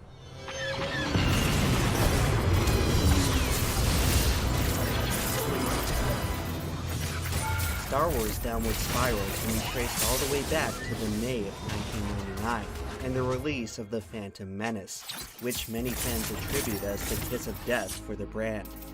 Just a few weeks prior, a different sci-fi franchise had sprung to life. It is the world that has been pulled over your eyes to blind you from the truth. The Matrix made itself known as the surprise of the year. It burst out of the gate, setting the box office record for an April release. For a film that was only sparingly marketed, its meteoric success had seemingly come out of nowhere. Lead actor Keanu Reeves was mostly unknown at the time. Even less known were the film's enigmatic directors, the Wachowskis. Whoever they were, they captured lightning in a bottle. Audiences were being drawn in by nothing more than pure intrigue. The Matrix packed the theaters for one simple reason. No one had ever seen anything like it. It was ambitious, innovative, and salient. It pioneered such revolutionary techniques in filmmaking that its influence is still felt today. But what truly set The Matrix apart from the competition was its philosophical depth. For many, it represented the ultimate exploration of one of modern man's deepest fears. The year 1999 seems to come up a lot in my videos. I have come to view it as this inflection point in the trajectory of modern society, after which everything seems to have taken an ominous turn for the worse. Turns out the future ain't quite what it's cracked up to be, and while dystopian visions of tomorrow were nothing new, the one presented by The Matrix is exceptionally bleak. Human beings have forever been defined by technology. Our ability to transform natural elements into complex tools is what separates us from the rest of the animal kingdom. But somewhere along the way, tools became a little too complex, and we started calling them something else: machines. While it's difficult to pinpoint exactly when the shift occurred, it seemed to coincide with a time when technology started to feel intimidating. This sentiment became apparent at the start of the Industrial Revolution, when machines began replacing us. Perhaps the first conflict between man and machine can be traced back to an 18th century weaver named Ned Ludd, who, according to legend, smashed a pair of knitting racks in a fit of rage. By the 19th century, technology had begun to transform the entire textile industry. Skilled artisans were now being undercut by automated factories which could output similar goods at a much lower expense. In 1811, the disenfranchised started lashing out against their mechanical oppressors. Taking after the story of Ned Ludd, this anti-technology faction would soon become known as the Luddites. The movement wouldn't last long, as the military soon cracked down on the insubordination. In time, the cultural consensus would go on to look back on the Luddites derisively, viewing them as an irrational hindrance to the natural pursuit of progress. After all, automation ends up benefiting everyone else. If someone ends up losing their job because of it, they're just taking one for the team. It was easy for all sorts of people to think this way, until all of a sudden, they were the ones getting replaced. As technology continued to rapidly advance, concerns over automation began to appear in fiction. The American folktale of John Henry was notably one of the first of its kind to feature a machine as an antagonist. The legend tells the story of a railroad worker who drops dead after racing a steam-powered drill. Later depictions of our machine-powered future would only get more grim. The 1927 film Metropolis presented the first depiction of a post-industrial dystopia. It laid the groundwork for what would eventually become known as the cyberpunk genre, a new wave in science fiction which expressed hesitancy to the rapid expansion of technology. It envisioned a future in which the pervasiveness of machines would oppress and suffocate mankind. While concerns of technology primarily focused on its omnipresence, others foresaw an additional threat in its intelligence. In the midst of its bionic world, Metropolis featured one of the first concepts of a bionic man, which we now refer to as robots. They represented an acknowledgement that somewhere ahead on the horizon, Machines could eventually match and even surpass the capacities of human beings. In the 20th century, much of the pioneering literature about robots would be explored by sci-fi author Isaac Asimov. He is perhaps best known for coining the 3 laws of robotics, which sought to address the most immediate threat that life-sized automatons may evoke: the prospect of them turning on their masters. Asimov's work was compelling, especially during a time period which gave rise to the very first computers. All of a sudden, the idea of intelligent machines was spilling into reality, although at this point, it hardly resembled anything human. The original computers were almost Lovecraftian, an incomprehensible wall of electronic components that, by some terrifying miracle, were capable of mimicking the foundational elements of thought. Contrary to their initial humanoid depictions, computers were practically formless. They could theoretically take on the appearance of anything we could imagine. The film 2001: A Space Odyssey would introduce the first landmark appearance of artificial intelligence in cinema. The cold and calculating HAL 9000 would unnerve audiences for decades to come. Director Stanley Kubrick reimagined the machine antagonist as more than a single threatening entity, rather one which served as a hostile extension of the setting itself.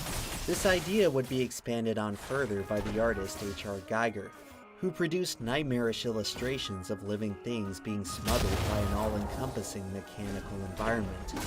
In 1973, he would create one of his most notable works while collaborating with the progressive rock band Emerson, Lake and Palmer.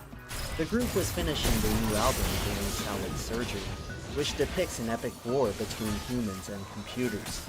While listening through, Geiger composed what would eventually become the album's artwork, an outer cover featuring a sterile metal sarcophagus, which opens to reveal a lobotomized woman. While Geiger envisioned a physical convergence between man and machine, sci-fi author Philip K. Dick took a more conceptual approach. His 1968 novel, Do Androids Dream of Electric Sheep, features human-like replicants who are practically indistinguishable from biological men. This premise would later be adapted into the 1982 film Blade Runner, where the corruptive influence of technology has expanded to threaten our perception of reality itself. By this time, computers were being welcomed into people's homes, and the advent of a virtual reality was no longer a question of if, but when. The rapid acceleration of computing power began to fuel theories of a potential technological singularity on the horizon, in which super-intelligent machines could achieve godlike abilities, thus rendering all of mankind obsolete. At the same time, fictional works began to push the concept of machine warfare to its absolute limit. If a confrontation between humans and machines did arise, just how bad could things get? The Terminator franchise envisioned. And you can do that without actually attacking it. As long as you have it within range of, and not letting it get off course, basically. You can follow it around. Yeah, it's easy enough. So I think this is going to actually be a wealth of information that's very useful. Could be a boon for the US. Yeah, it's very useful to see what the Chinese spy balloon is actually up to. Yeah, one other thing I forgot to throw in, there was it could be scooping up signals intelligence. In other words, they're looking out for cell phone traffic and radio traffic, right? Yeah. Which lines up with what we're talking about, the limitations of satellites. Yeah, because you can't do that. Yeah. That's correct. So they'll be able to figure that out. You know? Yes. And yeah, the whole shooting it down thing, like I get it, I understand that logic, but you have to understand there's a huge calculation to be made to make those decisions, and then there's also too many advantages that you're throwing away if you're doing that. You know what I mean? Yeah, it should be captured. Yes. So first you capture all the intelligence you can in this passive way, and then I presume that they'll find a way to bring it down safely over the sea or something and capture it. We'll be on top of this probably for the next couple weeks, depending on what happens. I'd love to see a response from U.S. officials to see what they got on it. It'll probably be a while. But I'm also, one thing you can count on us for is we're going to be watching very intently to see ships in China policy. Because really, you know, a huge takeaway from this is that Blinken's trip going to go have a diplomatic trip to China. It has been canceled. It should be canceled. Yes, and absolutely, that was the correct move. Yeah. Not telling anyone how to do their job, obviously, but if it wasn't, I would be more concerned. You know what I I mean? mean, we just have to step back again, okay? A surveillance balloon. It is a surveillance balloon. It's got That's what it's designed for, okay? Even if it's supposed to be a civilian airship, as they say, it's got all this surveillance equipment on it. Even if it is just to sense weather patterns or whatever, it's still got equipment there to record information. Yes. So this balloon, it's not just a balloon, it's not just like a party balloon, you know. It's being flown from China all the way to the USA without a word being said from the Chinese government. That's the most concerning part. Absolutely aware that this thing is flying through because they monitor their airspace so tightly. Yes, we know. That there is no way. Like I said, I'm going to bring that that little graph up that I made earlier again.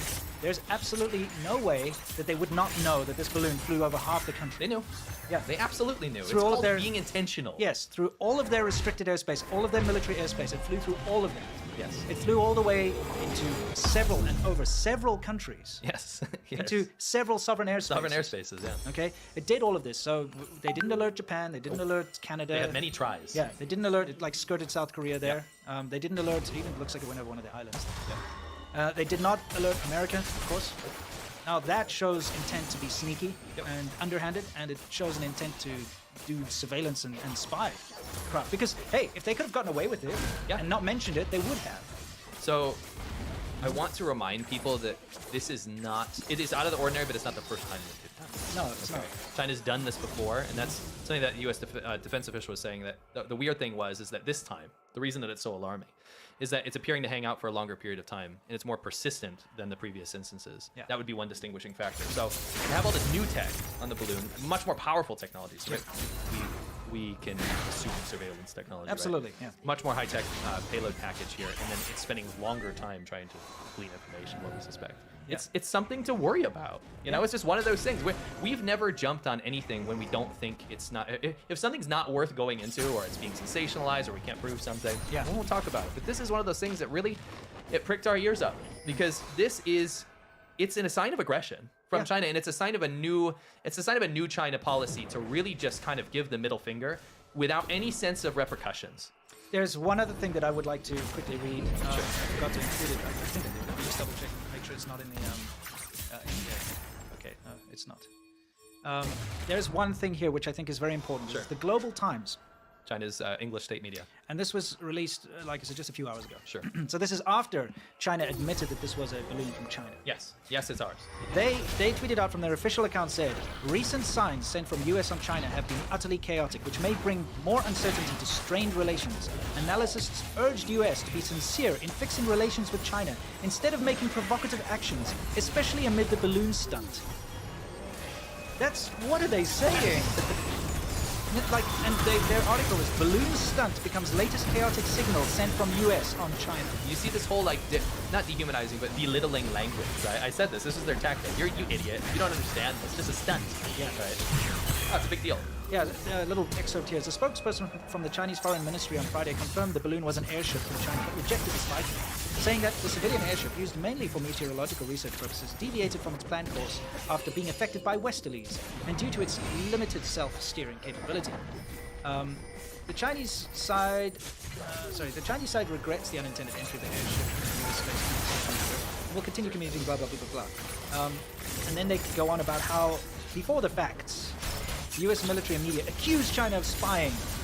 And this incident has brought the US recent hyping of the China threat to a new level. And so they go on about how it's America's fault. Yes. It's America's fault that China sent... Just like America started COVID. Yeah, America's fault that China sent a spy balloon into sovereign airspace over America. Yes. What the hell? This is where we're at, because you're meant to be confused, thrown off target, and belittled. Yeah. I just don't understand. Bullshit. It's just fake news, right? Yeah, it's bullshit. Like, seriously. You want to turn this around? Yeah. Go for it. China's a face country, right? Yeah. 有面子. If you 丢脸, it means like if you lost face. Sure. It's the most important thing. And that's why the Chinese government can never be wrong. Yeah. But if you're claiming that it's a civilian balloon, and sorry, ended up in your airspace, we didn't know because of the winds, then you just admitted that your Air Force and your capability and radar to find this kind of stuff is broken, and you can be invaded tomorrow. Yeah, you couldn't track your own freaking balloon. Sorry. Again, before we wrap this little segment up here, is we have to once again very important take a look at this. Now, I would like to see. I'm pretty sure it's a bit tough for me to read. There's a specific paragraph that I really want to read about this. Let me just find it over here. Military. You can find this very easily, by the way. Yes. Just search military-civil fusion, and what you're getting here is you're getting a U.S. Department of State PDF that they have online. Not opinion. This is the official report. Okay. I just do want to read through this now. Bear with me, guys, because this is so important for everyone to understand that China claiming it's civilian doesn't change anything. Yes. Okay. So why is MCF so important to the Chinese Communist Party? The CCP sees MCF as critical to advantage its regional and global ambitions. It believes that artificial intelligence will drive the next revolution in military affairs, and that the first country to apply AI to next-generation warfare will achieve military dominance. MCF aims to pave the way for the PRC to be the first country to transition to intelligent warfare and therefore develop the military capabilities it sees critical to achieving these goals. What technologies are targeted under the military civil fusion? Key technologies being targeted, and pay attention here, under MCF include quantum computing, big data, semiconductors, 5G, advanced nuclear technology, aerospace technology, and AI. These weather balloons fit very, very neatly under the aerospace technology target of MCF. The PRC specifically seeks to exploit the inherent dual-use nature of many of these technologies, which have both military and civilian applications. How is the PRC targeting these technologies? The CCP is developing and acquiring key technologies through licit and illicit means. These include investment in private industries, talent recruitment programs, directing academic and research collaboration to military gain, forced technology transfer, which is what they do with a lot of companies that get things made in China, intelligence gathering, and outright theft. The CCP's MCF strategy allows a growing number of civilian enterprises and entities to undertake classified military R&D and weapons production. The CCP also exploits the open and transparent nature of the global research enterprise to bolster its own military capability.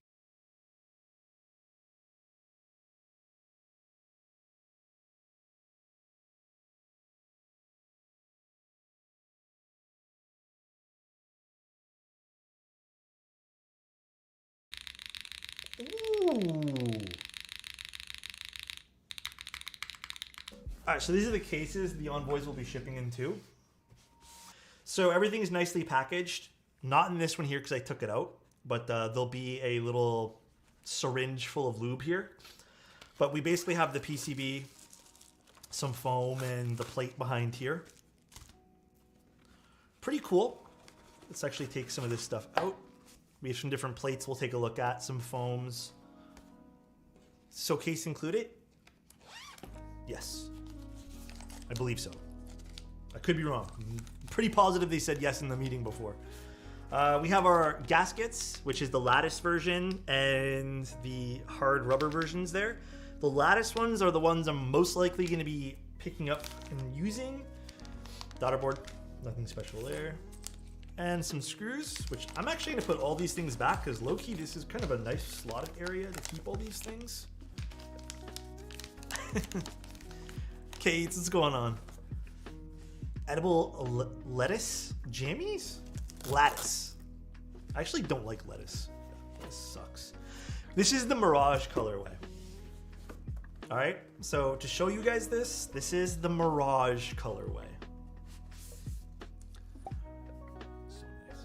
A very nice blue. Usually, I was actually saying to them in the meeting as well, I usually hate blues. But this is, yeah, it's more like a gray blue, which I think is perfect. And look at that. So these act as feet here on the weight, which is pretty cool. And we can put the other ones on later. Pretty cool. I've actually been seeing this keyboard develop behind the scenes for quite some time, and I'm very happy with the way that this turned out. It's one piece, and I'll show you guys why it's one piece. It's also why the cost can be a little bit lower. Here's the PC. My fingerprints are all over this, by the way, guys. I already opened it. Here's the polycarbonate one with the silver accent, which I think looks gorgeous. Much lighter, by the way. And then here is the back of this guy. This has the green feet on this guy here, the 3D printed ones.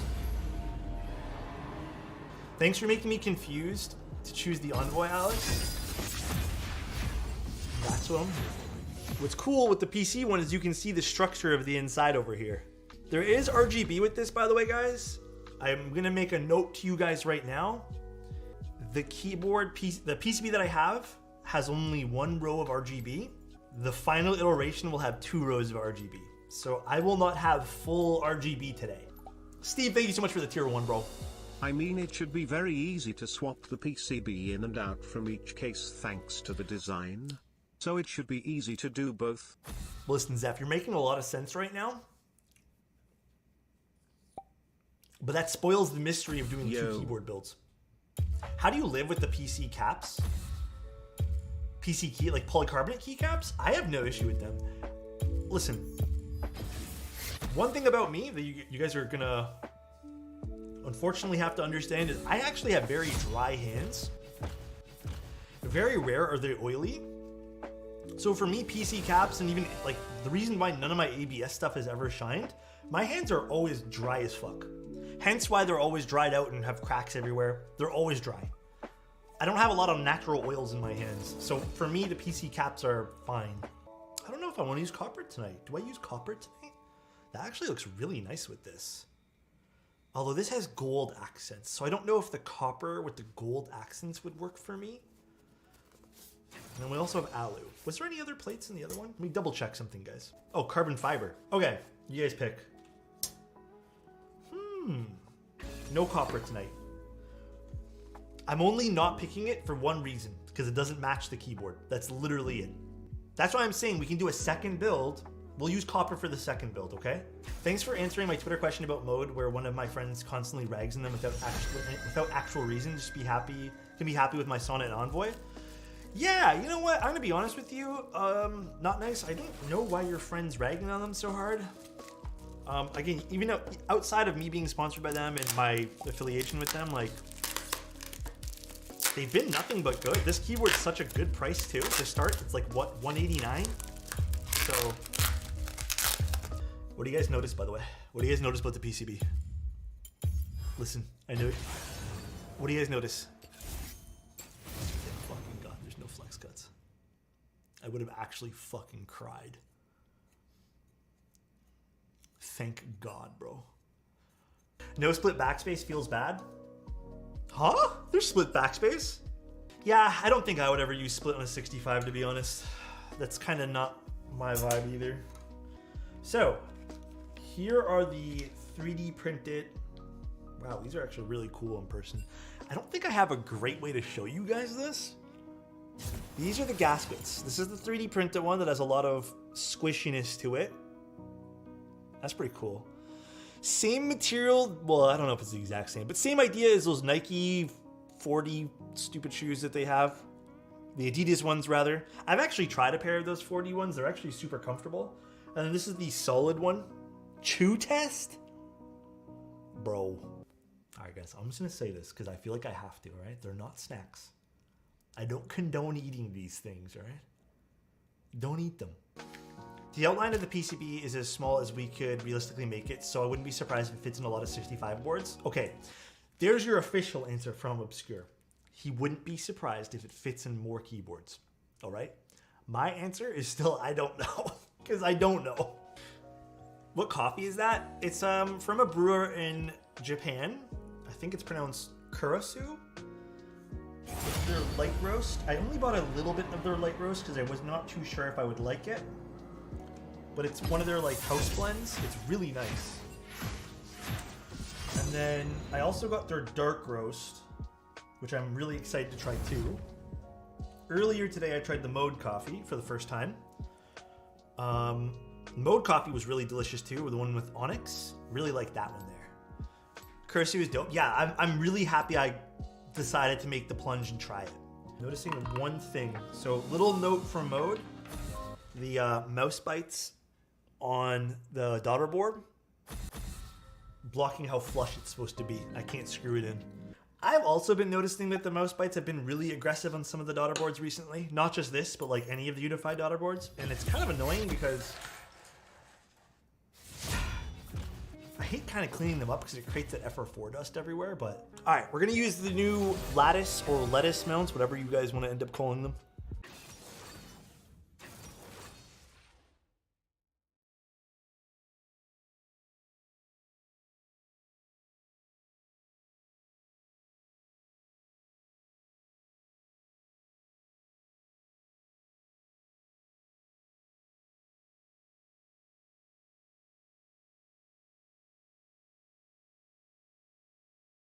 The most important thing to climbing in League of Legends is having a good mentality. You'll improve faster and win more games if you are in a positive state of mind. This video is a bit of a voiceover on my stream highlights for this game I wanted to showcase. I hope this has a lot of value for you guys. I thought that doing a voiceover on these clips could show kind of my thought process and how to win games that are seeming just unwinnable like this. And I hope you guys enjoy.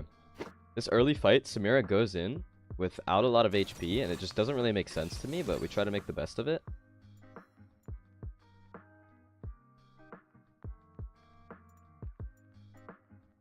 Yeah, I noticed after that play, which was a little bit upsetting that we got dove, that our Samira hadn't warded yet, but it's fine, we just keep calm. Right here, I'm already thinking our Samira is just not going to be able to carry the game, so I start roaming mid lane and trying to make plays and get him ahead.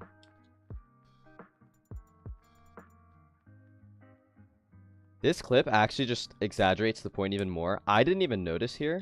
Look, when I hit this plant, it reveals a ward that is not denied from that control ward. But somehow, going for the mid gank without even seeing this, maybe I was distracted from streaming or something, but the Victor 100% should have saw me, and his team was probably pinging him, but he's just frustrated from the previous roam. And it actually nets us a kill and gets our Jace ahead. And now coming up, our Samira is going to die to a dive. I decided it would be okay to leave her alone just because Samira is a duelist, so she's fairly well at defending herself on her tower. But she just decides to not use her W there. I was thinking maybe she got it pulled off of her before, but I went back and watched the replay and her W was up. She just didn't kill the Heimer grenade with it, which could have saved her. So right here, they're in base, and I'm thinking, okay, we just crash this wave so that our wave isn't stuck, frozen. And I let Samira get the farm, and I thought she would just auto this wave, because if you zoom in on the minimap, you can actually see that our wave would have crashed if she just hit it as fast as possible. And I was thinking I'd be fine to leave her because the wave would bounce back. But now she lets it crash here, and they're still not here, so I'm pinging her, let's push the wave. I don't know what she's typing, I don't play with chat on. But apparently this tilts her, just trying to collapse the wave right before they get back and are able to hold it, and she decides to do this.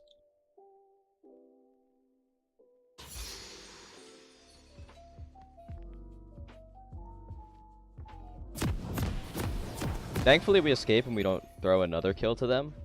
But yeah, that's just extremely frustrating, and recently I've been trying to keep calm. Obviously nobody's perfect, but I just did my best this game, you know, stay relaxed, not to freak out. The average League player here would probably be like banging their desk and just not focusing on the game and what can net them some LP this game. But yeah, at this point, like, when I'm playing support, I would just totally commit to playing for my other teammates. You have to try to get as much XP as possible, because if you're roaming the entire time, you will fall behind and get one shot, especially when they have assassins like Zed. Yeah, Kasante's a tank, so I don't have to focus too much on getting him ahead. So I'm just playing for Lilia Karma, like, duo synergy, which is just insane. Lilia can 1v9. And then also we just want to snowball the Jace versus Victor before Victor can scale. And then just being up here with this Kasante. Unfortunately, my Aerie steals the kill. I didn't think Kasante's auto would hit before my Aerie. But just being on the right spot gets us a free kill. And when I see this guy die, I'm thinking more so like, I have to play for Lilia for the rest of the game. Not that our Jace is bad, but he's just clearly not 100% going to smurf this game if he's making a play like that, which is kind of sloppy. Not to be overcritical of him, it happens, but I have more faith in the Lilia Karma synergy now to carry the game. So for the rest of the game, you'll see me following around the Lilia and trying to make plays with her. Heimer one-shots our Lilia here. It's a little bit frustrating, but we stay clear-minded. Somehow, I swear, I ban Samira every game that my teammate doesn't cover it. I think Samira is so broken, it's just unreal here that this is able to happen. And inting Samira just kills their 3-in-1 Zed jungle. I don't know if he misplayed it severely, but that was just mind-blowing. And I guess he decided to start trying a little bit, or maybe he wanted to show off his mechanics there. Again, we're just playing around Lilia. We don't really care that Samira is not there in the fight yet. This is where the game really starts to kick off for us, because Lilia just is getting kills and getting fed now. I believe we lose this fight, which is a little bit upsetting. Yeah, but we get out. I mean, it's just one kill to them. Yeah, this play is just clearly a mistake from me. Honestly, this is one of the faults in my gameplay. I get picked around too much when I'm reading to get vision. I'm very obsessed with warding when I play support, and sometimes I get carried away. But we try not to tilt from it. And obviously, sloppy plays like that will happen more the more we tilted we are, so we just try to stay cool and focus. Here our Lilia's just doing her thing. Lilia Karma is insane.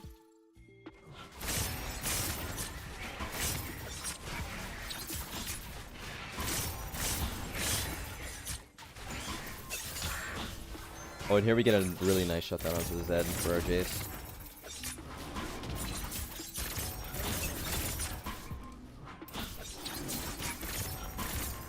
This is where the mojo and the gold just starts to really swing in our favor.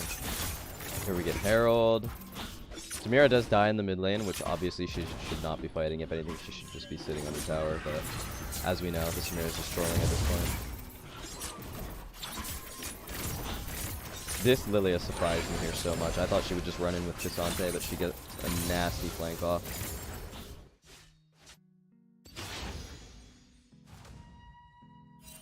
And right here is pretty much where the win's secured. She literally just like one-shot 4 people.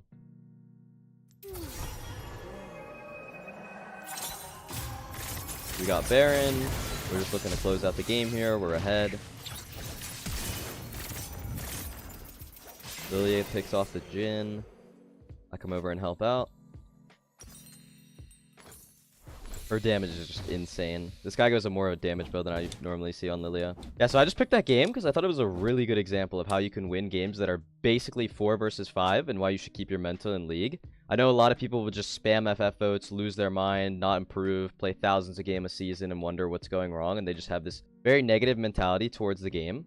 But I think if you go into every game just trying to play your best and keeping your cool, even if people around you are trying to tilt you, once again, why I recommend turning chat off, muting pings if somebody's spam pinging you, you can win so many more games than you think. And honestly, I just hope it helps everybody a lot, and hope you guys kill it on the Rift.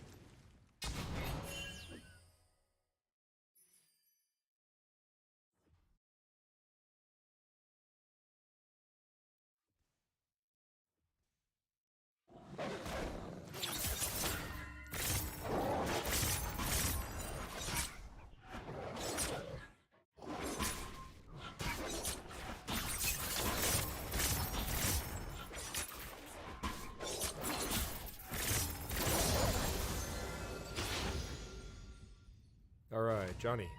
How you doing? Johnny, where'd you grow up? Where are you from originally? I grew up in the San Gabriel Valley, on the border of East LA, Monterey Park, and Honda area. Which is a predominantly Asian community. Even the street signs are in Chinese there. Exactly. So I had both my parents. My father was, I would say my childhood was kind of like miserable, filled with distress. My father was drunk, alcoholic.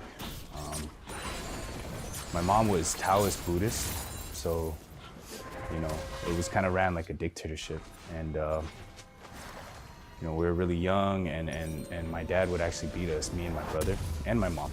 I sent my mom to the ICU a lot of times, bunch of times. So it was very, very chaotic as a kid, and I think you know grew up around that type of environment where there was gangs, drugs, violence. You know, we were low income, not stereotypical Asian, but we didn't really have much money. We grew up around a lot of Hispanics. There was a lot of culture shock as well. Our parents are immigrants, so they didn't really, you know how to fit in. So we kind of had to learn everything from the streets. And when I was young, I had a very peculiar mindset. I trusted in myself a lot because I felt like I couldn't trust my parents. One time, you know, I was 10 years old and I got jumped for the first time. Had my backpack stolen, had my shoes taken. I went home and my father asked me, "Where's your backpack? Where's your stuff?" And I said, "You know, I got jumped by 4 Hispanics, you know?" And he didn't believe me. He thought that I threw away my backpack. He thought that I wasn't trying to do good in school, so he beat me after that. So yeah, I kind of went through a lot with the beatings and a lot of trauma. And so at the age of 12 years old, I actually joined the gang. I joined the Watchings, the Chinese triad type of gang out in that area. Very big gang. Asian gang. Yes, a lot of Asian gangs out there. We're very incognito, hush-hush, tight-lipped, but they do exist. And so I joined that at 12 years old.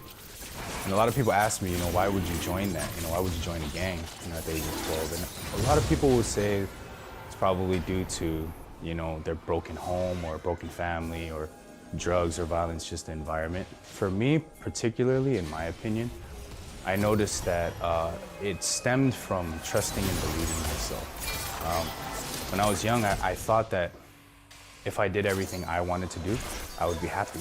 So having fun, going out with gang members, stuff like that, I thought was really fun.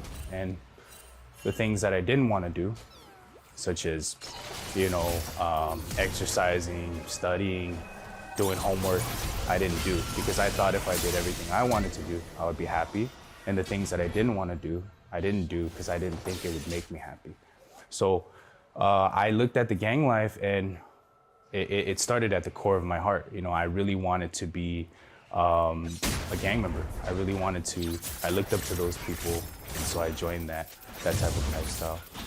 3 months into it, at the age of 12, I caught my first case. And that was originally a kidnapping / robbery, but they dropped the charges down. At 12 years old. At 12, yeah. And ended up, it was with a group of people, of course, but ended up catching the charge for dissuading a witness for the benefit of a gang. So ended up going to YA, California Youth Authority. I was at SRCC first, and then caught a couple fights in there, got written up, they call it level Bs, and then ended up going to Fred C. Nellis YA. And I was 12 years old, they gave me 4 years. And when I was in YA, I learned a lot of, it cultivated the mindset to believe in myself even more. I really trusted myself because I had seen rapes, I had seen murders, I had seen stabbings, fightings. I learned how to fight there. They call it gladiator school for a reason, you fight a lot. And I learned the 2-second takeoff rule, meaning if you feel disrespected within 2 seconds, you have to handle it, whether it's stabbing them, fighting them, beating them up. Otherwise, you'll be labeled a punk, excuse my language, a bitch, a leva, stuff like that. So, I did 4 years there, and it was really, really traumatic. And I get out, 67 days, 2 months and a week. I catch my second case. This time I'm an adult. They tried me as an adult. It's 2 counts of assault with deadly weapon. Again, it was supposed to be a robbery and attempted, but they dropped the charge down. I pled out. They gave me 10 years, 85%, so 8 and some change. So yeah, I get to prison, and it's a whole nother ballgame. It's first off, I'm Chinese, so being there, we were outnumbered. It really was a racial thing, whereas in YA, it was more of gangbanging. It was a little bit of race, but you had to represent your colors, represent your flag, represent your people. But when you go to prison, you have to drop your flag, you have to drop everything, and you have to represent the other car or the race, right? So in there, I had to calm down because I was a YA baby. I didn't know how to program. After about a year, I learned how to program the rules, the regulations, and everything, and I was able to really start to kind of function in prison. I went through a lot of depression, so I had seen some counselors in there. I'm just being honest. I was able to get my GED. I was able to get anger management, counseling.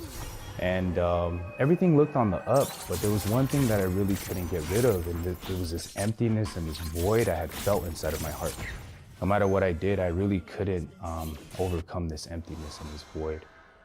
And it didn't matter what I did. I just always felt this sadness and feeling inadequate as a human being. And so, some of the older homies, the people in there, the people who kind of represent us, we usually look to them for advice. So one of the older guys, an old Chinese dude, he's like, bro, you should start reading, and working out and kind of get your mind off of things, because he noticed that I was kind of like an overthinker. And so I started reading. I read the Quran in there, front to back 3 times, read the Bible in there, front to back 2 times. And, it didn't really do anything for me, honestly. So I get out after doing my stretch. I parole out of CRC Norco, and I meet my mom, and she didn't really visit me much. She's an older lady. She didn't know how to navigate the correctional facilities and stuff like that, so she didn't really visit me. But I noticed a difference in my mom. She had this inner peace about her that I really didn't understand, because mind you, she has not just me, but my brother, 2 kids in prison who were incarcerated. My brother did also 12 years. And she was still married to my father, her husband, who was still an abusive, alcoholic person. she still lived in Section 8. She still had, you know, all that trauma and stuff like that. But she had no circumstances to be happy, but I realized that she was happier than I was, you know? And so I asked my mom, why are you so happy? You know, what changed? And then she mentioned church. And at that time, honestly, it's like I rolled up the windows in the car, you know? I was like, I'm not trying to hear about that, Mom. I don't believe in God. We were raised Buddhist. I'm good. So she said, fair enough. You know, she didn't push, she didn't say anything. She just let me be. So as I got out, I had that heart that I wanted to still do better and do good. You know, I had lived my whole life doing bad things and following myself, trusting myself. So I wanted to get a job. I wanted to help my parents out, you know, and I tried to look for a job, but as a 2-strike felon with a violent crime, that wasn't happening. I applied for even like McDonald's, FedEx, UPS, all the places that they say they hire convicted felons. And I wasn't showing any love, honestly. But immediately I went back to the streets. You know, I started to sell drugs again. And at that time, you know, I was still on parole. So it was very risky looking over my shoulder. And I just felt like this was not something I could make a career out of. And so, you know, I devised this plan to actually rob a drug dealer, you know, because my thinking at the time was, if I'm selling all these drugs, it's risky, but if I just rob someone who sells all the drugs, then I would inherit and gain a lot of money. So it was me and a friend of mine. He was like my road dog. And I told him, hey bro, let's rob this dude. He's a well-known drug dealer in our area. Anyway, you know, I told him I was gonna go to the right of the car, he was gonna go to the left of the car. And you know, when I stepped to go to the right of the car, my friend stepped in front of me. So naturally, I went to the left of the car.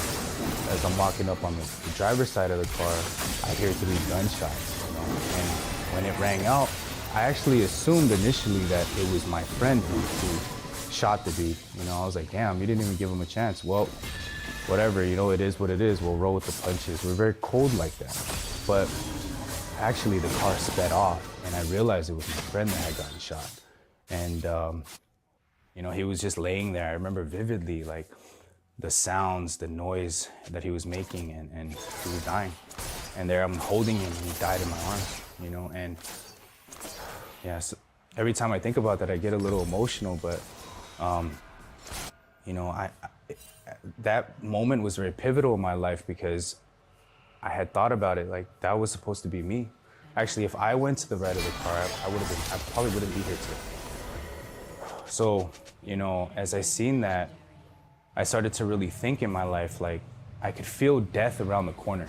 You know, it didn't matter what I would do. I felt like my time, I was on borrowed time. I felt like I was gonna die soon.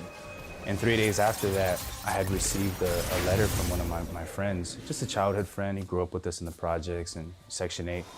He gave me a letter that was really eerie. You know, he's like, you know, think about me when I'm gone, and just saying these types of things. And 3 days after that, I find out that he had committed suicide in jail. So there was death all around me, and I was feeling that, you know, it was creeping up on me. And, you know, miraculously, my mom actually, a couple days after these incidents had happened, her car had broken down.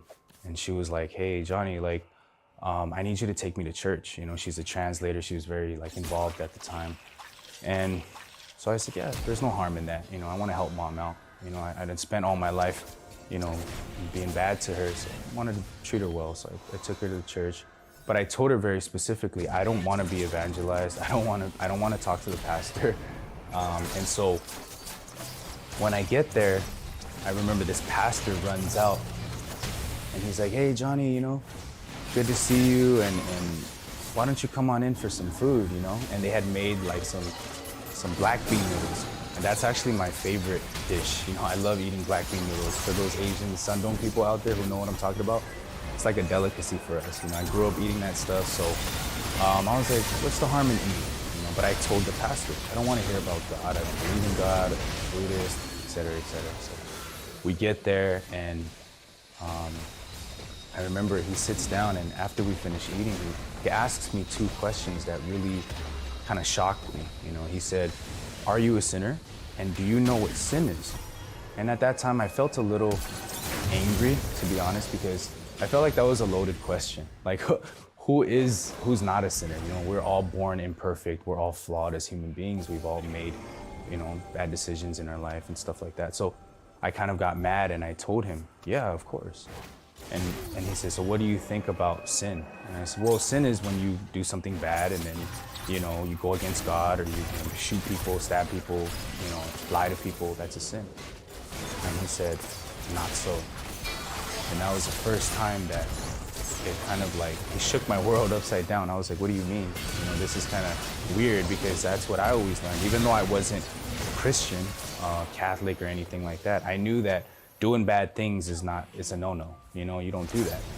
But he explained to me that sin was actually twofold.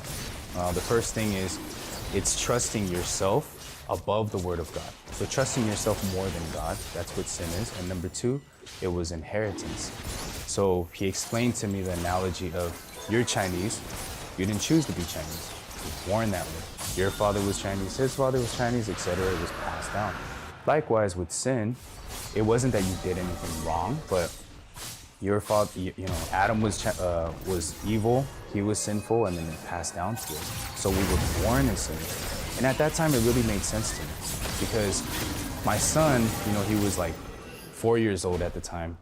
And, you know, I always taught him well, you know, hey, don't follow the way that daddy went, you know, like, be good, respect your elders, etc., etc. Never taught him how to lie, steal, or do anything like that. But at the age of 4, you know, he loved eating gummy bears. And I remember, like, he would always want gummy bears. If he could just live off of gummy bears, he would do it. But with the veggies, you know, I told him, you have to eat veggies first, and then you can eat some gummy bears. But I would see him trying to hide the veggies, trying to take it to the little potty and throwing it in there. And, you know, who taught him that, you know? And he even got to a point where he would steal the gummy bears. He would scoot the little stool over, climb on top, reach at the top of the cabinet, pull out the gummy bears. And I caught him red-handed. I'm like, what are you doing one day? And he was like, nothing, Dad, nothing, you know? So who taught him that? I never taught him any of that evil stuff, but it was part of him. And it was something that was actually normal for him, for kids to rebel. And then he used the analogy of an apple tree, which really put it in perspective. He said, when you look at the seeds of an apple, where are the apples? But if you plant it, as it grows, it'll only produce apples. No matter how hard it tries, it cannot produce oranges or mangoes. Likewise, when you look at a baby, where's the sin? It's very cute, it's loving, but as it grows, as it matures, all you see is sin. They start to, you know, lie, they start to cheat, steal, they can even murder, you know? And so when I saw that, it really made a lot of sense to me as a person. And I was able to see that, oh, we're just being normal. It's not that I did bad things and then I became a sinner. No, I was born flawed. I was born imperfect. And he had mentioned, you're an imperfect person trying to produce perfect results. Of course you're gonna fall short. So that's why I had emptiness and depression and loneliness inside of my heart, because he was showing me that it wasn't these surface level things, but it was at the core of the heart, because everything is rooted in the heart, right? Everything came from the center. So I was trying to basically put a Band-Aid, like, oh, I had anger, so I take anger management. No, if you peel back the layers of an onion, you'll realize that you'll get to the root of it, which was sin produces everything. And I started to realize, oh, I was looking at it from a wrong perspective. So he said, it's okay, you know, and then he used the analogy of like the car, and he was saying that there's a braking system in the car and it must overcome the accelerator. Otherwise, you know, if the accelerator overcomes the brake, we will crash, right? No one would drive that car, even if it was a Ferrari, because it has no brakes. Likewise, we are people who need to have self-control. If we don't have self-control and our desires are like the accelerator, if it keeps going, I want to do drugs, I want to make money, then if you don't manage that, you'll crash out in life and you'll live miserably. And when he was saying these things, it was hitting me in the core of my heart. Like, wow, this guy knows me, but I just met him. And I really didn't understand how he knew me through and through, you know? And at that time, he said, you're a person, because you were born flawed, imperfect, in sin, you don't have the capability to stop yourself. And so you need something else to help you. And in that case, he said, that's where I come in as a pastor, he said. I am your braking system, right? So at that time, he had asked me this one question, and he said, how is your relationship with your father? I said, it's horrible. I honestly hate him. You know, I feel like the reason why I joined a gang, the reason why I was angry, the reason I was so like violent was because of my father. But he had mentioned, okay, so listen to me very carefully. He said, when you meet your father, I want you to apologize. I was like, what? Excuse my language, but I was like, fuck that, honestly, because I didn't ask to be born. He had a responsibility to take care of me. But when I was born, you know, he beat me and he wasn't there for me. And I felt like just so angry when he asked me to apologize to him. And you know what he said was, he said, Johnny, you're right. But because you're right, you know, that he beat you and you didn't have a good childhood, you're also miserable. And that hit me, you know, really deeply. You're miserable because when you go outside and you see fathers who do respect their children, who did raise them well, you know, you feel that pain. And he said, you know, why do people argue? Why do people fight? Why is there no peace? Because two people are right. You're right, I'm wrong. The other party thinks, no, I'm right, you're wrong, right? And then they start to fight, and then there's no peace. But when one person becomes wrong, he says, then everything drops and then they can start to heal. Peace starts to come in, you know, and they're able to grow. So he said, even though you don't understand it, I ask that you accept what I'm saying and just move forward. So at that time, I put down everything I felt and I trusted this man, right? And I was like, okay, I'm not gonna trust myself. Let me see what he says and let me just try it out. You know, what's the harm in trying it out? So I call my father and it's such an awkward phone call. I haven't talked to him for years. And I say, hey dad, it's Johnny. He's like, who? Like, it's your son. He's like, oh. And the first thing out of his mouth, I remember vividly, was, I don't have any money for you. And I was like, you know, I got a little angry, you know, and I don't need your money, but I kind of simmered down and I was like, you know, dad, I just want to talk to you. It's really urgent. I need to speak to you about something. I said, okay. So we planned to go to this pho restaurant in Alhambra. And we get there, he's sitting across from me. I'll never forget. It's awkward. There's so much tension. He's not looking me in my face. I'm looking off to the wall. But I remember vividly what the pastor told me, you know, just move forward, just apologize, it's okay. You know, I am your braking system, right? So I told him, Dad, you know, I'm here today to tell you that I'm sorry. I'm sorry for being a bad son. I'm sorry for being a bad... Sorry. I'm sorry that I wasn't there for you, that I didn't help, and I didn't live up to your standards. And then my father actually, he started crying. He said, no, I'm sorry. I'm sorry that I was a bad father. I'm sorry I didn't give you a good childhood, and I'm sorry I couldn't control my drinking, and that you had to suffer because of it. You know, 20 years of pain, anger, frustration. It was crushed. We hugged it out. And now we have a great relationship. You know, when I think about it, if I had never followed what the pastor said, if I never trusted him and I trusted myself, if I tried to understand and wrap my head around it, if I held my own righteousness, I would have never experienced it. At the core of my heart, Pastor was dissecting it and fixing it from the inside out. And when I seen that, I was so thankful. Wow, this pastor, he knows something that I don't know. For the first time in my life, I didn't trust what I saw and what I felt. I left it in the hands of someone who was better than me, who knew God, who lived happier than me, who was more peaceful than me. And when I was connected to that, I was able to overcome everything. I see my father every week now. We go out to eat, and all we talk about is happiness, and we're able to rekindle everything. And I never preached the gospel to my dad. I never told him about God. I just showed him, hey, you know, I'm happy, Dad, and I love you. And that love really overcame everything, you know, so, you know. Forgiveness. Yeah, forgiveness. And it wasn't like I wanted to, but when I connected to something, you know, that was stronger than me, like my pastor, I was able to stay out of prison. I was able to kick the drugs. I was on meth, ecstasy, and coke. It wasn't that I did anything myself. I didn't even want that. You know, a lot of people were on Skid Row, and they talk about homelessness. Oh, the problem is homelessness. Well, if you peel that back, it could be mental health. If you peel that back, it could be, you know, drugs and whatnot. But the truth is, it's at the core of the heart. I believe it's sin. And if you don't get rid of that aspect, then there's no, that begets everything else. It produces everything else. So I liken it to like the analogy of cancer.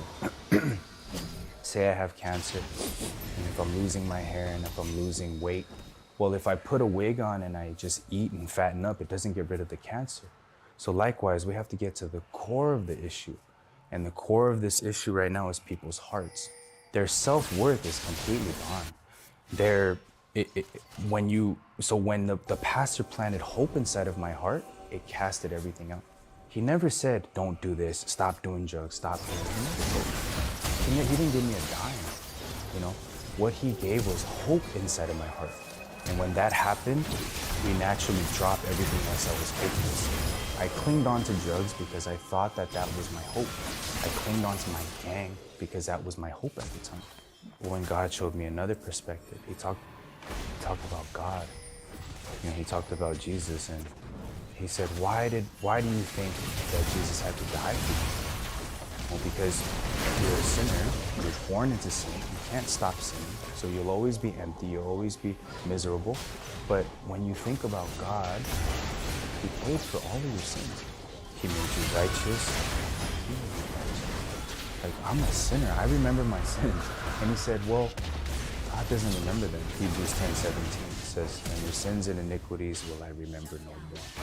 So he said, you have a choice to make, John.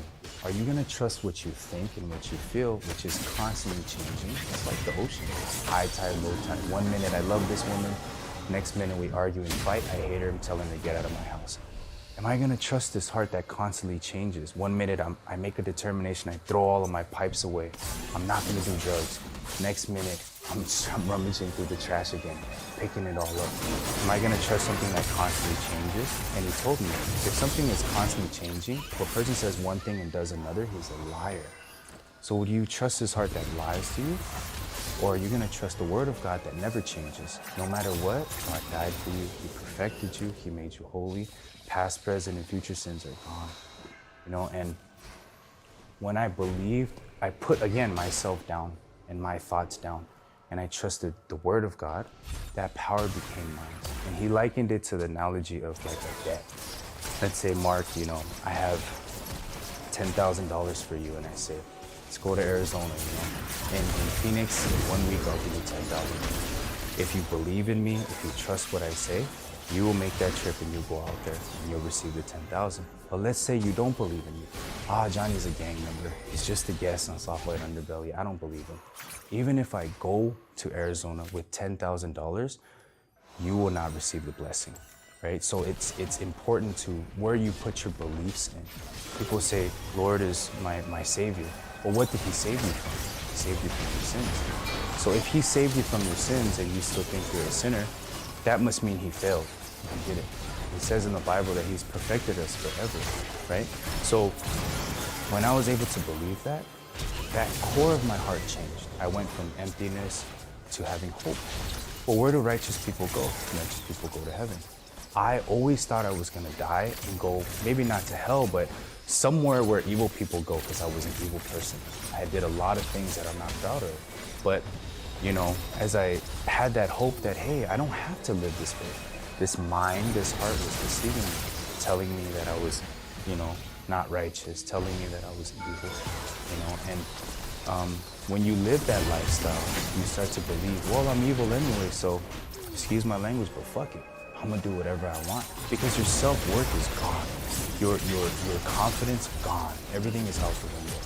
So, you know, what I'm doing nowadays is I'm going to prison, and I'm a prison minister, and I preach my testimony and this story to people, and it really changes their lives, because everyone is telling people, hey, stop doing bad, stop doing evil. The problem is they're not understanding that trusting in themselves is the root of all evil, because we're flawed as human beings, right? And if we're flawed, we cannot produce perfect things. We actually can't produce good things. We can try, but at the end of the day, we feel this emptiness. And what I call it is this up and down lifestyle. You know, when you're really happy, you're on the up. But when you're sad, you crash. So you're happy, sad, happy, sad, happy, sad until you die. There is no real purpose inside of your life, you know, and that's something that people really resonate with, because I went through that. When I look at my life, I thought it was a curse. 12 years old in YA. Like, I'm not supposed to be here. I'm supposed to be dead. I'm supposed to be on the streets here with these people strung out. But as I see that God was leading my life,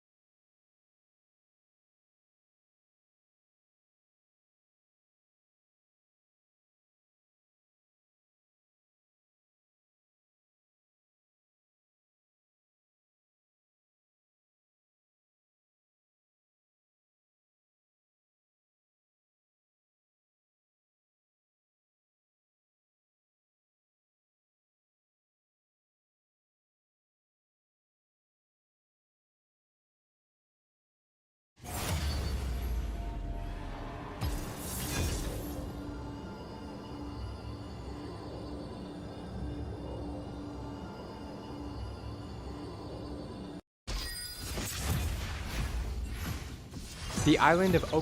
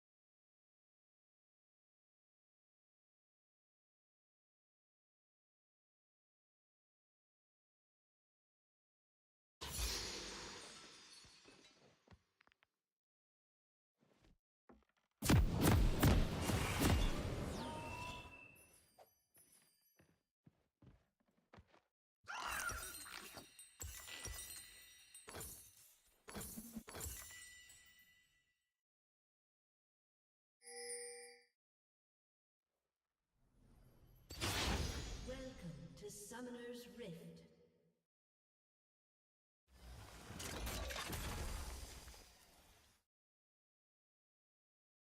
Seconds until minions spawn.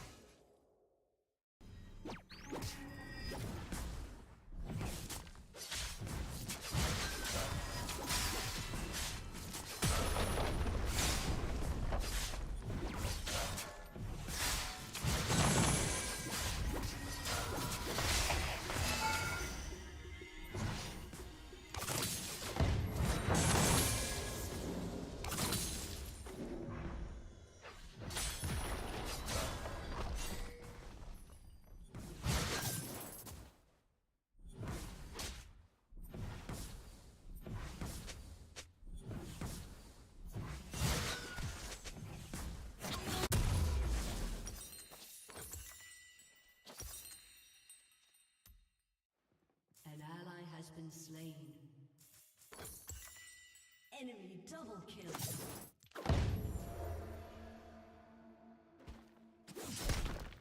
An enemy has been slain.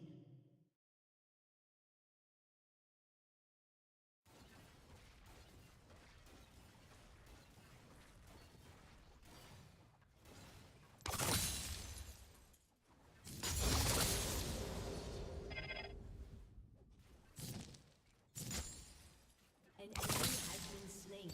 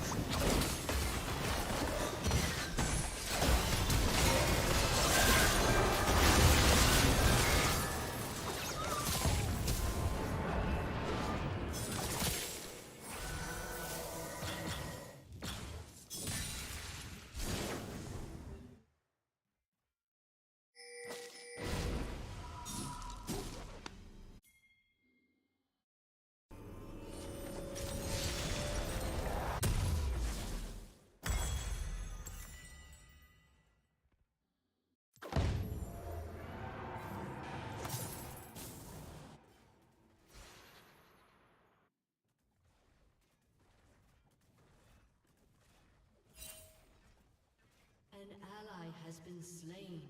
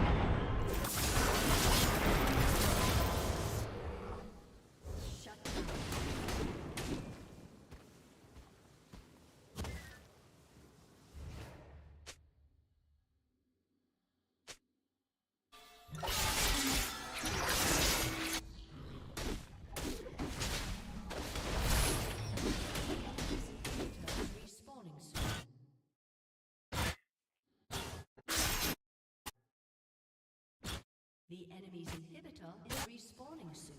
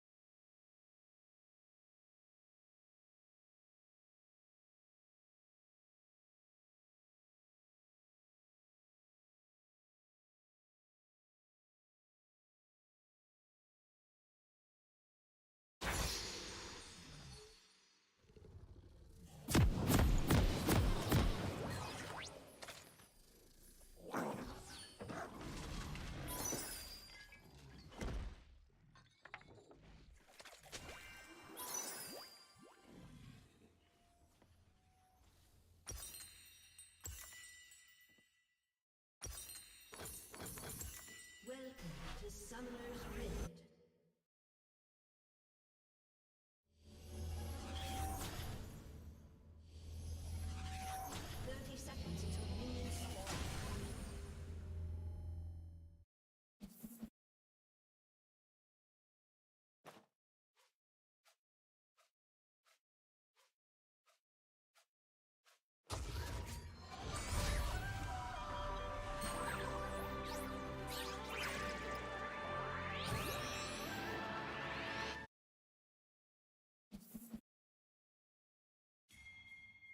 Minions have spawned.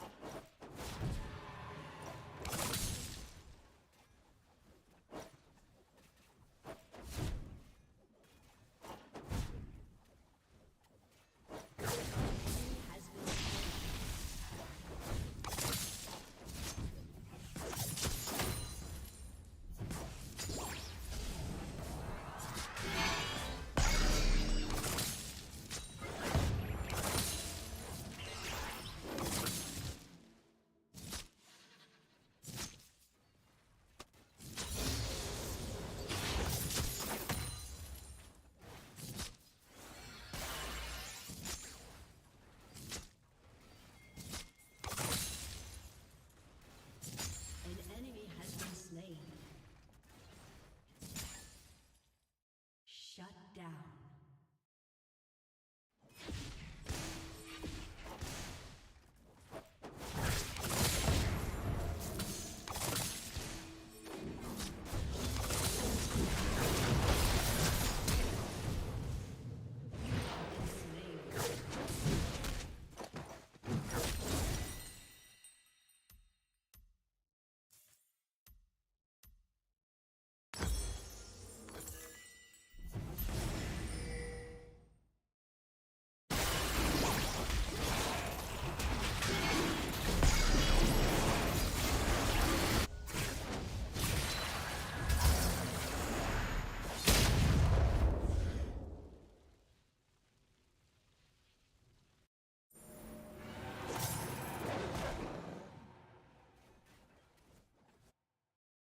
An enemy has been slain.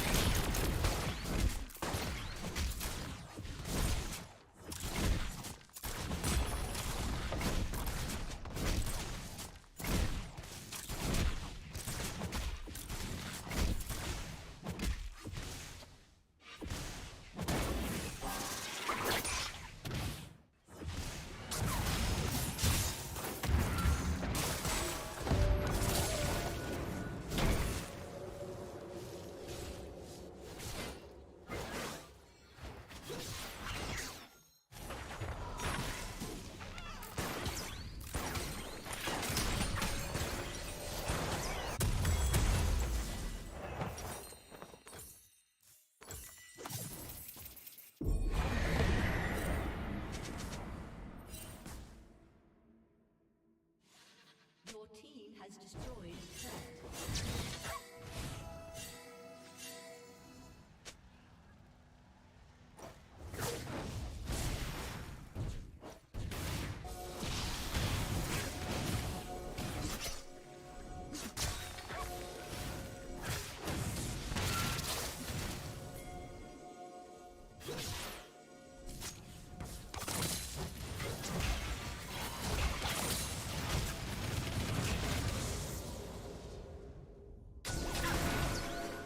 Turret plating will soon fall.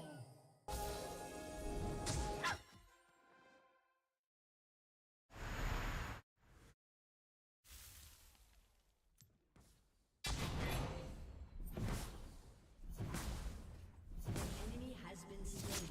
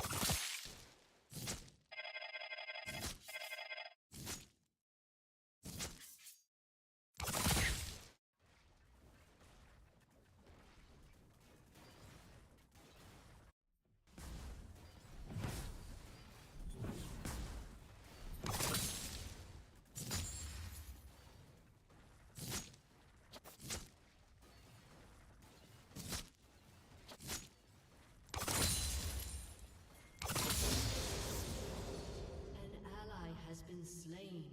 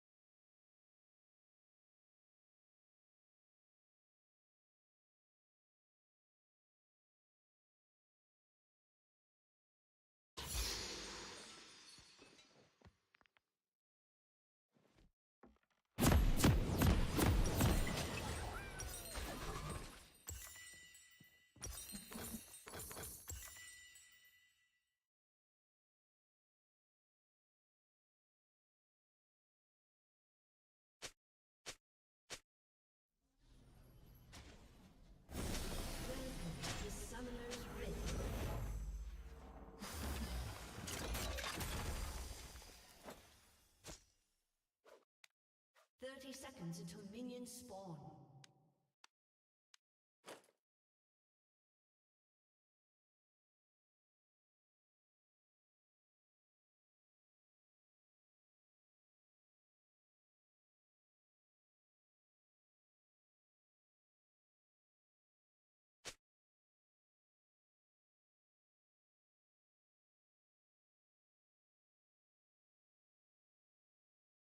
Minions have spawned.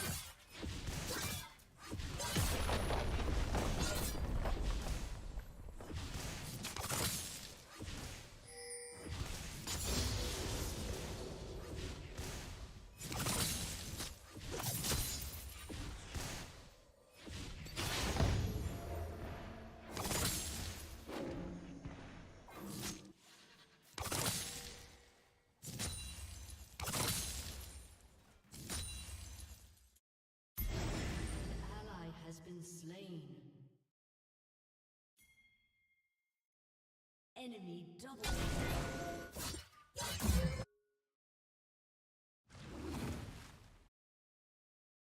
An enemy.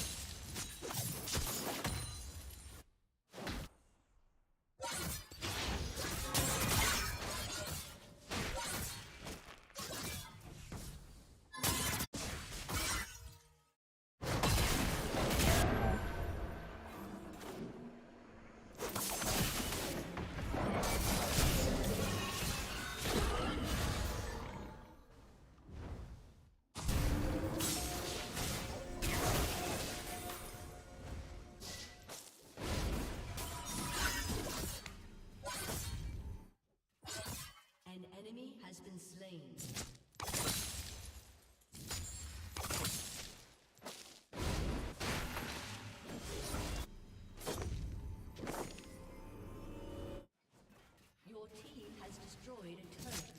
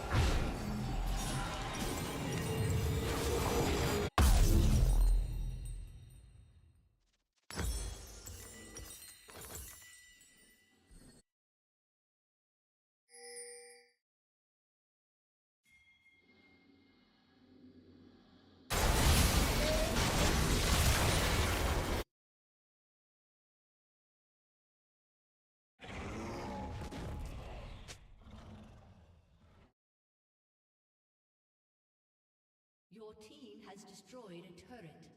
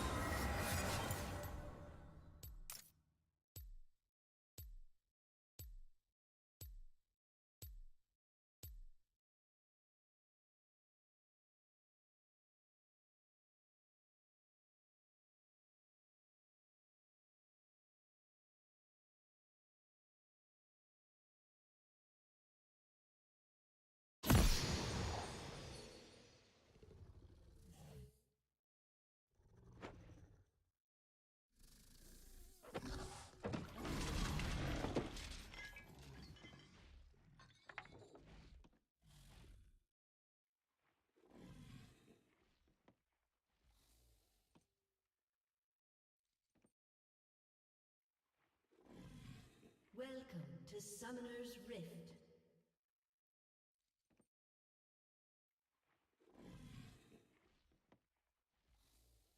"30 seconds until minions spawn.